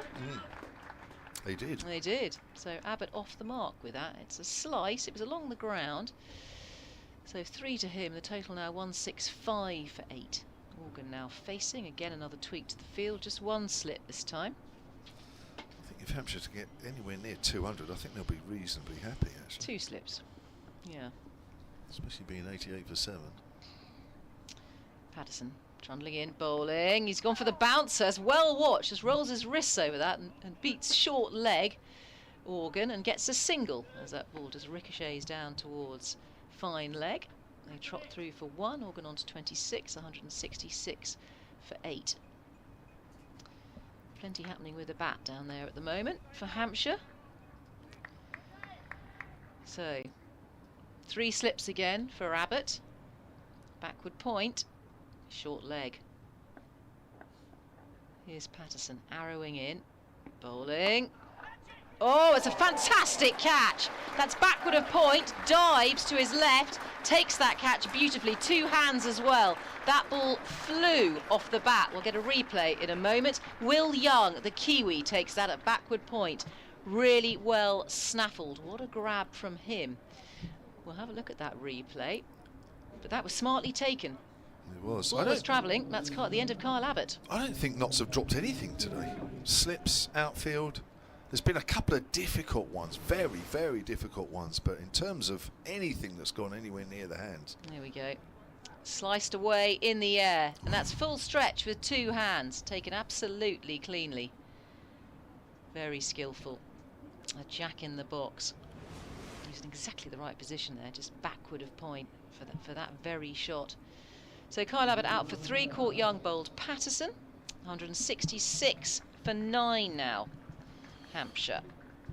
Again, a couple of wickets in the space of 5 runs. Mohammed Abbas is the last man in for Hampshire. Averages 6 in his career, so well, however long he lasts for will be a bonus. Dave Bracegirdle. Yeah, maximum bowling bonus points for Nottinghamshire. Just Mohammed Abbas and Felix Organ now to see how long they can deny Nottinghamshire. Yeah, just on drop catches, there was that, as you say, difficult one from Matthew Montgomery out in the deep where he did everything right, but hang on, rang about 40 yards, threw himself at the ball and just couldn't quite hang on to it. So Mohammed Abbas just taking guard. Mentioned earlier, formerly with Leicestershire, had a terrific year with them in 2019, was going to sign for Notts for 2020, but COVID put paid to that. Been a Hampshire player now for the past 2.5 seasons. There's Patterson. 3 wickets to him. Comes in to bowl, and a really good delivery just shapes away from Mohammed Abbas through to Morts. And at the end of the over, Patterson 14 overs, 2 maidens, 3 for 56. Where Hampshire are now 166 for 9. Applause just dying down in the background for Dane Patterson. He's just picked up his 3rd wicket, but I think he perhaps owes a drink to Will Young, the New Zealander. Terrific diving catch at backward point to see off Kyle Abbott. Really been a good day for Nottinghamshire seamers. They've got Hampshire 166 for 9.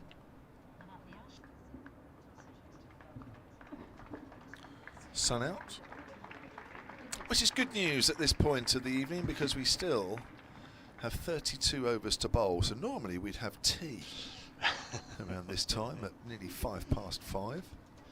What time's supper? Do people have supper anymore? Do you like a bit of supper? I don't think eating too late is not good for you, is it? No. So Hutton to Felix Organ, who's on 26. Hutton right arm over bowls. Horgan goes for a slog sweep, hits it into his pad. I think we know where this is going, or attempting to go. Not just where he's attempting to put the ball, but where he views the rest of his innings, however long that lasts, with Mohammed Abbas at the other end. It's 166 for 9. A miss hit is a comfortable 6 away to our right. So you really don't have to make sure the ball goes in the middle of the bat, and immediately there's a response with a deep mid-wicket posted. Ben Slater trying to reinforce that rope. Probably a normal mid-wicket on most grounds as Hutton comes in again. And Organ goes big up in the air. This is going to be out, and he knows it. It's going out towards extra cover, and that is out. Well bowled Brett Hutton, kept it well outside the off stump, knew what Felix Organ was trying to do. And Joe Clark takes a steepling catch, may just have been in the sun as well, so looking at the shadows. So a very good catch there. That ends Felix Organ's innings of 26. It ends the Hampshire first innings on 166. And Brett Hutton hasn't quite reached the dizzy heights that he normally does of 5 wickets, but he's picked up 3 nevertheless. They've cost him just 40. And that is another good effort from him. 3 for 56 for Patterson there as well. And Hampshire bowled out in the 49th. Yes, 3 wickets for Brett Hutton, 3 for Dane Patterson, 3 for Lyndon James and 1 for Toby Petman. I think the Nottinghamshire bowling unit will consider that a pretty decent day's work so far. Over to the batters now. The board says we've got 31.4 overs left, so when they come back out, I think it'll be 29 overs remaining. They'll come back out at 5:15, so potentially the best part of 2 hours cricket, provided the light holds, and it's as good as it has been all day right now. Good applause from the Nottinghamshire members as the players leave the field. So there'll be a little 10-minute switch over while the players go and have a comfort break and get themselves ready for the Nottinghamshire response, and we'll do exactly the same. We'll come back in a moment or two and give you all the bowling figures and all the necessary details. Hampshire all out for 166 in 48.2 overs.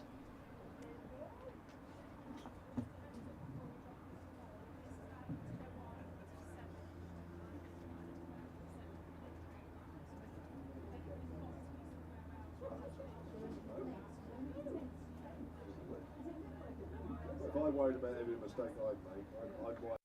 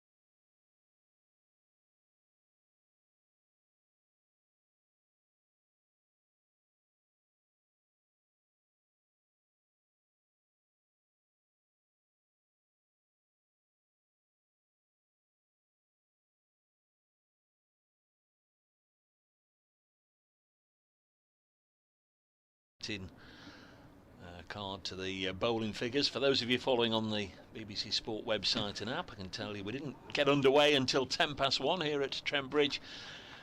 Hampshire put into bat by Haseeb Hamid. They were quickly in trouble by the end of the second over. They were 0 for 2. Ian Holland had been dismissed in the first over, caught at second slip by Calvin Harrison from the bowling of Brett Hutton. Fletcher Middleton played quite a tame looking shot to Toby Petman, just offered up a simple catch to Lyndon James at mid-wicket. That was 0 for 2 after 2 overs, and a partnership of 68 for the third wicket between James Vince and Nick Gubbins.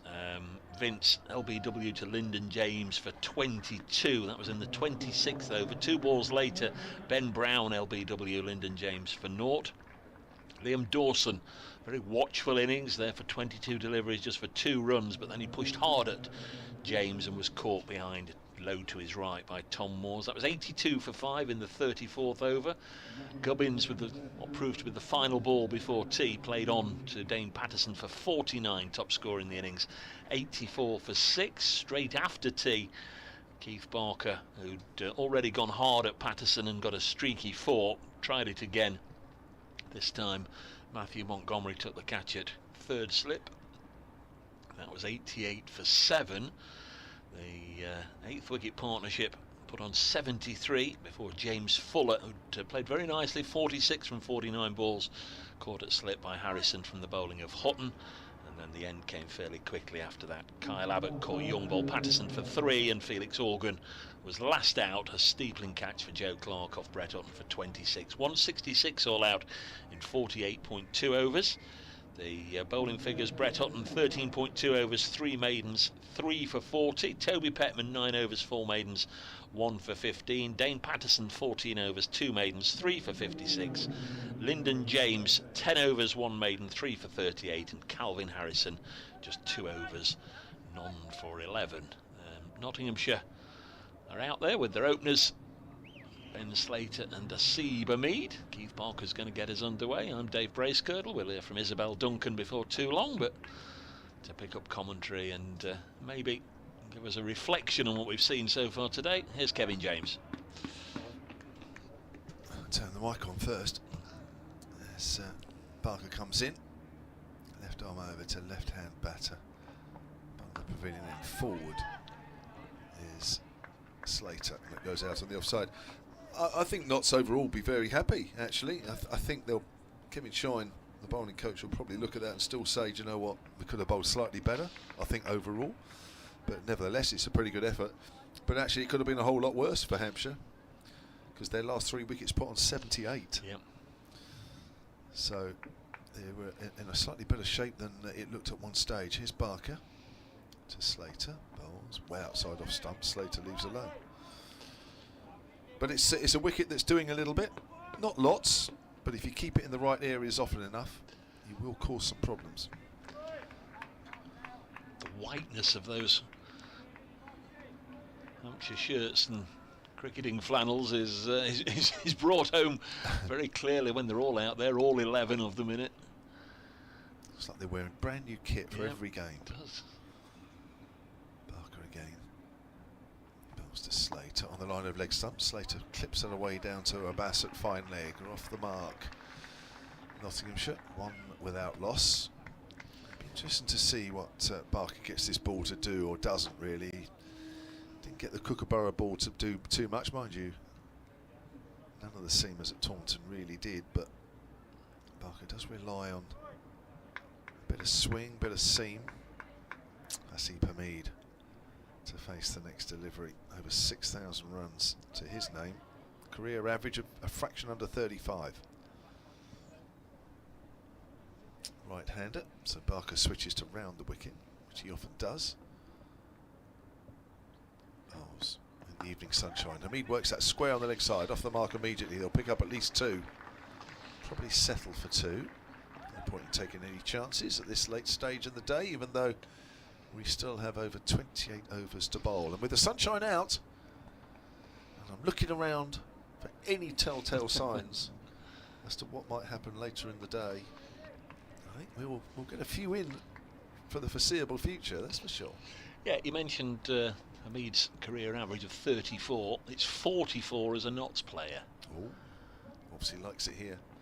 Hamid drives out towards extra cover.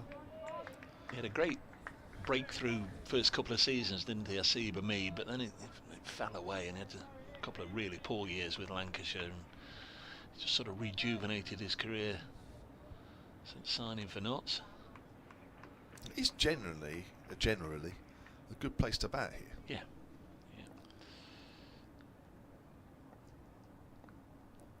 3 without loss as Parker comes in again. Piles. Hamid gets wrapped on the pad coming forward. Not out, says umpire Russell Warren. Heart in mouth time there for Asib Hamid. Parker's asking if it's height. Got a pair the game before last down at Taunton. Quickly want to banish that from the memory bank. He's played 6 previous matches against Hampshire, and funnily enough averages 44.5, top score of 89. Asib Hamid against Hampshire. Ben Slater, he's got a best of 55 from 4 previous matches against Hampshire. Yeah, I must admit I've not seen a lot of Ben Slater when Hampshire have played against him. Yeah, former Derbyshire man, of course. I think he played a couple of matches for Derbyshire. Just showed the replay, I missed that. Apologies.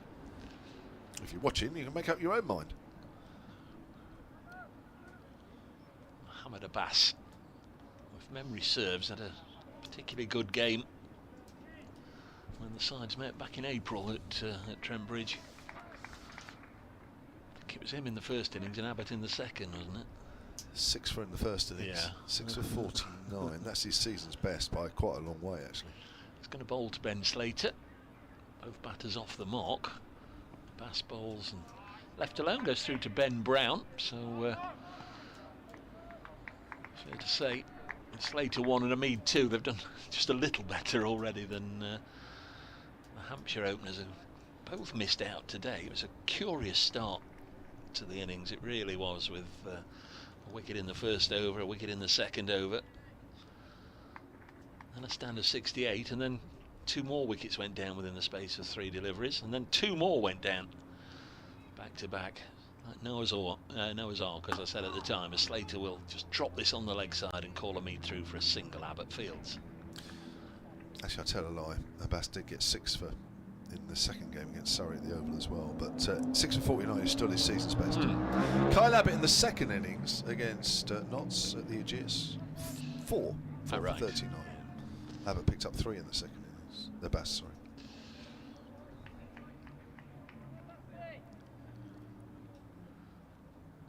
So he's going to bowl to Hamid now. There are 4 slips in the attacking field.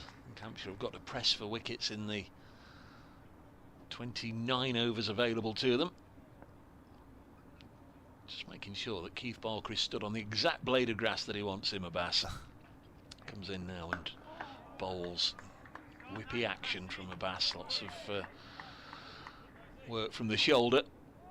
Hamid does the defensive block, then goes off on his little walk towards the square leg umpire and quickly makes his way back.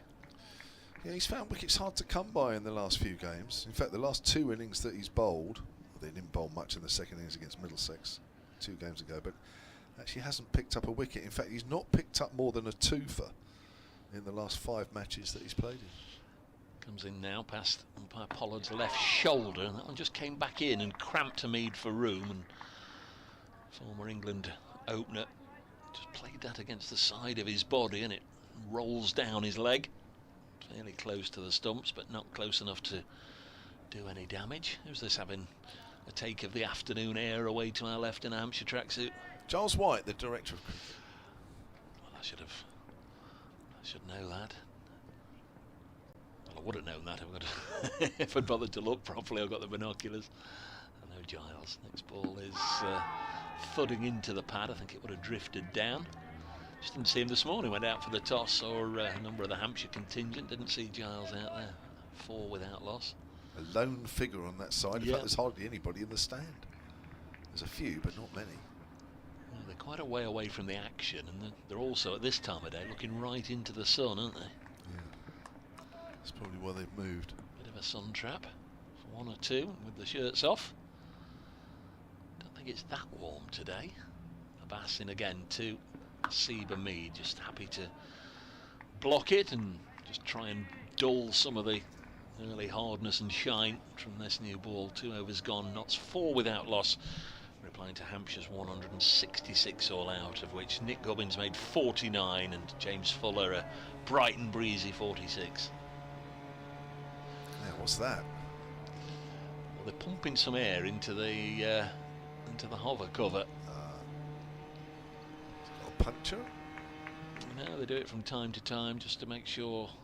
The alarming thing is that they've chosen to do it now, just obviously making sure that it is fully serviceable and ready to go should it need be. Fortunately, in between overs, we don't want anybody to miss those nicks because they can't hear them. Outside the off stump, starting with new over Barker, left alone by Slater. Has he been playing throughout, Keith Barker? Because I don't think he was on the original scorecard, was he? No, he wasn't. I've no idea why, because he's played the last 5. He's missed 2. He missed 2. Northampton, and Warwickshire at the Aegeus, because Surrey continually bounced him at the Oval and he fractured both hands whilst batting. John Turner was on the scorecard, who somebody I've not seen, but I've heard the name a few times recently. Barker bowls, Slater forward. Yeah, I mean, I had no reason to think that he wouldn't be playing, but I suppose if there would have been a change, might have been Barker for Turner, but a lot of those times that teams are given in for the scorecards, they're done with little or no thought. Exactly. And that happens all around the country. Sometimes somebody will just pick 11 names from the previous game. Yeah, very much so. Other times counties will hand in a team that just give them 11 names, or 12 names, or 13 names. Here comes Barker. Down the leg side, and Ben Brown doesn't take that cleanly, diving to his right, runs after it. That'll be 1 by to the total, 5 without loss. Still, well, he's right on his own now, Giles White, leaning against the hover cover.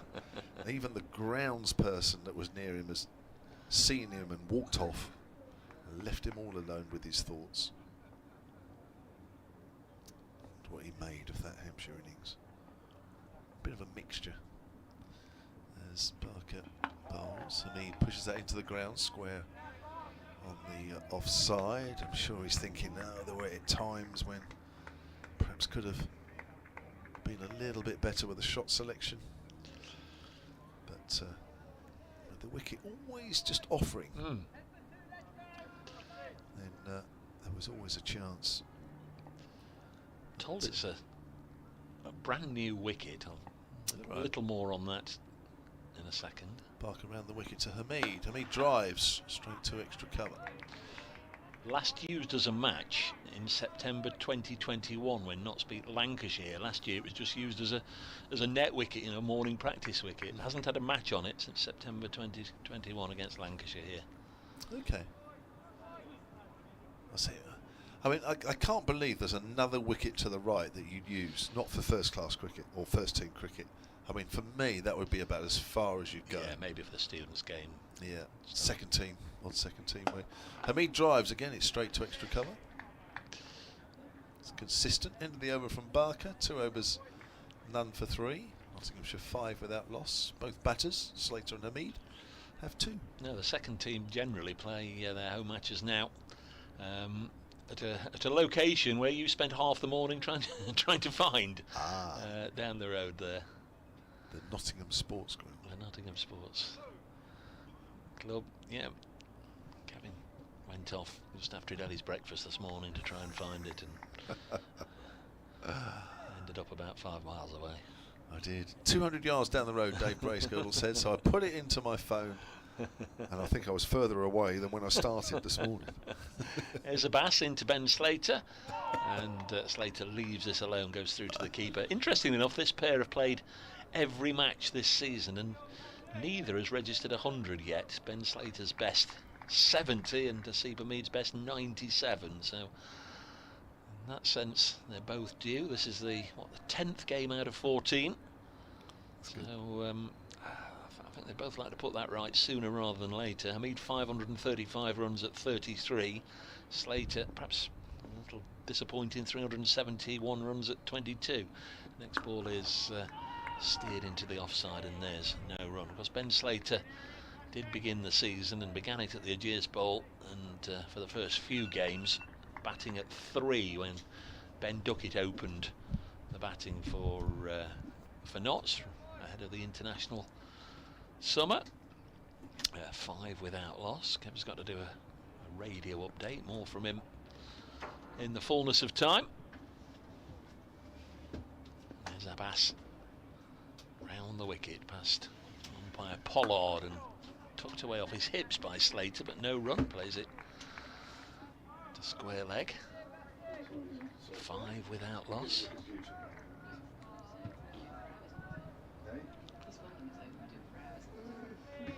Notts, by the way, will certainly be hoping that Hampshire do get a second innings, and I'm sure that will happen unless it rains for 3 days, because they're over rate at the end of that Hampshire first innings, -2, so they'll certainly want to remedy that as and when they get a chance to bowl again. Abbas into Slater.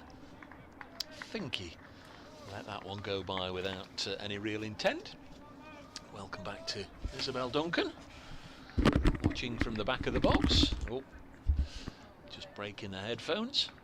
Oh, crikey.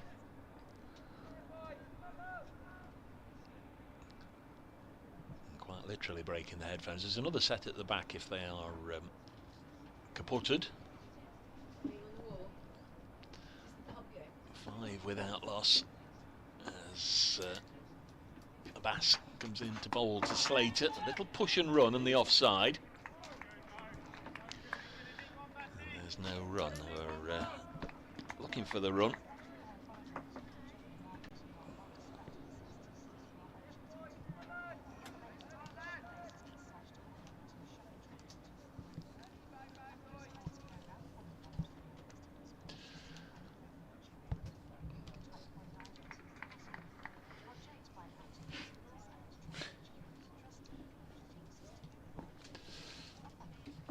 Abbas to bowl to Ben Slater,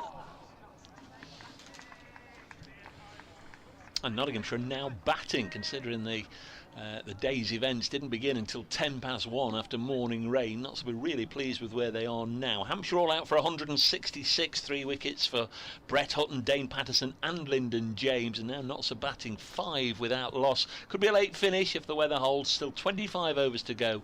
Notts batting, they've dominated the day. They're 5 without loss. They've dominated up to this point, certainly, but of course things could very quickly go awry. So here's Keith Barker again from that pavilion end. Here he is, left arm. Wow, and it's been given. Yes, he has found the edge. A little nibble there of Hamid's bat, who just went forward, and that is a good take from the wicket-keeper as well, Brown. So the score now 5 for 1. Incisive there from Keith Barker. Good control, ability to swing the ball. No great pace, but that doesn't matter. Have we seen the replay? I'm not sure. We will see it. So Hamid out for 2, caught by Brown, bowled by Barker, caught by the wicket-keeper. Yeah, as I was saying, this thing could turn around this evening. Plenty of time. There is a replay. Here it is. Yeah, there it is, catching that edge. Just attempting to play the forward defensive there. Not quite getting to the pitch of the ball. There's a certain amount of movement off the seam as well, seaming away. It's a new ball, of course, this Duke's ball. And getting quite a lot of lateral movement is Keith Barker. So well bowled to him. Taking that early wicket of the captain, Hamid, standing in as captain and taking it well, his captaincy. Certainly in the field, it was a good day in the office in the field for Notts, keeping Hampshire down to 166 all out. Taking steady wicket. So it's Will Young who will be the new bat, the Kiwi, who comes to the crease, 30 years old. Top order, coming in number 3. Made his test debut for New Zealand versus the West Indies in 2020. He's played 113 first-class games, Will Young. I think he got. Did he get 145 in that last game? He did remember indeed. reading that somewhere. He did indeed, yeah. Against Surrey. So this is only his second game, isn't it, for Notts this year? He's busy taking guard, 3 slips in place. A backward point, extra cover mid-off, mid-on, mid-wicket, and a long leg down there. So Young to face. And Barker raring to go at that pavilion end, tail up. Strong man with his left arm. Coming around the wicket to the right-hander. It's going to be run straight away here for Young. That's clipped off the toes. They'll come back for the second. It's gone backward of square. Just a little bit drifting down the leg side there from Keith Barker, and he takes full advantage of that, Will Young. And he's off the mark with 2 now. So Nottinghamshire 7 for 1. Slater at the other end, the opener. Slater's had a great season in County Championship, averaging below par for him anyway, averaging 21. But Will Young coming off the back of a century. Here's Barker, bowls, and that's driven, and that's very well fielded at extra cover. That is cut off. That was driven crisply into the covers, a full dive by the fielder there. Let's see who that was. Maybe it's a man without a, it's number 31. But is it Holland? Because it may be somebody who hasn't got who's not on the list. It is. It's Nick Gubbins. It's Nick Gubbins.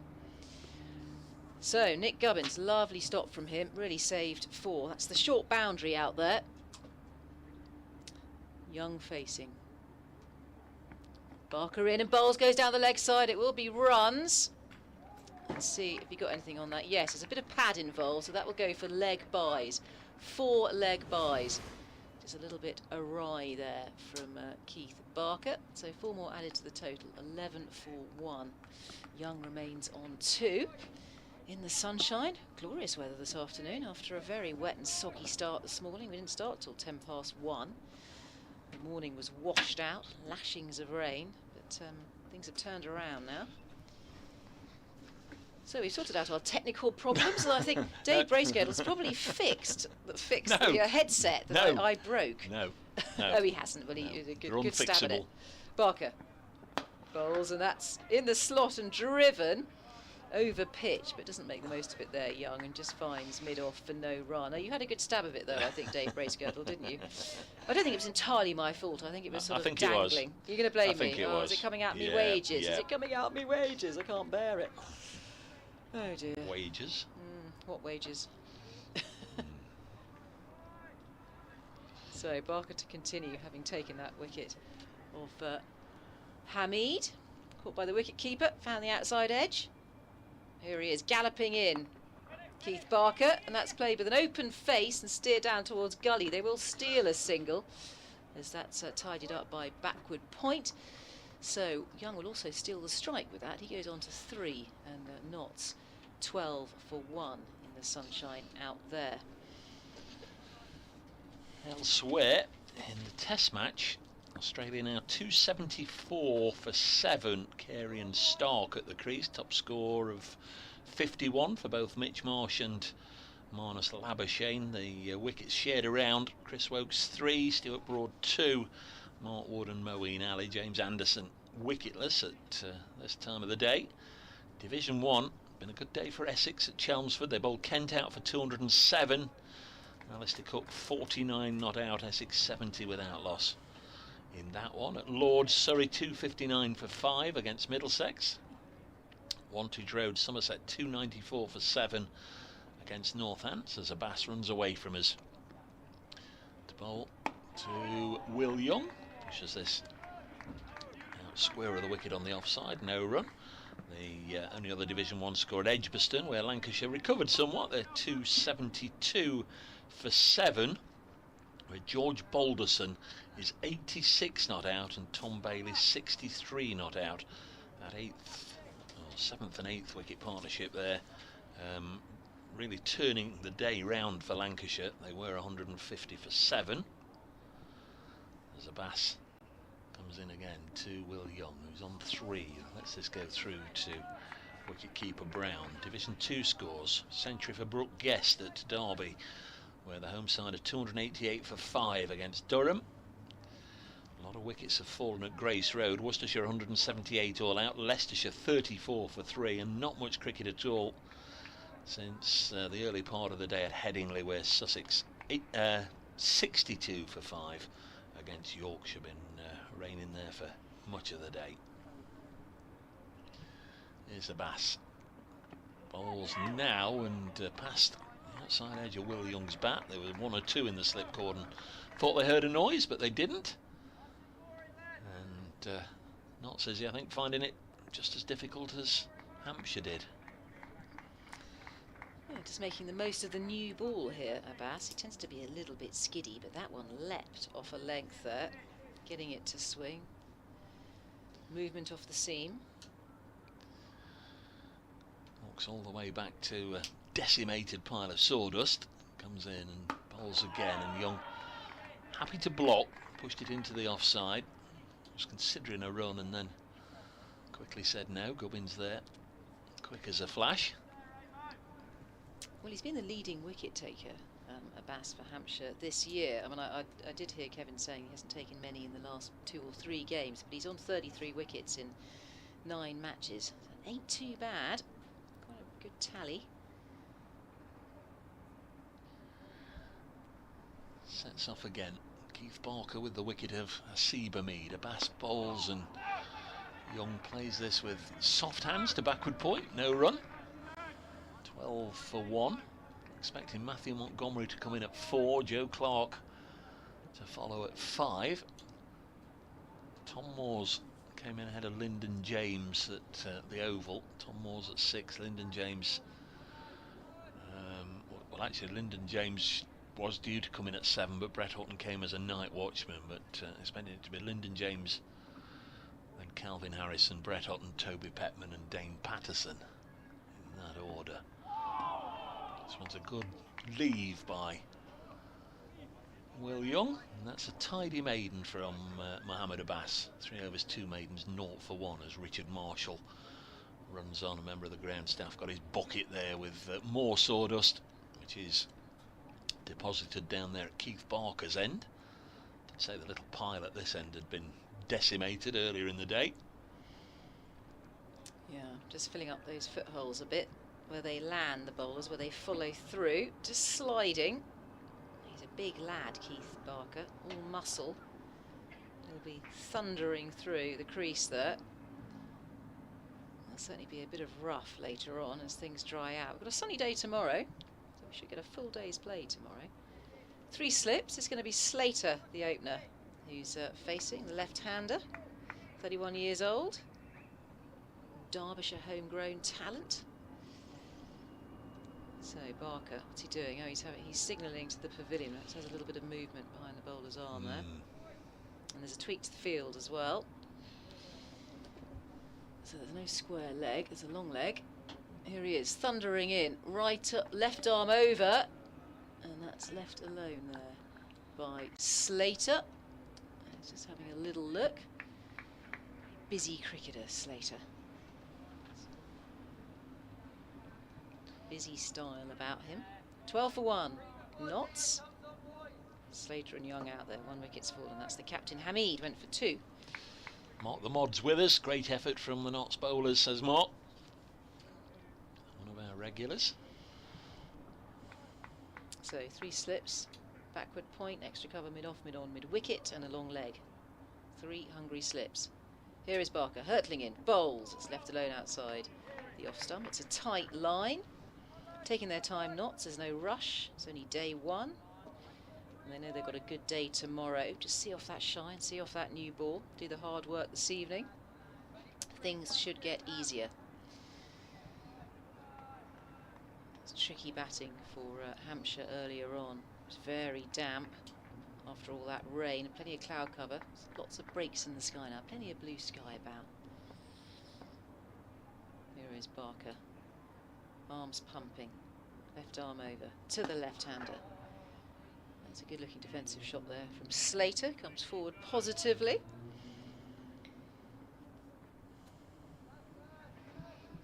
Do you have a nice tea, Dave? Do you have some scones? No. You didn't have time to go down and grab a scone or two? No, I've still got my butty box here. Oh, you brought your own picnic Yeah, with you? Yes, yeah. Bring a picnic. Golly, you shouldn't need to do that. Plenty of food flying around here. So Barker again, open chest and he's in, and that's pulled, and it's a lovely shot. Has it got all the way? No, it hasn't. It's 4 runs. Saw that nice and early and pounced onto it, Slater, and just pivots, and that's hit just in front of square. It is the short boundary, so anything they can take, they will towards that short boundary, and that was hit sweetly by Slater. He'll go on to 6 off 18 deliveries. Yeah, it was, wasn't it? Really hit it hard. Nice bit of timing.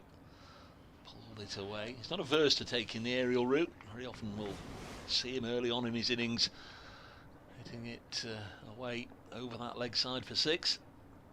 Barker, here he is, galloping in and bowling. It's a good-looking defensive shot there from Slater, who comes forward. He knows there's no square leg, so there is a gap. And it wasn't that short, but just rocked back and rolled his wrists over it, seeing it well.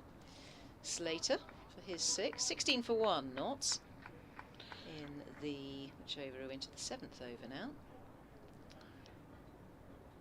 Run rate around 2 and over, 2.3. Steady start for Notts, the loss of 1 wicket. Barker again with his left arm. Forward defensive, just playing it under the eye line there from Slater. It's the end of another over. We've had 7. 16 for 1.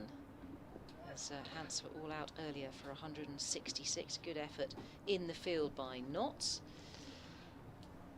Big toss to win, wasn't it? You fancied? Definitely. In that weather, all that rain around earlier on.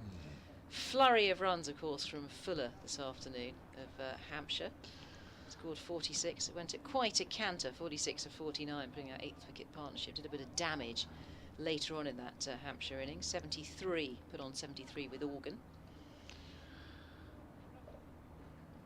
Going to be a Bass to continue.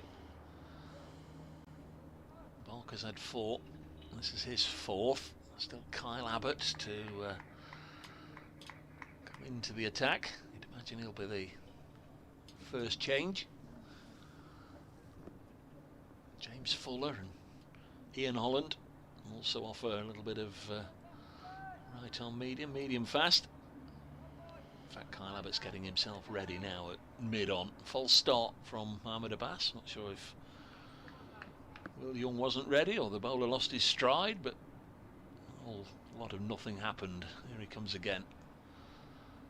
Abbas to Young, and there was cries of catch there. Initially I think there were 1 or 2 interested in perhaps an LBW, but I think the second cry of catch might have been more accurate, because it seemed to be bat and pad, and then the ball ballooned up in the air, and Abbas, well, he rushed forward trying to get into a position where he might just be able to take a return catch, but it was always dying well in front of him. 16 for 1.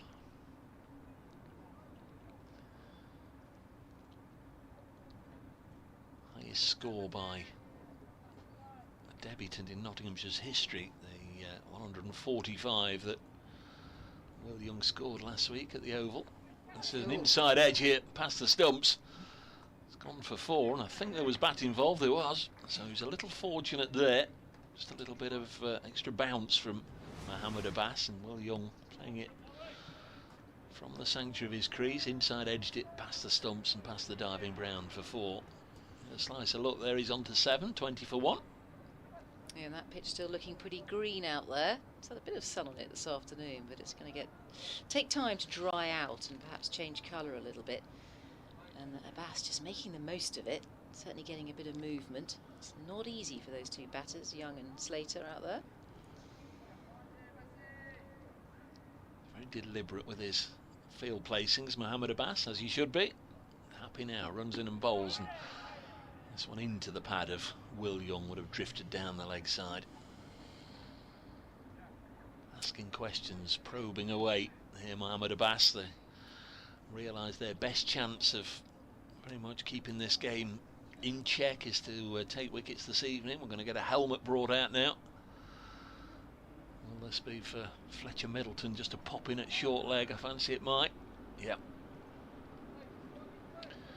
So 4 slips becomes 3, but just to stop Will Young lunging forward with bat and pad together. There's a short leg in there, Middleton, and there's a Bass bowls now, and again it struck him on the pad and seemed like a Bass joined in just as a bit of an afterthought with 1 or 2 behind the wicket going up. Never really seemed like that was an appeal with any great conviction from anybody, and they sort of joined in at different times. Not quite in harmony, I don't think. No. There. Don't think James Vince would have referred that upstairs if such an option was available. Causing problems though, Bass. Yes. Nagging, Yep. certainly nagging.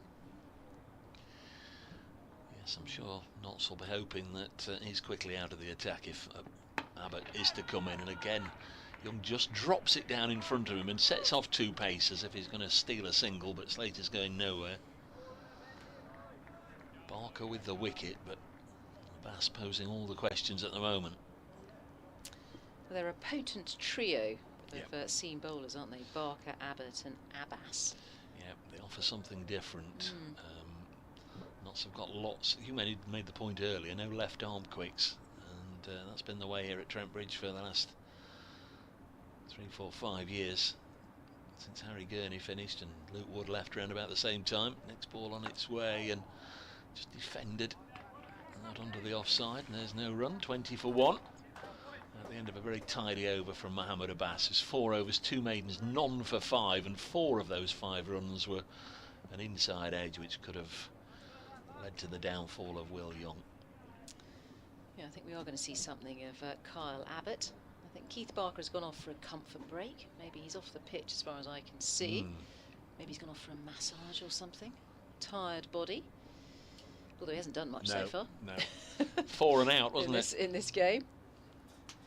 So, Kyle Abbott it is, number 87. He's the overseas player, one of the overseas players here for Hampshire.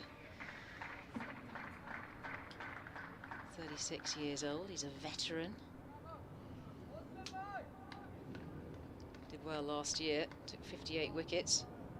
In fact, was the most prolific pace bowler in Division 1 last year. He's taken an awful lot of wickets for Hampshire as well, 323 at 19 overall. Here is Abbott, right arm around. He's bowling to Slater, the left-hander, who gets up onto his tippy toes there and keeps it out with a back foot defensive. Still 3 slips. Big, strong, fast bowler, Kyle Abbott. Still got it at 36, the veteran. The aeroplane comes right over the ground. They might just have changed their route into East Midlands at this time of day. That's the first one that's gone over the ground. We were at the Oval last week, sort of every 30 seconds they were coming over. Abbott steaming in and bowls. Ooh, almost squeezes through there between bat and pad, but Slater just about manages to keep that out. Just a bit of extra zip there, hitting the seam from Kyle Abbott. He's tall and he's strong and he's quick, and he's causing a few problems as well. Yes, I'm off to Castle Donington tonight for dinner, which I think is very close to the airport, as far as I can see on the map. Yeah, used to be called Castle Donington Airport. Did it? Yeah. Oh. You must have flown out of there a few times. Many times, yeah. So Abbott once more, pumping those arms past the umpire and bowls, and defensive shot from Slater, showing him some respect out there. Good tidy over so far from Abbott. 3 dots in a row, starting his first spell from that pavilion end, replacing Keith Barker. There's a bit of building work going on in your future care home over there, Dave Bracegirdle. Bit of drilling. Yeah, the cranes have gone. We've had a lot of cranes there, obviously, through the summer, but they've all disappeared, so... but no Mason. No. Here he comes. And that's played into the covers there by Slater off Abbott. Just pushed into the covers, no run. It must be just down to the skills of the craftsmen now, the electricians and the plumbers and the plasterers and whatever else. They've obviously got all the necessary bits and pieces in position if the cranes have been moved away. Well, if they don't build up the stand higher. I don't know what the plans are on this ground. You've got a lovely view from that, care home, of the ground. You might only see half of the wicket though. Yeah. But certainly if you're batting at this end, at the media end, at the Radcliffe Road end, you've got a very good view of that batsman. Which room you've got, doesn't it? Abbott bowls, and that is turned into the leg side. I'm wondering if that came off the bat or the pad. I think it might be the pad. Yes, it is. So it's a leg by. And Slater goes through. So 21 for 1. Young will be facing. Yeah, if you've got a view the other side, I think somebody said it was a dual carriageway. Yeah. I've got a dual carriageway next to my hotel window, and I couldn't sleep last night, so I've moved to the other side. They're very kind. They took pity on me. Oh dear. I probably looked a bit rough this morning with bags under my eyes. And I'm now overlooking the garden, which is rather nice. My hotel in Sherwood. So we're going to right-hander this time. Young, still 3 slips, backward point. And Abbott, the South African from Durban. Here he is. Up to the crease and bowls, and he's left alone outside. The off stump there by Young. What is it? Whistle by. It's the end of another over. We've had 9. Knots are 21 for 1. The wicket to have fallen for Knots was Hamid, the skipper, for 2. Caught brown ball by Barker in the 5th over. Still 20 overs remain in the day as we approach 6 o'clock. So it is going to be a late-ish one. Going to be a Bass once again. These are going to be the trickiest moments of the innings to negotiate, you'd imagine. A Bass and Abbott in tandem. Ball only 9 overs old. Ben Slater 6 from 25 deliveries, make that 6 from 26 as he leans forward and blocks. Can hear, as Isabel mentioned, we can hear a workman of some sort. It pretty much seemed as if over there, the building we've been referring to, they've all been sort of knocking off at 4 o'clock. I don't know if the noise is coming from there or not. We certainly can't see anybody, but it's quite irritating. Yeah, wherever it's coming from. Somebody making a din somewhere. Abbas bowls and Slater's shoulders, arms, lets it go through to Ben Brown, the wicket keeper. If you're just joining us for the first time today, we had morning rain, following on obviously from rain in the night, so it's fairly soggy out there, and although the players did come out try and warm up and practice, we had covers on and off and drizzle falling between about 9:30, 11:30. They decided once the rain had stopped they'd have a 12 o'clock inspection, and then they decided to take an early lunch and start at 1:10. Abbas bowls and Slater drives through the offside for 4. That's far and away the most impressive shot. He also pulled Barker away for a handsome 4, didn't he? But that's a lovely shot, the most convincing one off Mohamed Abbas so far. Slater moves on to 10, but Nasiba Mead won the toss, inserted the visitors. Brett Hutton, as he did at the Oval last week, taking wickets in the first over in both innings down there. It took just 5 balls for him to dismiss Ian Holland. Caught at second slip by Calvin Harrison. Hampshire were 0 for 1 as Abbas comes in again to the left-handed Slater, and again pushing into the offside, this time without quite as much timing, and they'll come back for 2, 27 for 1. Toby Petman made his Notts debut. There'd have been nerves there, sprayed the ball around a little bit, but by and large he went unpunished in his early spell and actually picked up a wicket with the 6th delivery he bowled for Nottinghamshire in first-class cricket, getting Fletcher Middleton caught at mid-wicket by Lyndon James. Bit of a tame dismissal, but that found Hampshire 0 for 2 at the end of the second over. Both openers gone without scoring. Nick Gubbins led the fight back with 49. Later on, James Fuller with 46. Felix Organ made 26 and James Vince 22, but not a lot else. As Slater, little push and run into the offside, and that's 7 from this over.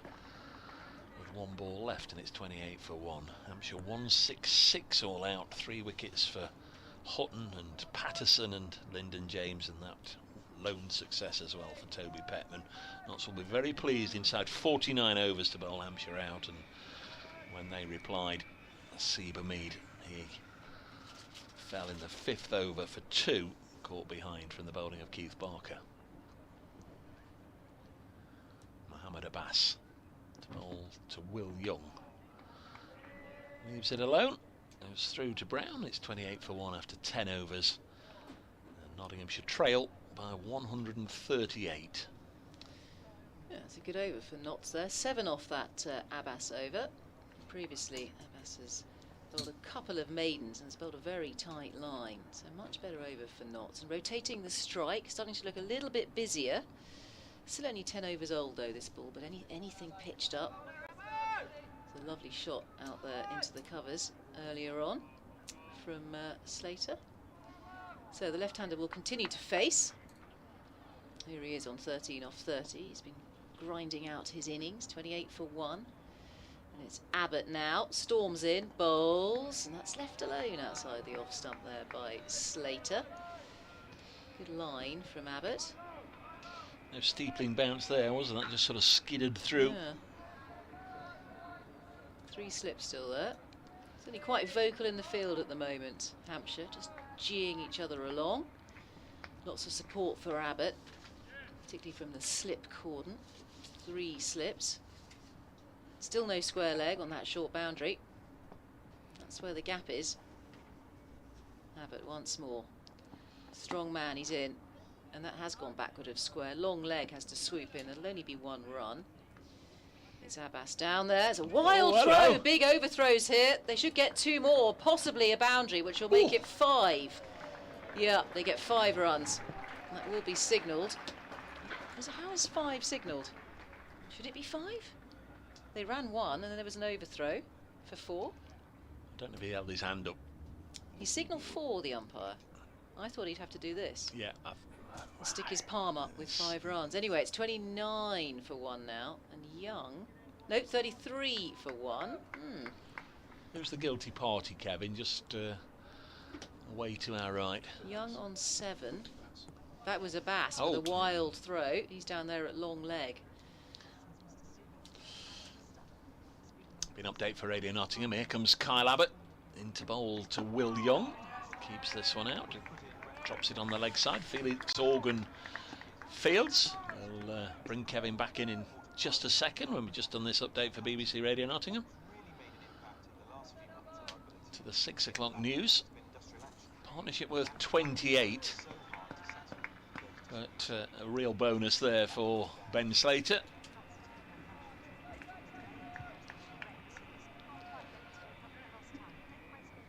Yes, should be well after 7 o'clock, providing the light holds. Nottinghamshire batting there, 33 for 1.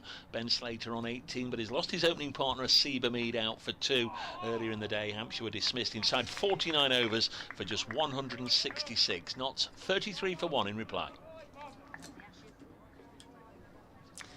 Yes, just trying to ascertain whether the scoreboard has clocked those 5 runs. Certainly on the feed, on the stream, it has. There's been 5 runs with that overthrow because they ran 1. Abbott will not be happy. Will not be happy. Yeah. So it's a double signal from the umpire, I think Kevin James is saying behind us. Signal 4, and then they put the hand up for 5. Abbott storming in again, bowls. Oof. Keeps that on the ground. Just plays at that. Young. Bit of extra bounce, bending his bat there, Abbott. And follows up with some gardening, gets the trowel out. That's leapt off a length. 33 for 1, Young facing.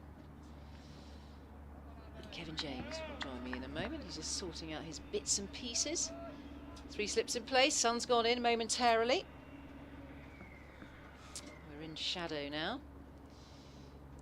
Still 18 overs remaining in today's play.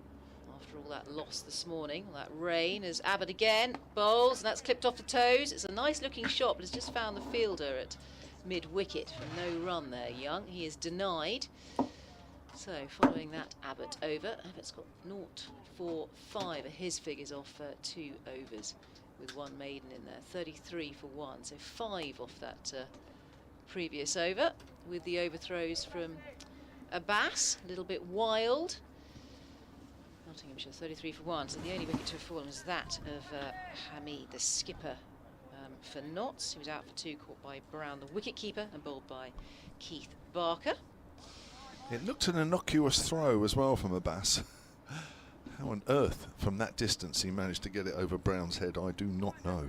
I don't think even he knows. And that throw is in marked contrast to the way he's bowling. He's bowling nicely. He runs away from us, bowls to the left-handed Slater. Leaves that one alone outside the off-stump. He's just nibbling the ball around here. Here's Abbas. A little bit both ways. And now Mr. Pollard, the umpire, is now having a word with Mr. Abbas about his follow-through. Is there not a bowler safe from Paul Pollard's umpiring? Yeah, he's been very specific out there, Mr. Pollard. Even the batters, and namely Nick Gubbins, was incurring the wrath of Paul Pollard as he walked into a couple of shots that he played. Paul Pollard saying, you cannot do that. Here comes Abbas, bowls, and Slater works that nicely into the gap through mid-wicket. Runs here. Just a nice little touch shot there. It won't go all the way as James Fuller runs backwards, picks it up. Now that's how you throw. Straight over the top. Ben Brown doesn't have to move the keeper. I hope Mohammed Abbas was taking note of that. 35 for 1 then. Slater moves on to 20. Will Young has 7. Hamid, the 1 batter, out for 2. Nottinghamshire 131 behind on the first innings. Abbas switches to round the wicket, or is round the wicket, to Slater. On the back foot, nice punch shot up to mid-off where Organ fields. I think Hampshire need to make the most of conditions here today, and all the Notts bowlers got the ball to nibble around a little bit. Abbas is certainly doing that. We'll probably feel that he's bowled better than his figures suggest at the moment. Certainly feels he should have picked up at least 1 wicket by now. There was an inside edge, wasn't there? Will Young that went past the keeper. Bowled nice and tightly. There's another player miss. Super stuff here from Abbas. Batters are never quite sure if it's coming in a fraction or just nipping away a fraction. Yeah, getting this ball to talk a bit out there, Abbas, and so he should. It's only into its 12th over. Yeah. There's plenty of life left in this ball. These two just trying to see off that new ball, Slater and Young. They're grinding out their runs at the moment. Slater 20 off 36, Young 7 off 23. Difficult passage of play, isn't it? The first 15 to 20 overs or so. It is. Passing again. Sunshine's disappeared for the moment. Cuts that away. When anything loose, Slater's on that. And that's a beautiful cut shot. He was quickly on Keith Barker when he bowled short. A couple of times to Abbas. He's certainly put back to ball, and he did there. Just slightly short and wide, cracked away by the left-hander. Might scuff up the ball a bit as well, because it's got under the fence a couple of times off Slater's bat, out onto the concrete. A very keen fan out there has chucked the ball back in. Older chap. It was uncanny actually. I was just outside around 6 o'clock. Here's Abbas bowls. Slater leaves that one alone. End of the over. 39 for 1. Slater 24. Young 7. It's interesting, isn't it? And I always think this, that every ground in the country come around 6 o'clock. Whether there's 20 overs left, 1 over left, whatever, that fans just get up and go. And there was a few near where I was standing. You could tell around 6 o'clock that's it for them. It's always going to be it for them, no matter Back what. For their dinner. Yeah. That experiment of a few years ago with day-night championship cricket, that was never going to catch on. That didn't last. It was never going to catch on. Day-night championship cricket. So did they experiment with the pink ball during that time? Yes. Well, and how did that work? Well, I think the fact that we haven't played any day-night matches now for 2 or 3 years, I think probably says it all. Well, it was worth a punt, wasn't it? Try and get evening crowds in after work, I suppose. So Abbott continues, that man from Durban. Here he is, bustling in, bowls. And that's a little bit wayward down the leg side, is helped on its way. They're always thinking about this, very keen for the second there, Young, and is sent back. So Slater will be facing, I don't think there was ever a second run there. Slater, the left-hander, will be facing. So just the adjustment to the field with this right-hand, left-hand combination. And Abbott just stalks back to his pile of rather forlorn sawdust out there. Slater facing. Abbott bowling. He's in and bowls. Ooh, I think there's a little play and a miss there. Just a bit of fencing outside the off stump. That reared up at Slater. That's and a beauty. lovely line. That is a beauty. That's pitched, angled in, straightened, bounced. Look pretty unplayable from here. So 40 for 1 knots. Slater still to face. Slater the opener. Ben Slater, the left-hander. He used to bat in the middle order, Slater, but it's very much settled at the top. Abbott again, open-chested as he bowls, and that's left alone outside the off stump by Slater. Make sure to leave it alone this time. Getting good bounce there, using his height. He's a strong man, Abbott. Bowls with pace as well. His figures at the moment, 0 for 6 off 2.3 overs. Bowling tightly. Only 1 off this over so far. Yeah, he just doesn't need to do anything different. Just keep it there. It's all Knott's had to do as well. Just keep it in the right areas. Don't do anything silly. Don't try anything silly. Don't need to. Here is Abbott. Bustling in. Bowling. Oh, I'm not sure if that's a late withdrawal, a bat or not. Looked to play at it. May have just brought the bat inside the line there, Slater. I'm giving him the benefit of the doubt. We might see a replay later, but this is a tight line. There's certainly movement off the seam here. Yeah, he's just had a word with Will Young there. He's just saying that, you know, I'm not 100% sure there if that ball's carrying on its line or it's nipping away. And you could see there was a little bit of indecision in that last delivery. Yeah, and also with the bounce as well. He's slightly unsure of the bounce, isn't he? Slater facing. Left-hander. Right arm around for Abbott. Here he is, storming in and bowling. And that's well played, well steered. This beats gully. And it's backward point that has to go down and field that. And they go through for a single. So that's 42 for 1 now. So far 3 off this Abbott over. 1 ball to come. As Hampshire showed in their innings, you know, that there are partnerships to be had out there.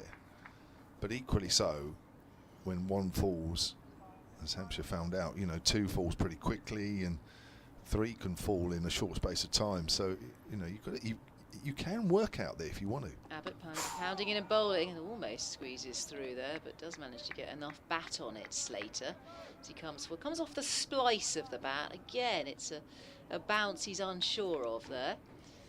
But survives it, 42 for 1. We've had 13 overs. That's the end of another Abbott over, 0 for 8 off 3.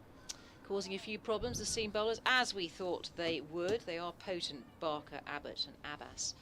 I think Barker's been off the pitch for a while. I don't know what the regulations are of how many overs you're allowed to be off before you can come back on, and whether you're allowed to bowl again, etc., etc. But I think it comes down to external injuries or whatever, is it? I don't know.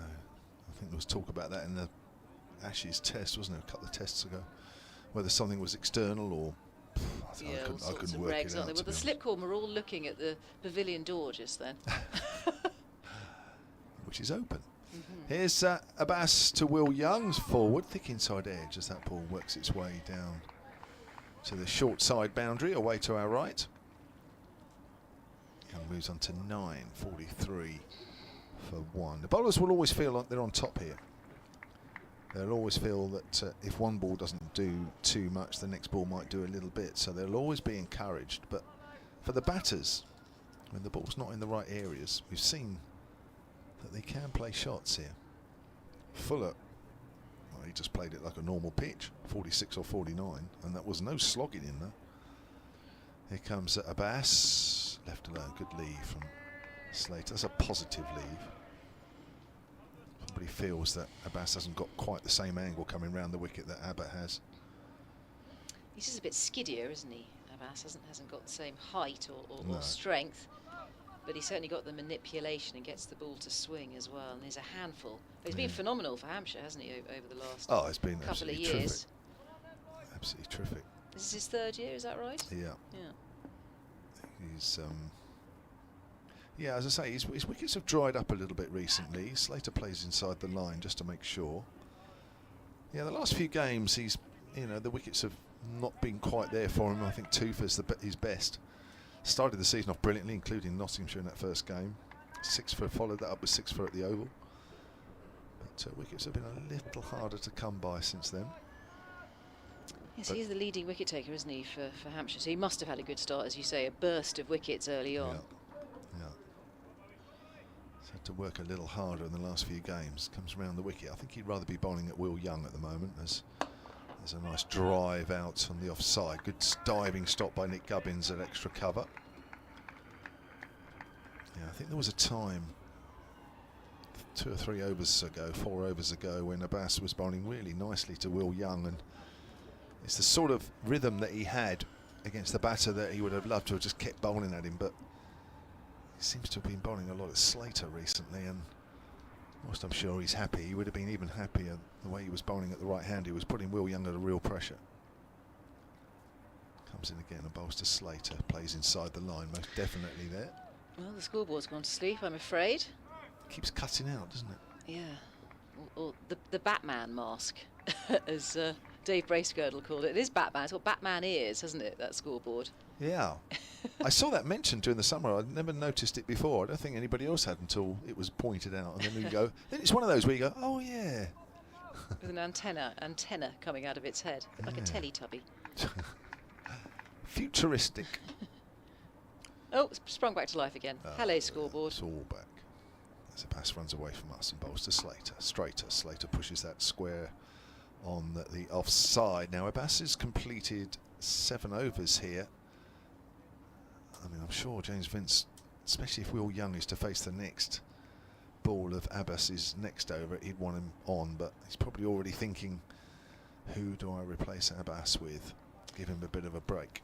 And there's still no Keith Barker on the pitch as far as I can see. But yeah, we'll see who comes on. Much too early for spin, of course. We know that Felix Organ does bowl his offies. We're going to have a bit of medium pace in the form of Ian Holland. Ian Holland. Welcome, Ian Holland. Of the USA. Yeah. And yeah, on that reality TV show, didn't he? He's just marking his run up at the moment. Ian Holland, 22. Here's the announcement. Yeah, quite a story attached to him. Well, obviously you know the story back to front, don't you, Kevin James? And I don't, so I was quite surprised that he won this reality TV show, Australian show called Cricket Superstar. Alan Border was a chief judge. He then won a rookie contract with Victoria. He was born in Wisconsin, but he holds a UK passport via his English father. So that's his backstory. And here he is, bowling for Hampshire. 2 slips in a gully. And Ian Holland into the attack. Here he is, right arm, bowls, whips it through, and that's left alone by Young, the right-hander. Just having a little look at him first. Just wondering if Kyle Abbott's going to switch ends here, because Abbott had only bowled 3 overs, was it? Yeah, 3 overs, none for 8. Just wondering if Vince has decided that he's going to have a go from this Radcliffe Road end. Once again, Holland trundles in, and he's been targeted here by Young. That's a lovely shot. That is just whipped across into mid-wicket. It's gone aerial to start with, and that has gone for 4 runs. Lovely looking shot from Young. You get the impression that these two will want to target Holland, and as you say, he might just be filling in at that end for the time being. Needs to pitch it up, and it is medium pace. Saw it nice and early there, Young. Really got hold of it. He goes on to 13, and the score now 47 for 1 for Notts. Holland, Ian Holland will continue. The USA from the pavilion end. Here he is. He just sort of saunters in and bowls. It's on the stumps. Much better line this time. Not giving anything away with that. And Young just defends. Have a look at the field. We've got 2 on the onside, saving the single. We've got a long leg rather. 2 slips in the gully, a backward point, extra cover on the single, and a mid off.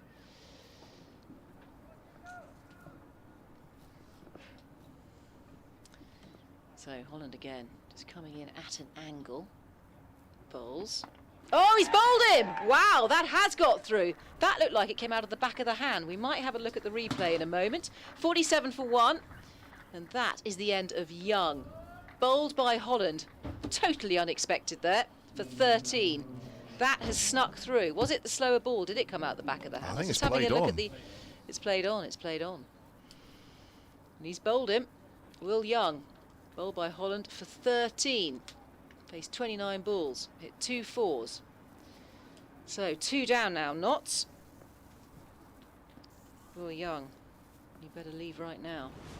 Off he goes. Sorry, that was corny, wasn't it? People are fed up with that, aren't they? Here's the replay. There it is. Yeah, I think that's come off an inside edge, hasn't it? So well bowled to Holland. Having been carted for 4 over the ring towards mid-wicket. Gets the wicket of Young. Gets his revenge. So 2 down now, Notts. He's playing a long way away from his body there. That bat's coming down at an angle. You've always run the risk of bottom edges ricocheting somewhere near the stumps. Unlucky for Will Young that that's gone into the woodwork, but that's quite a wide delivery really from Ian Holland. But from a Hampshire point of view, the bowling change has done the trick. And for Ian Holland, that's only his 5th wicket in the championship this year. Out comes Joe Clark, averaging 37, just under 38 career. Playing in his 117th first-class match. Yeah, Joe Clark, we know he's a stroke maker. He's going to need to bed down a bit here. See what he makes of Ian Holland with his medium paces. Snaffled that wicket of Young. He'll be delighted with that, Ian Holland. A bit of a soft dismissal, really. He's getting jiggy at the crease there, Clark, in his warm-up act. Just taking his guard, scratching away. Somebody's revving up their bike. Perhaps doing a wheelie down the Radcliffe Road. 47 for 2. Needs a new silencer. Probably got a hole in the exhaust. I had a hole in my exhaust, so I stopped by the police on my motorbike. I set off car alarms, it was so loud. Really? I was only 18. In he comes, Holland. Oh, he has a nibble at that, Clark. Looking dangerous out there, Ian Holland. We will not underestimate him. So, 47 for 2. Nottinghamshire struggling a little bit now. And that wicket of Young to fall. Hamid and Young back in the pavilion. And Holland has got his tail up from that pavilion end. Let's see what he can do.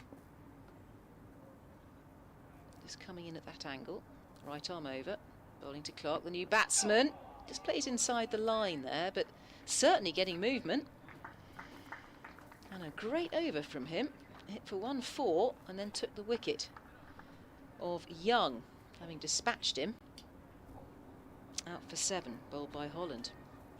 Yeah, it's just straightening a fraction. See Keith Barker back on the pitch. Looks like Abbas is going to have another over. New batter, I suppose, is another reason why Abbas is going to bowl his 8th over. None for 19. He's been a little unlucky. Still got 14 overs in the day. Where are we? We are almost coming up to 25 past 6. The light's good. I think we're out for a few more overs yet. Long old day. Yeah. We're not going to get overtime, are we, Kevin? No, I don't get paid overtime. I don't know about you, but I certainly don't. As Abbas bowls, and that's a thick outside edge, but it's played late by Slater. It's going for 4 to the short boundary side. Slater moves on to 30. I'll tell you what, if I got overtime pay, I'd be a millionaire. If I would get more, I would get paid more in overtime pay than I would doing regular hour pay. Do You know would. that? Yeah. You should get rain time. That's what Well, I you should make a lot of money out of that. I'd be lying on a yacht in the Caribbean right now if I got paid overtime. You'd be playing beach cricket in the Caribbean. All those hours. 51 for 2. They're 50 up for Nottinghamshire. They trail by 115 on the first innings. As Abbas stays round the wicket to Slater. Runs away from us. Slater plays and misses. I think he's playing at that. Just nods. A nod of approval to Mohamed Abbas as he reaches the end of his follow through and turns back towards his mark. Yeah, well, I think you've already got a yacht in the Caribbean, haven't you? Must have one Have I got moored a up yacht? somewhere. No, I need a new boyfriend. Do you? With a yacht. Another one? Preferably. None at the moment. No. Yeah, there's a vacancy. I'm quite happy with that, though. Are you? Life's much easier. Is it without a boyfriend? Less stressful. Yeah. Exactly. Here's a bass. 3 slips weight. Bowls. Slater's on the back foot. Just pushes that into the gap. Square on the offside. That'll be a single, and he moves on to 31. 52 for 2 now. Nottinghamshire replying to that. Hampshire total of 166. Sunshine is back out. Just confirming that the light is more than good at this time of the night. Not sure it's how long it's out for, but it's all good. Long shadows. Yeah, Bass has got a right-hander to attack here. He's over the wicket. Joe Clark faces full. Joe Clark drives up to mid-on. Barker comes round, does well. Keeps Clark at that end, receiving. Yeah, he's turned himself into a specialist batter, hasn't he, Clark? 'Cause he was a wicket keeper, wasn't he, at one point? Yeah. And has decided to focus on his batting. He's got Perhaps a decent it's paying record. off. Yeah, he's got a decent record. 37 career. Yeah, he settled for that as a batter. Comes in again, a bass. Bowls. Clark, oh, that's a beauty. Bounces outside the off stump, and he's having a little nibble at that one. Practices the leave afterwards. Good ball that from a bass.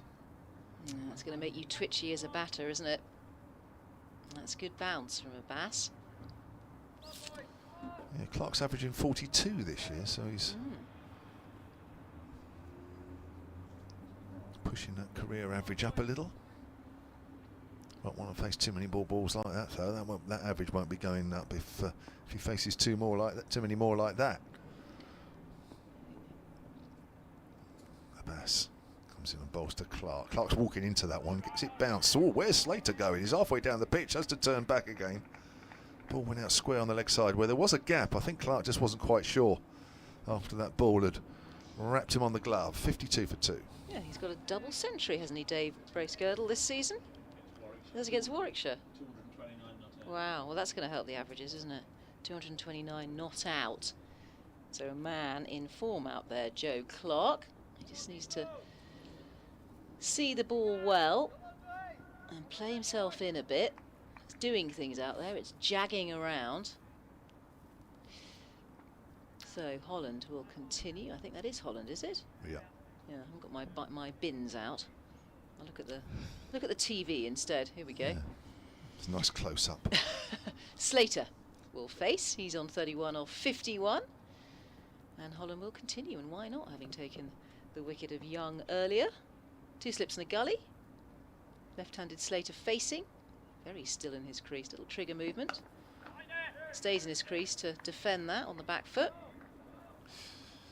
Australia 298 for 8. Next England 4 for 51 off 18 for Chris Wokes. Stark and Cummins at the crease. Mitchell, Marsh and Labuschagne, the top scorers with 51 each. Not a bad score, I think, at Old Trafford. They haven't lost any play today at Old Trafford, have they? I don't think so. I No, think they've so. bowled. They're into the 82nd over there. Holland, born in the USA, he's in and bowls. Oh, yes, it's out. That's another wicket. Has a poke at that, Slater, and that is caught, I think, at first slip. No, Brown. No, Brown It's moved Brown. across. No, it's yeah. Brown who moves across and takes that with the gloves. So a good grab, and that is the second wicket taken by the man from the USA, and it's 52 for 3. These are bonus wickets here for Holland and for Hampshire. Here we go. We might have a look at the replay. Here it is. He's in and bowls, and that's caught the edge, and it is a good take from the wicketkeeper in front of first slip. It was always the keeper's. Good grab from him. So Ben Slater out for 31. Caught by Brown, bowled by Holland. He was in for 71 minutes. He was grinding away for those runs. Faced 53 balls, hit 4 fours. So a bit of bother here now, Notts, with 3 down in the evening sunshine. Well, I think Ian Holland just emphasising really what a useful player he is when he's in the side. Okay, he didn't get any runs, but his medium paces are more than useful. Yeah, second catch for Brown there. Yeah, Slater looks disappointed. He didn't quite get to the pitch of the ball, really, did he?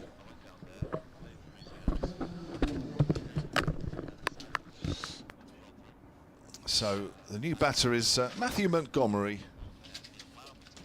the 23-year-old. The South African with a British passport. Dave Bracegirdle is back.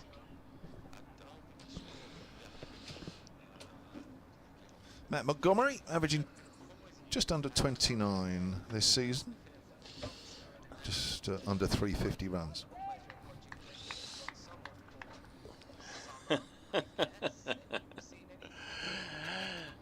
Well, we didn't have any this morning, Aaron. It rained obviously overnight, and then the players were trying to warm up in light drizzle this morning. In the end, we didn't get any play until 1:10. But my word, what we've seen since then has more than made up for it. We've already had 13 wickets that have gone down. We've still got 12 overs left in the day, so we're still going to be going after 7 o'clock, assuming the light holds, and it's pretty good at the moment. Hampshire putting to bat, bowled out for 166, all not seamers getting amongst the wickets. 3 wickets for Lyndon James, Brett Hutton and Dane Patterson, and 1 on debut for Toby Petman. So Notts would have been delighted for the first part of the day, but they're finding it equally tricky with the bat. They're already 3 down, 53 for 3. Ben Slater has been the most recent one to fall. In fact, there's another one. Joe Clark has just gone for naught. So Slater and Clark going down in quick succession, and Ian Holland, who's come on as a 4th seamer, has figures of 3 for 5 at the moment. So plenty of action here at Trent Bridge, under the sunshine, under the blue sky. Notts 53 for 4. Well, Joe Clark out for naught. It was a 6-ball duck. Caught Brown, bowled Holland, and this combination is really wreaking havoc in the Notts top order. As Lyndon James came on and found wickets fairly easy to come by. Oh, Joe Clark's played a long way away from his body there, hasn't he? And nicks it through to Brown. Yeah. 53 for 4. Yeah, just a shake of the head. He knew straight away. Huge mistake, that one. It's just pitching the ball up a little further, which is just drawing the batters forward, and they're still going for their shots. And just that little bit of movement off the seam, which when you're pitching the ball up catches the edge. When you're just a few inches shorter of that, it tends to go past the outside edge. Ian Holland back in the side as an opening batter, really. Missed the last 3 games. Was dropped to the lower middle order at the start of the season. But here he is back, and with ball in hand, 3 for 5 from 10 balls. Not bad, is it? Tom Moore's left-hander coming in to take his place at number 6 in the order, ahead of Lyndon James. Understand that's the way they planned to go at the Oval last week. Then it just ended up getting all changed around because of the night watchman. But Moore's in at 6, and Lyndon James has just dropped down the order a little bit from where he was batting at number 5. 53 for 4. Hampshire earlier were 68 for 4, so Hampshire can lay a claim to being ahead of the game at the moment. Gosh. Well, 14 wickets in the day. Yeah. With maybe a few more to happen. Well, I don't think we need to worry that we lost all that play this morning. The game's certainly moving forward. Yeah, it seemed like we'd lost a session, so that was a huge chunk of the day, but in truth we only lost 16 overs, didn't we? Yeah. Ridiculous. Here's Holland, bowls, driving his Moores, wider mid-off, chase for Kyle Abbott. And he's going to have to keep going. That ball's not going to go all the way. Moores picks up 3 runs off the first ball he faces. 56 for 4. Nottinghamshire trail by 110. As ever, a number of correspondents for whom we are extremely grateful, but don't get around to reading them all out as they come in. Nick Morell's been in touch just after the, you remember the overthrows. Seems like that happened yesterday, Kevin, but in truth it was probably only about half an hour ago. Nick Morell just reflecting on the overthrows. I'll come back to it in a second. Bowling at Montgomery now is Ian Holland as the sunshine comes out again. Oh, he plays that into the ground, into his pad. A bit tentative there, Montgomery, as that ball goes out on the offside. End of the over. Ian Holland, fabulous figures of 3 for 8 from 2, 56 for 4 knots. Incredible stuff from Holland. Yeah. So on about the overthrows, he said, I scored 3 sixes in 40 years of playing club cricket, and one of those was a 2 plus 4 overthrows. And then he also said, on the other hand, I was once given a token 2 overs before tea at RAF Cranwell, and the squadron leader smashed me through the pavilion window, scattering glass all over the lovely spread. And I've played at RAF Cranwell way back in the day in the 1980s. Asked him if it was the orange there in front of the college. Anybody who's ever seen pictures of RAF Cranwell, where they have the passing out parades and all the rest of it. It's a magnificent setting in front of a beautiful old college, and yeah, it confirms that's where that was. So thanks to Nick, who's been in touch. Lots of people with lots of groans and moans and here we go agains and what have you, with Notts losing wickets. Well, it's tricky out there. It is indeed. Kyle Abbott, is this his first one back? Yeah, it's switched ends. Yeah, both 3 from the pavilion end. Yeah. I was watching from the back of the box, honestly. So here's Abbott from the Radcliffe Road end, nice and full, and nice bit of timing from Tom Moores, but Abbas, no overthrows this time. A really good diving stop. Play up Pompey says, come on Dave, Will Young had to leave right now. He's not indestructible and will be crying on the bathroom floor tonight. I presume they're all Will Young references. But crying on the bathroom floor? Yeah, I don't know that one. Yeah. Keith Havers, oh no, I think that was when it was 2 down. It's now 4 down, Keith, so yeah, we get the gist. Here is Abbott again, bowls to Moores, and he defends. So we've done that. Something else on my list of jobs to do, Kevin, just in case I forget before the end. Must thank the camera crew out there today who've not quite stood out there in all weathers, but it's been a challenging day as it always is. Thanks to Spence on top of the pavilion at the far end with the blue shirt on. Give us a wave, Spence. There he is on top of the pavilion. Can you see him up by the clock waving at us? What's he doing out there? Yeah, exactly. What he's cameraing. Of course, he's got the camera crew. He's got the camera with him, yeah, part of the camera crew. Next ball is driven crisply by Moores up to Barker at mid-off. There's no run. In front of us here on the gantry is Anu. Hello Anu, are you with us? Are you listening to us? Waves, there's Anu with us. Now I've got to find Jodie. She's out in the Fox Road stand. In fact, there's Jodie just behind the covers, the base of the Fox Road stand. Can you hear us, Jodie? Give us a wave. There it is, fabulous. All 3 of you, fabulous today. Thank you very, very much for providing the pictures, and of course to Kirsty and Aaron for looking after the graphics and the replays and everything else. We really appreciate what you do. Next ball is allowed to go through to the keeper. 56 for 4. Can I just say that even at, where are we, 25 to 7, that they're still alert and listening to you after all this time, Dave. And of course, not only today, but of course, where we are towards the end of July, that they're still hanging on every word that you say. Well, it's a magnificent tribute to you as a commentator. No. It's a tribute to them and the job they've undertaken, because our dear listener at home can, well, they can just pop off in the kitchen and put the kettle on, can't they, and ignore us for half an hour if they want. As this is blocked by Tom Moores into the offside, but unfortunately they have to have a listen just in case we say something stupid like, oh, could you just pan and show the people in the so-and-so stand, and they'll be listening. Well, shall we have a little game? Shall we have a little game here? Probably this time of the day they'll be on games. Maybe in the morning. I know what you're. See how alert they really are. Well, they are, because they've all just waved to us in turn. Spencer saying, "I'll get you, Brace Girdle." 56 for 4, but he's a long way away to get me, isn't he? Here is Moores on strike, and Abbott bowls, and this goes through to the keeper. You sometimes know when your phone beeps, and every beep should sound the same, but when it's from producer Kirsty, it just has a more menacing, threatening tone. I'll bet this one. Yeah, there we are. I told you. Producer Kirsty getting on at me. We appreciate what you all do. Thank you very much. 56 for 4 at the end of the over. We've still got 11 overs to go. And the other thing I always forget to say, and I do apologise, but regular listeners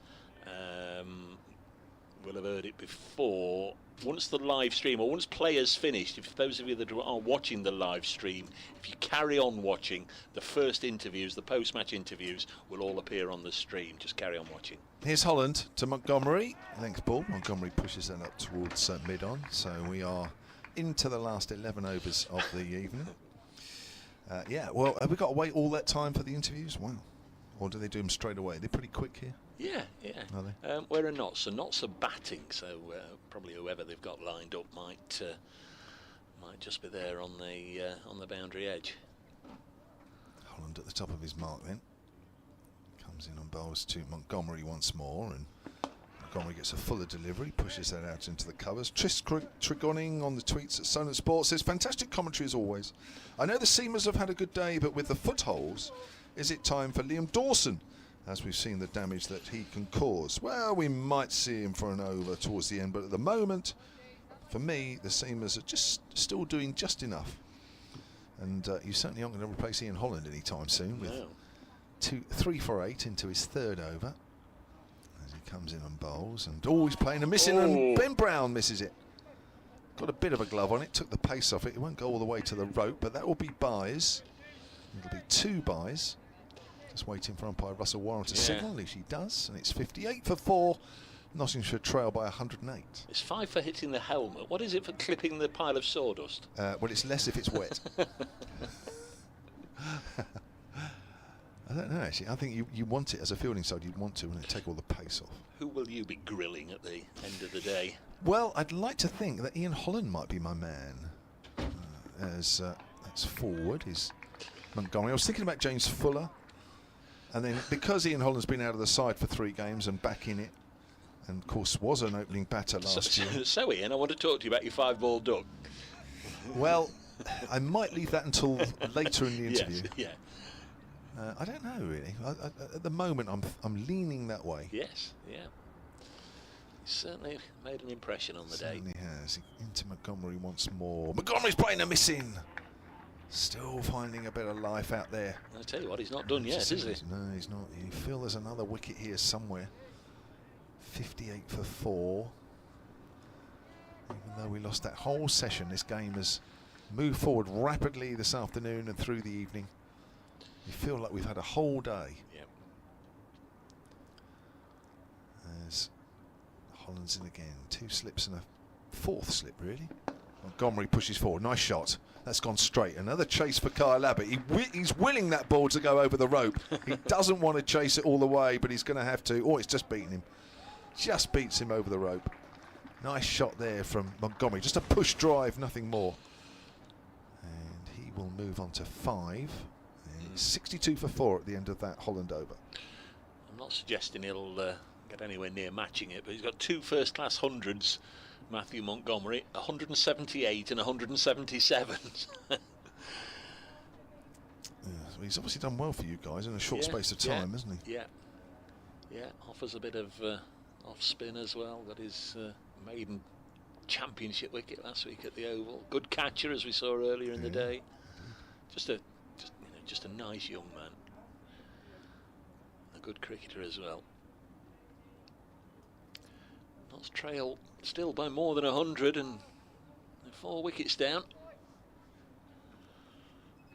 Thought Barker was going to bowl then because he's bareheaded. Just loitering in the vicinity as well. But it is going to be Kyle Abbott. 4 overs, none for 8 for Abbott. Bowls to Moores, and that's a good delivery. And Tom Moores was pushing forward with intent there, and he's missed the ball. It's gone through to Ben Brown. Wasn't too far away on the angle. I've seen those clatter into the stumps. Yep. Not much foot movement now, I'm afraid. Tom Moore's got his maiden first-class 100 in 2018, and if, as I've said many times, if he'd asked me then how many will he have by 2023, I'd have said, well, an awful lot more than the 2 he has got. Average is 23 career. It should be a few more than that, shouldn't it? 62 for 4. Next ball on its way, and he defends this one on the onside. It should, yeah. This one's left high and dry. 90 6 not out or something like that when the innings folded at the other end. And last year at Leicester, I think he was something like 89 not out, and he had to retire hurt. He got a nasty one off the bat handle into the windpipe, and I think he was on course for one there. But you know, the stats don't lie. They say he's got 2 first-class hundreds, and that's what he's got. I can't remember, Kevin, the Batman board going out as many times as it's gone out today, and it's disappeared, I think, maybe for the 4th time. As this is steered to backward point, there's no run. It's a bit of a problem somewhere along the line. I think all these boards now, are they Wi-Fi controlled and God knows what else? I wouldn't know. It's come back, look, it's come back. I Don't know where it's gone, but it's come back. Doesn't go far. Doesn't take an awful lot of restarting or whatever they need to do. Nice to see the Hampshire flag flying. There's been so many sides come this year, they haven't brought a flag with them.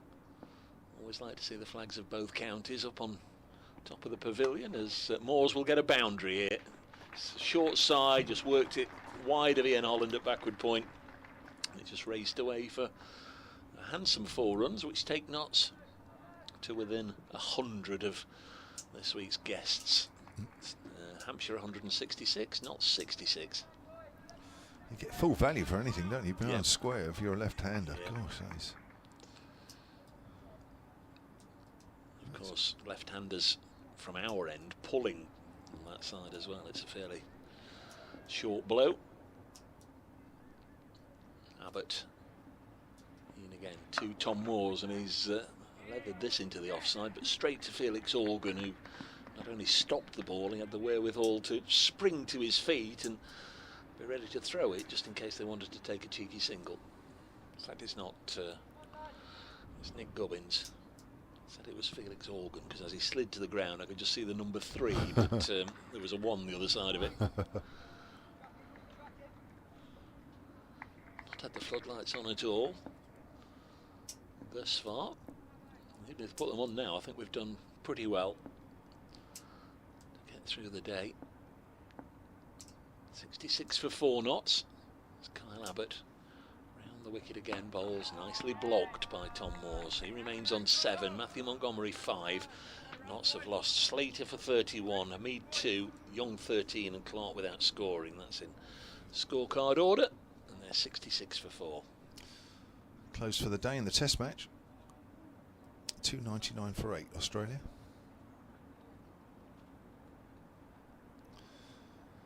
Jimmy Anderson didn't pick up a wicket. The only bowler not to do so. 9 overs to do here at Trent Bridge as the sun disappears again. Matt Montgomery to face the next over from Ian Holland. From that pavilion end, comes in and bowls. Montgomery is edged into the ground. Fielded by Liam Dawson. Looking threatening all the time here, Ian Holland. Just found a nice little spot on a round off stump, making the batters play. 3 for 12. Reducing Nottinghamshire from 47 for 1 to 53 for 4. Holland in, bowls, Montgomery just forward. Quietly plays that out into the offside. Dr. John's wondering if we'll see Hampshire bat again tonight. I don't think that's going to happen. We really will be having Saturday off if that's the case. 8 overs after this one to go. I just feel somewhere along the line, tomorrow maybe, depending on the weather, that the pitch might just start to get a little easier.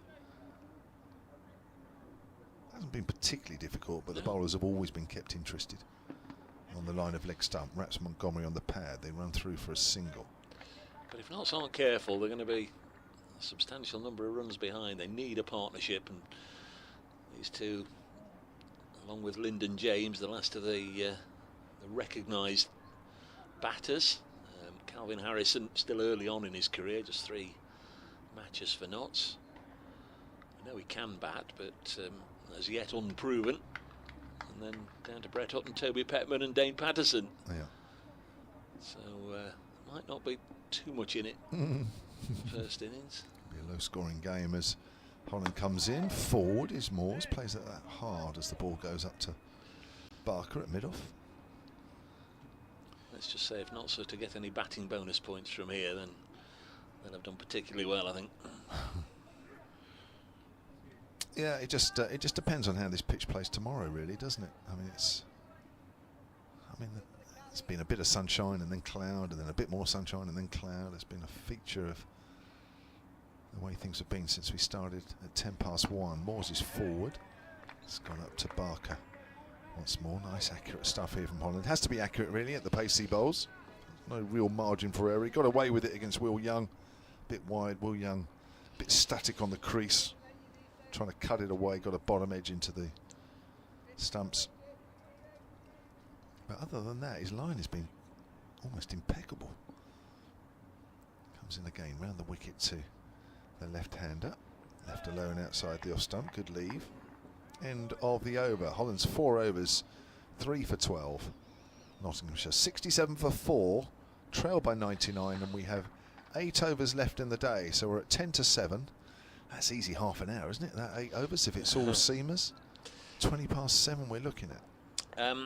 Something I meant to say earlier, the Notts Heritage team this week are giving a series of talks during the lunch intervals. Didn't get the chance to plug today's because, of course, we weren't on air until after lunch, but today's was all about Thomas Barker, who was apparently the first Nottinghamshire bowler, or it actually says the first bowler to perform a mankad. So he's pushed square of the wicket into the offside. There's no run. Clearly it wouldn't have been called a mankad at that time, would it? I would imagine it wouldn't. Single taken, 68 for 4. Anyhow, that was today. That's been and gone. But tomorrow, Thursday the 20th, Heritage volunteer Chris O'Brien talks about Muriel Lowe, Notts' first great all-rounder and a pioneer of women's cricket and a multi-talented sportswoman. That'd be right up Isabel's straws, wouldn't it? Don't tell her, she might nip off. We'll mention that to Isabel. Well, it's in the lunch interval tomorrow. I don't think she'll forgo a lunch to go and hear or Muriel Lowe. I don't know. Here's Abbott. Bowls down the leg side off the pad. There is protection down there at fine leg, so they'll only get a leg by. 69 for 4. Moore stays on 7. Montgomery 6. On Friday, Heritage volunteer Peter Smith raises the profile of A.O. Jones, captain of the 1907 championship winning side, whose 296 against Gloucestershire in 1903 remains the highest score by a Notts batter at Trent Bridge. So admission's free, everybody's welcome. Bring your sandwiches and your drink if you want. They're on the first floor of the Radcliffe Road stand. Presentations tomorrow and Friday lunchtimes as Kyle Abbott bowls and very nearly gets Montgomery, who lunged forward, bat onto ball onto pad, and then it rolled backwards and just missed the stumps. 69 for 4. Not one on Saturday then? No, not at the moment. I suppose it's a bit risky, day 4, isn't it? You never know. Never know what's going to happen. You've got anything to offer? Well, I mean, if you let me off, Dave, for half an hour, I'm sure I can conjure up something.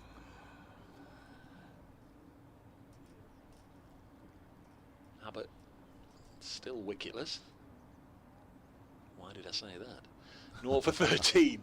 He's in and bowls to Montgomery. It goes through to the keeper. We could whistle up something, couldn't we, on Saturday if it goes well into day 4? Yeah, we could do something between us. Quick 10 minutes over lunch. They'd have to come to us though. We won't be able to go over the other side. Wouldn't have time. No, it's in here. On the first floor here. 69 for 4. That's trail by 97. Got 7 overs to go after this one. I can almost feel them whispering, saying, "Oh, Dave Bracegirdle, he'd be a good one for Saturday."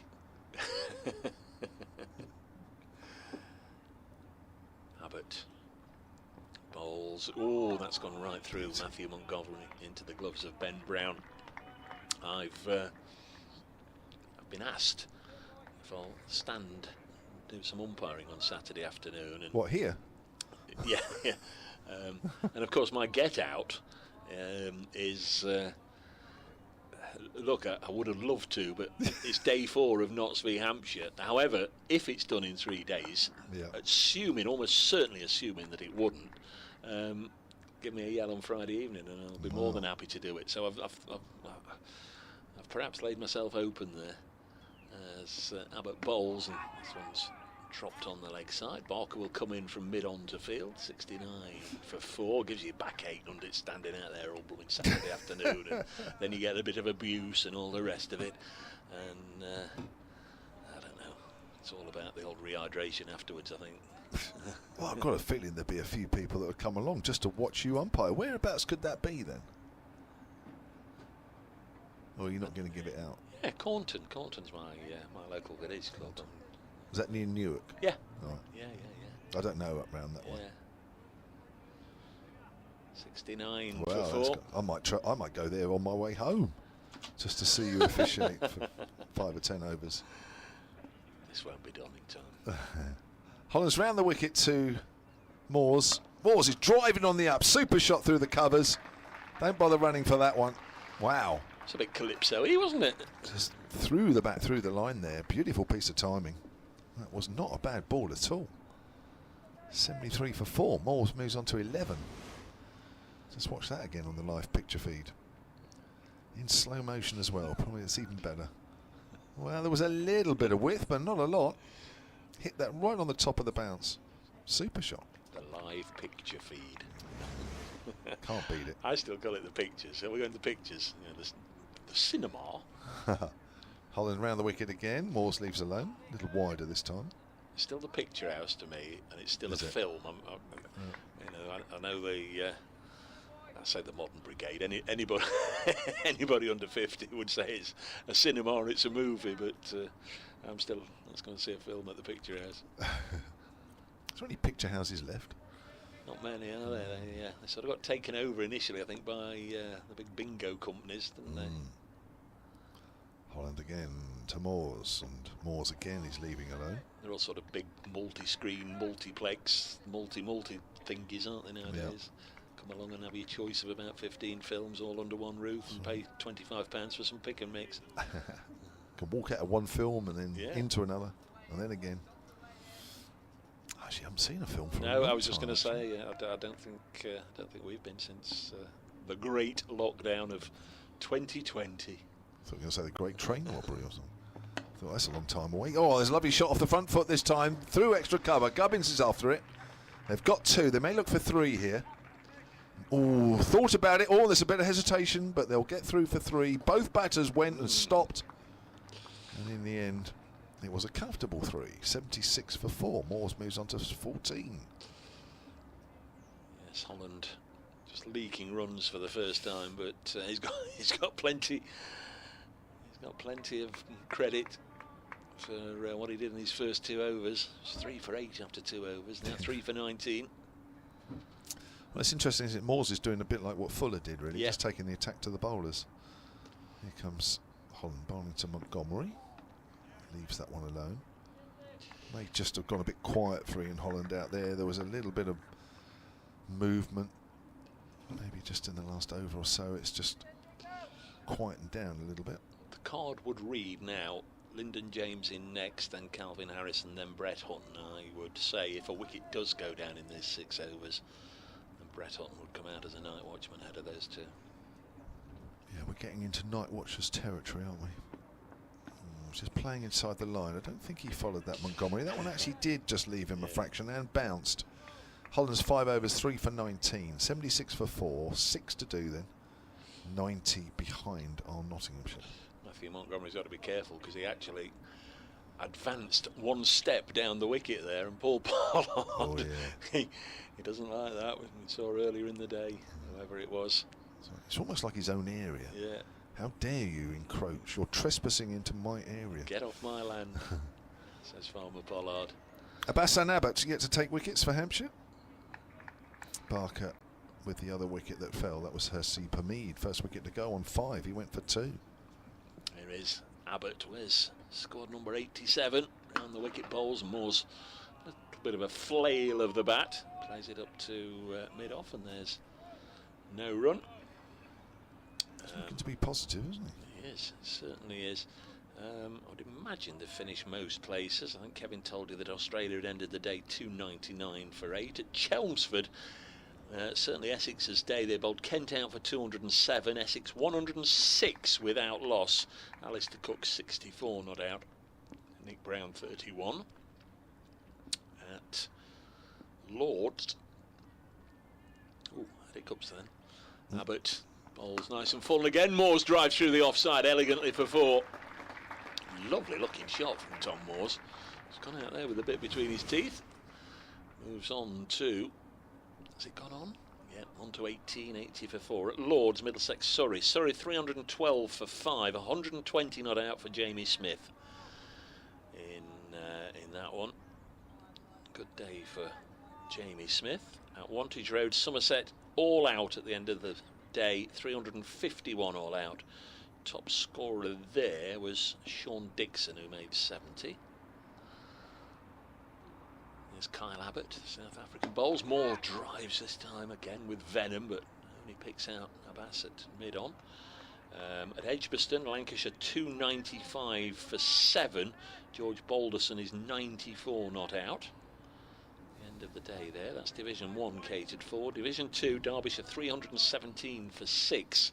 Brooke Guest 145 not out. That's at Derby against Durham.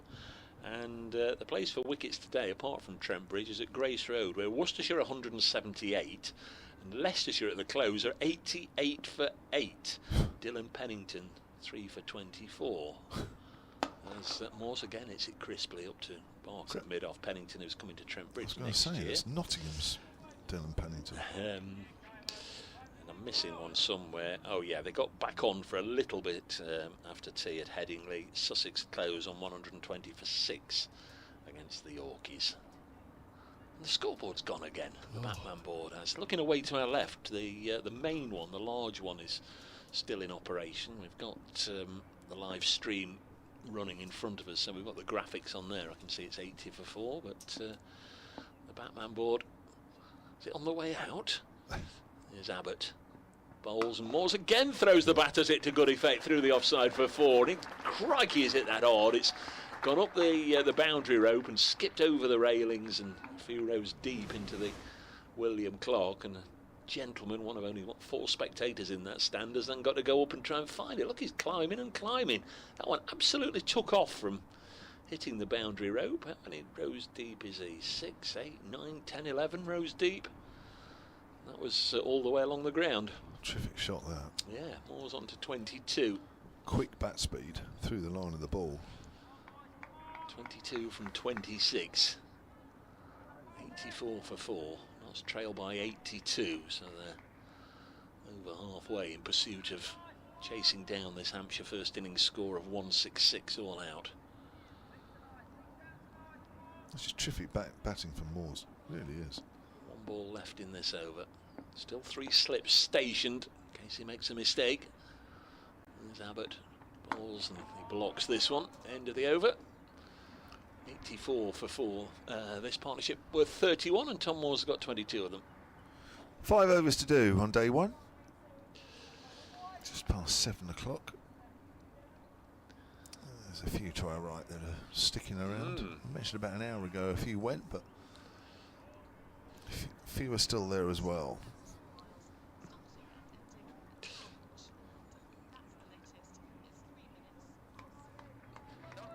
Oh.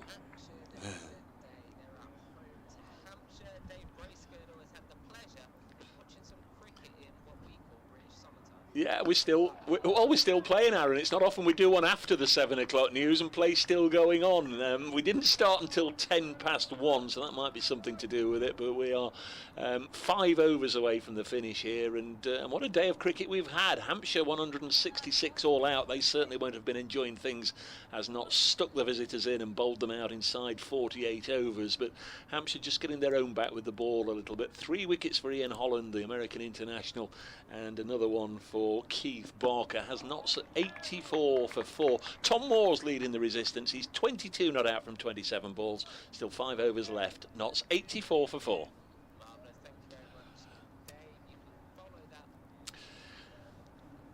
That, as you probably would have gathered, an update for local radio listeners. I thought Aaron went home at 7 o'clock. Still there. Still there. Needs his cricket updates. Is it me? It's Holland. Montgomery's just walking into that one, playing a missing outside the off stump. This is Holland's 6th over here. Are we going to see an over of Dawson before the end? There's plenty of rough around. This wicket's not completely dry. You've only got to look at the footmarks. They're quite dark. So I don't think there's a lot for him to bowl. Now, what's the umpires doing here? Well, is it James Vince going across to... Oh, about the ball. Oh, he's thrown it to Paul Pollard. It was funny how the two umpires started walking together whilst James Vince hadn't even shown them the ball. You might just get it back here and told to get on with it. Yeah, that's exactly what's happening. The ball's fine, says Russell Warren. Yeah. If Young Moores whacks it into that boundary board a couple of times, that'll sort it out, James. It's probably what he didn't say. 82 behind then Nottinghamshire. Here's Ian Holland to Montgomery. Montgomery gets a straight one, which he pushes to square leg where Fuller fields. I don't think we've had a ball change today, have we? I can't remember. I don't think we have, no. I just think the conditions are quite soft, aren't they, really? It's not an abrasive surface, is it? Which would help. Keith Barker seems to be getting himself ready, or was he just making a token turn of the arm just to get the ball back to the bowler? Might have been that. Holland again. Montgomery. He's playing a miss in his edge, does he? Yes, he's gone. And I don't think he's massively pleased with that. But that looked a beauty of a delivery once more from Ian Holland. Montgomery goes for 6. And it is 84 for 5. Fourth catch for Ben Brown as well. You're right, Matthew Montgomery didn't... he clearly didn't like the decision. I wouldn't say he went as far as showing any dissent. There was, without being able to see his face, he stood there. From his body language, you could tell, what? Put his hands to his head, and yeah, there's no dissent. He won't get in trouble for that, but you can clearly tell that he was a little amazed, a little staggered that the finger went up. Ian Holland 4 for 19, and Matthew Montgomery's gone for 6 at the crease for just over half an hour. 36 minutes in all, 23 balls, 1 boundary. 84 for 5 this match. Well, very much in the balance. You'd say Hampshire have a real opportunity here of seizing a first innings lead of 50 plus. Wow. Yeah, well, he didn't look behind him. That's usually a giveaway, isn't it? When you push forward or back and you've got an edge, you instinctively look behind you to see where the ball's gone. He never did. I just think it's one of those where he's sort of playing the line, almost expecting the ball to go past the outside edge. Now, if you assume that actually he did get the outside edge, then for me, he's not really playing at the ball, he's just playing the line. And sometimes, I'm afraid, the ball does catch the edge of the bat when you do that. So the new batter is Brett Hutton, you're right, the night watchman, or night watchers. And, Hutton comes out with a first-class batting average of 16. Two batters are talking to Russell Warren. Not quite sure why. Certainly Tom Moores is giving a bit of advice there to Brett Hutton about what Ian Holland may or may not be doing. Just the way he was showing his hand, I would have thought I wouldn't want to hear that, because it's suggesting that it's just nipping both ways, the way his hand signals was. I would think I wouldn't have bothered asking him. Unplayable, mate. Yes, right. It's going both ways, so good luck. 84 for 5. It's not moving that much. I mean, that last one didn't seem to move that much at all. Here's Holland then to Hutton. Hutton's forward. Goes out into the covers where Gubbins fields. Good over there from Ian Holland. 4 for 19 from his 6 overs. And Nottinghamshire trail by 82. We have just 4 overs to do in the day. Do we need to be looking overnight at Ian Holland's career bests? I think it's a few more than that. Aye. I would suggest. 84 for 5. You're all right, don't do it now. Well, I'm going to check now. Now you put that seed of doubt into my mind. I wouldn't have otherwise done, but I know you're very good with your stats, Dave. And I'm just going to double check now. So his first class best with the ball is 6 for 60. Oh.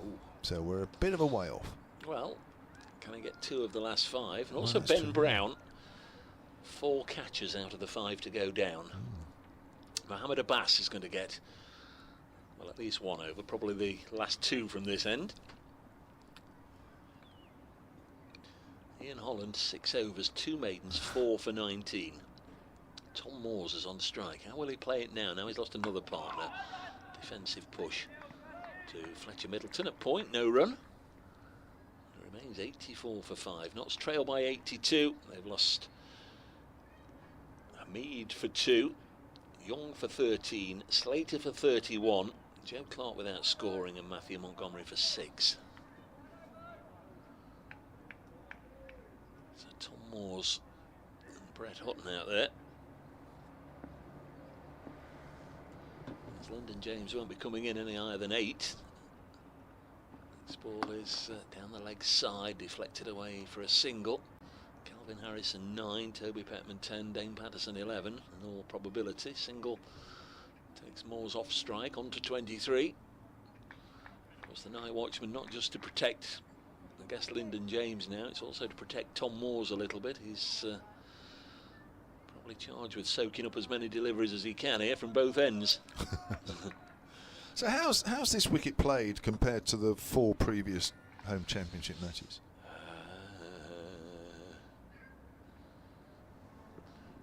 Let's have a think. The Somerset game was over very quickly. Notts won that one here. The matches against Lancashire and Warwickshire were both 4-day draws with Notts batting throughout the final day in both to secure a draw. Not an awful lot happened. I think there's been more juice in this wicket, a little bit more seam movement than we've had in the other matches. Despite it being the middle of the summer, really. It's delivering on its way, and Brett Hutton plays it into the offside. Shout of weight, there's no run. Can't remember the other home game. Warwickshire here. We've had Warwickshire, Essex. Warwickshire, Essex, and Lancashire. And again, those 3 all went to draws, and not much play has been lost. So they've been 4-day draws.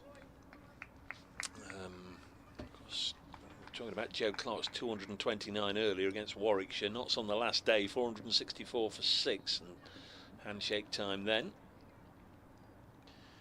Next delivery is deflected by Brett Hutton for his first run down to long leg.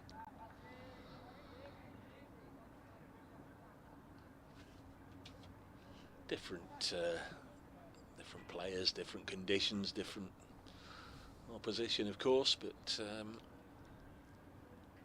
don't really think I racked up here expecting 15 wickets or potentially more to go down, but at the same time I'm not surprised seeing how humid it was and how cloudy it was early on. A tinge of green as Moores defends the final ball of this over. It remains 86 for 5. And of course, bowling Hampshire out for 166. It's like prodding the bear, isn't it? You know they're going to respond with their formidable seam attack. Maybe the surprise, maybe the disappointing thing from the Notts coaching angle would be that it's been Ian Holland. With all due respect to him, you will go into this game no doubt with plans on how to play Mohamed Abbas and Kyle Abbott and Keith Barker, and then Ian Holland rips through you. Yeah. Again, every respect for Ian Holland, but like I said, there's on paper there's more potential threats from the Hampshire bowling attack. We haven't seen James Fuller yet. He bowled well down at the GS Bowl. Yeah, bit of pace as and when needed as Holland comes in and bowls to Hutton. Hutton's forward, nicely behind that one. So we have 17 balls left in the day, 86 for 5, 80 behind. We're looking at this moment in time at a low scoring game, so runs at a premium. But if we have a goodish day tomorrow with the sun out, then could be done. Yeah, well, could be, but I mean, it suggests that maybe this wicket will just quieten down a fraction as Hutton pushes it out into the covers, and both second innings could be a lot easier for the batters. But they've had to work hard today, both sides. Important Notts get as close to Hampshire as they can here. You can't bowl a side out for 166 and then concede potentially a 40 or 50 run deficit. Yeah, I agree. Get close. at the very least. Here's Holland to Hutton. Hutton gets a thick outside edge to ground. It goes. Morgan's almost in a deep gully position. Picks it up. Holland has been right on the money. Almost every single ball. In fact, probably the worst ball he bowled was Will Young. Wide. Will Young not really moving his feet, trying to cut that away on the offside. Got a bottom edge into his stumps. It's probably about the widest delivery Holland's bowled. Everything else has been pretty tight. And he's been rewarded. Still the 3 slips in for Holland as he comes in and bowls to Hutton. Hutton plays and misses. May say that he's just held the line. But that's the line that Ian Holland has been attacking, and it's worked well for him. Started his career with Notts, of course, Brett Hutton, and end of the 2017 season moved to Northants to play in all formats. That's what they always say, isn't it? They want the opportunity with all formats. Had 3 years at Wantage Road. Comes in again, gets wrapped on the pad, looks like it's going down. Certainly Ben Brown, whilst appealing, was moving to his left. Did well, particularly in 2018, less so in 2019, short season, 2020 COVID year, and that was his 3-year contract, and jumped at the opportunity to come back here, and he started the very first match of the 2021 season with a half century, and that's the last one he's scored in first class cricket. He's got 4 or 5 of them, but none since the start of 2021. Hutton drives up towards Keith Barker. In fact, as well to Keith Barker's right, but they didn't take a single. And that is the end of the over. 2 overs to do, 86 for 5 on Nottinghamshire. Good over. Another good over from Holland. It was indeed, yeah. Ben Brown's just gone over and given him a patter. Just having a look. Just, yeah, there's no obvious indication from here. I didn't see anything to suggest, right, have a blow, mate. No. See if you can get your 5 for tomorrow. We're going to give Liam Dawson an over to finish the day. It looks as if it's going to be Abbas and Holland to bowl out. Then starting with the Pakistan start. Moore's on 23. He's on strike now. We'll want to get off strike, and should do here by just dropping this on the leg side. Hampshire had pushed 2 back out on the leg side, and with Keith Barker at mid-on, there were plenty of gaps to take the single. Did exactly that. As we're getting towards the end of the day, many thanks to everybody that's been with us, either for just 5 minutes or throughout the day. Always appreciate it, and always appreciate people that have taken the trouble to get in touch. 87 for 5. Thanks delivery. Cut away, but fielded a backward point, no run. Rob Collins said Monty didn't seem too happy with that decision. He didn't, Rob, no. Steve Battlemuch proving the old adage, don't get too happy after 1 innings, wait till both teams have battered, especially if you're a Notts fan. Thank you very much to Steve and to Rob for their contributions, and to everybody that's, as I say, been with us today. Another reminder, if you want some reaction, whoever they can get, and as quickly as they can get, will be on the live stream as Hutton blocks this up to mid-off, and there's no run. 87 for 5 is the score. And one last reminder, of course, is to come back and join us tomorrow morning. We like that. We'll be on air just before 11, assuming there's play. Isabel Duncan will be with us once more. We'll hear all about her dinner date over at Castle Donington. I think if you're in that area, you'll see her tonight. I think she's told all the world she's going for a dinner date at Castle Donington with an old friend she's not seen for a long time. So how's that? How far is that from here? Here's Mohamed Abbas bowls through Hutton into Ben Brown. It's 8 miles. Oh, right, okay. If that, maybe not as much as that. And you're off to swing your hoop and try and get it on a hook. Oh, that? No, I'm not doing that. No, I'm not doing that. It was fun the first time I did it, but 87 for 5. It is 20 past 7, believe it or not. We're still playing as Alton steers us into the offside. Felix Organ does the fielding. It's almost become a day-nighter, hasn't it?